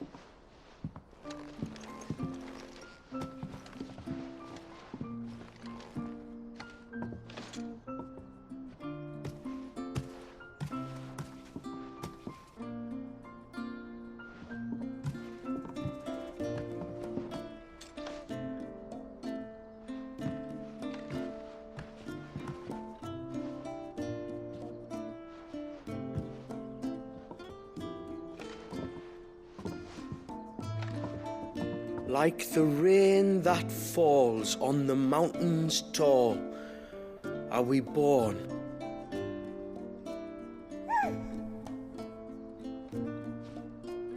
Like the river that flows through the valleys below, do we live.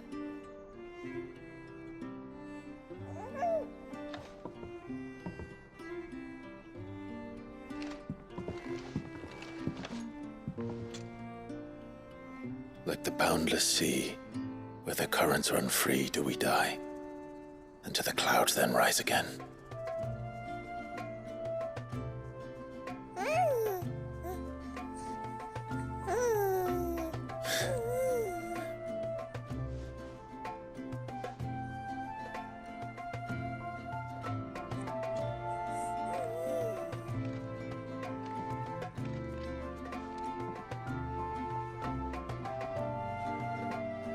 The circle of water is the circle of life, and today from the heavens falls rain anew.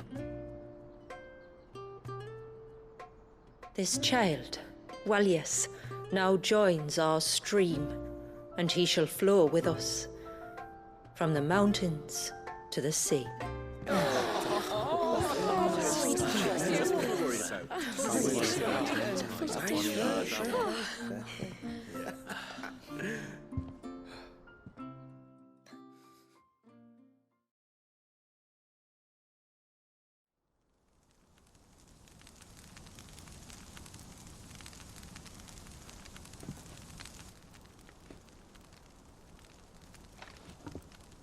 You played your part to a T, Clive.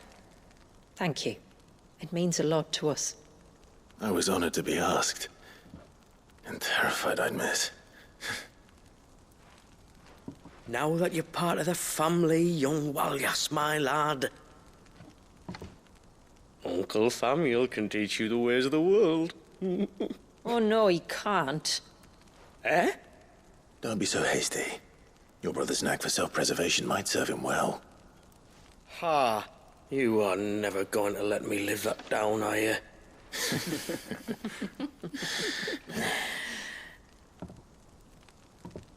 I'm gonna raise Walyas as if he were my own. Teach him everything I know about life, our people, and our past. But with all the mother crystals gone, he will grow up in a world without comforts. One where we only have ourselves and each other to rely on. I'd say your people are better prepared than most to survive in such a world, Shula. To thrive, indeed, under your guidance. Only if nature continues to smile on us. If we were to lose her gifts, we'd be left with nothing at all. Yes. But it needn't come to that. Not if we can stop the spread of the Blight. So long as we can save a single patch of soil, we can plant the seeds for a new world. One where we can all be free. Perhaps then we might finally be able to step out from behind our curtain, eh? Till that day comes, I wish you good tide. Thank you. We should be on our way. Well, you be careful out there. Aye, you steer clear of trouble now. Likewise.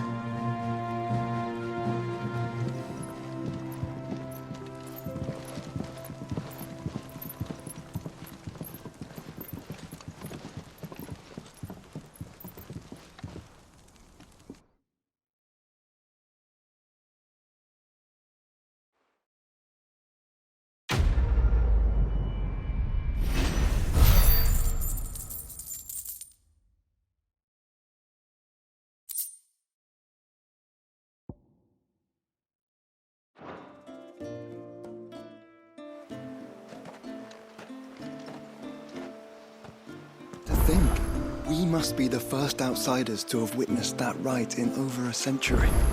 Wallius has been waiting for it for nearly as long. He seemed pleased to be finally rejoining the family. Now all we have to do is save that family. To change our river's course.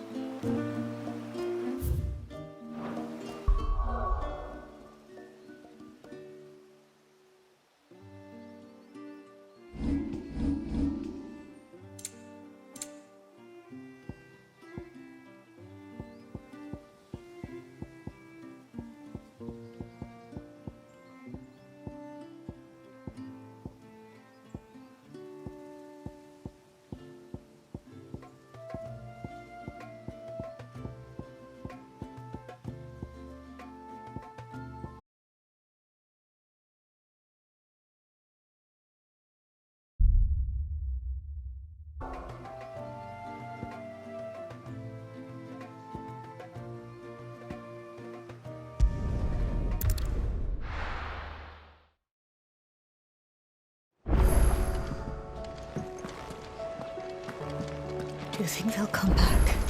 Of course they will. It's just a big crystal.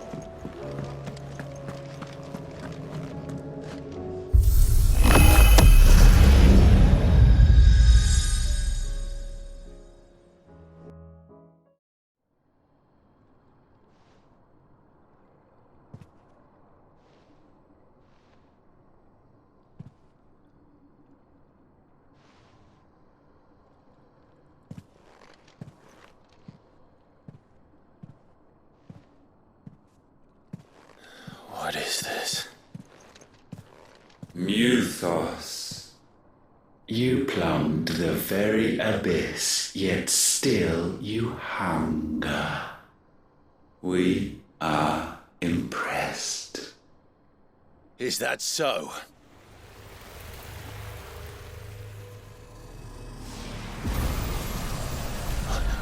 Not again.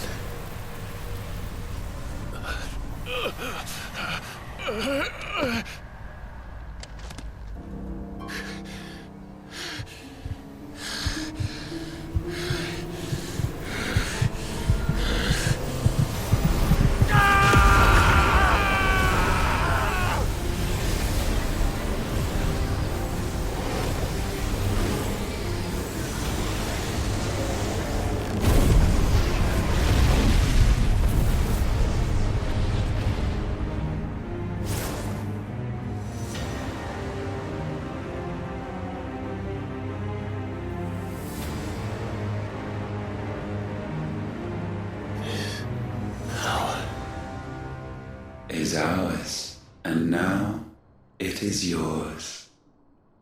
Consider it a gift from us to you, a taste of things to come. You still think I'm going to be your vessel?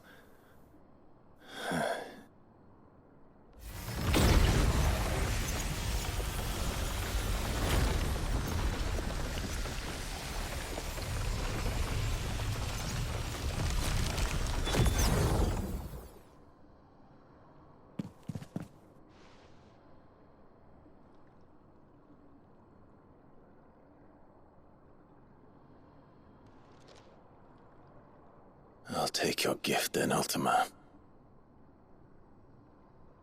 Just don't expect it back.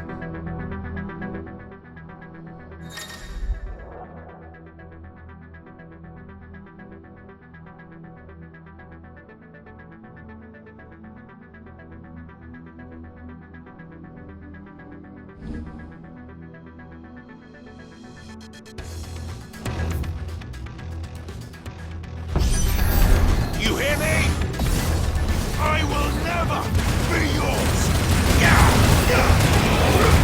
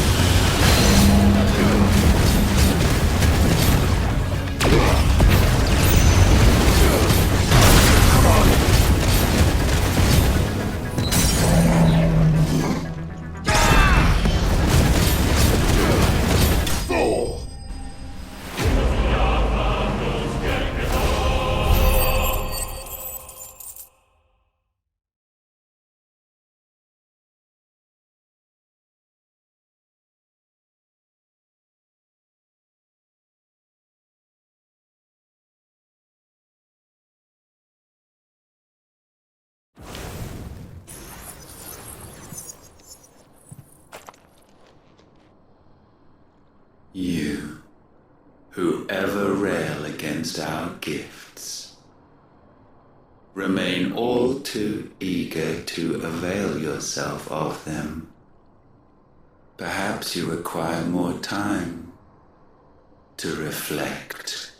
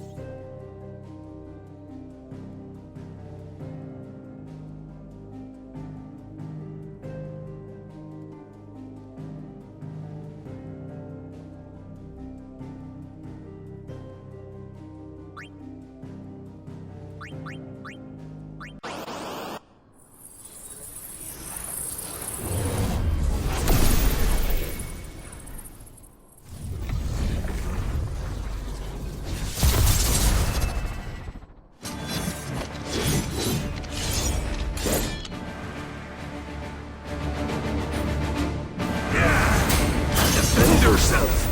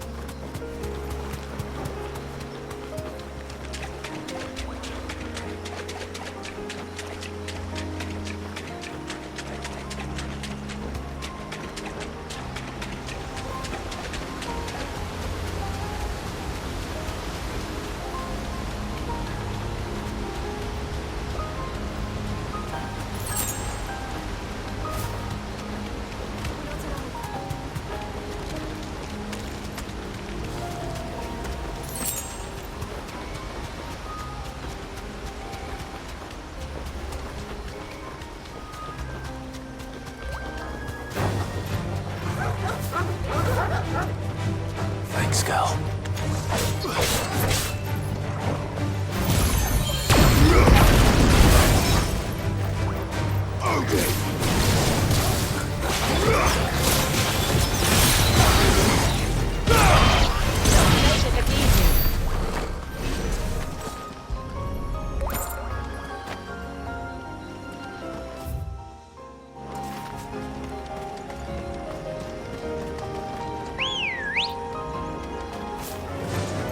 Run like the wind.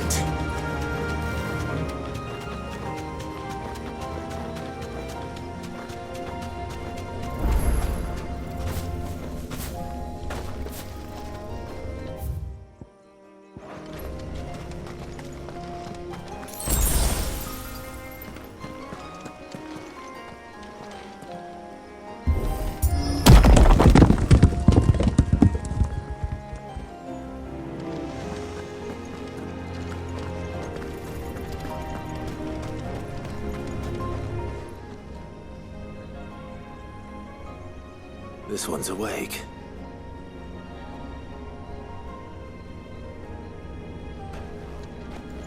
Let's see what's inside.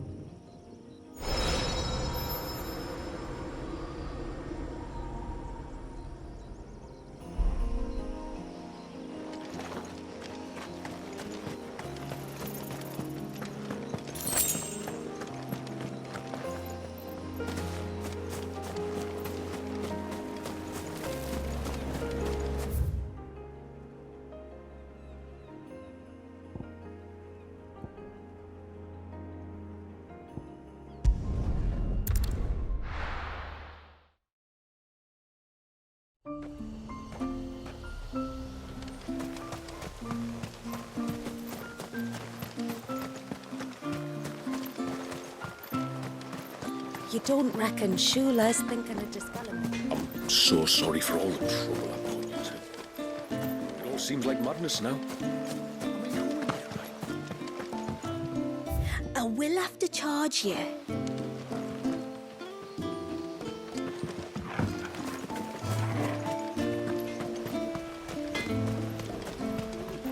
Yes?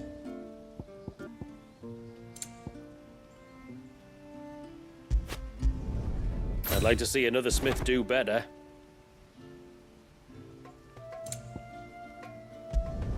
Flawless.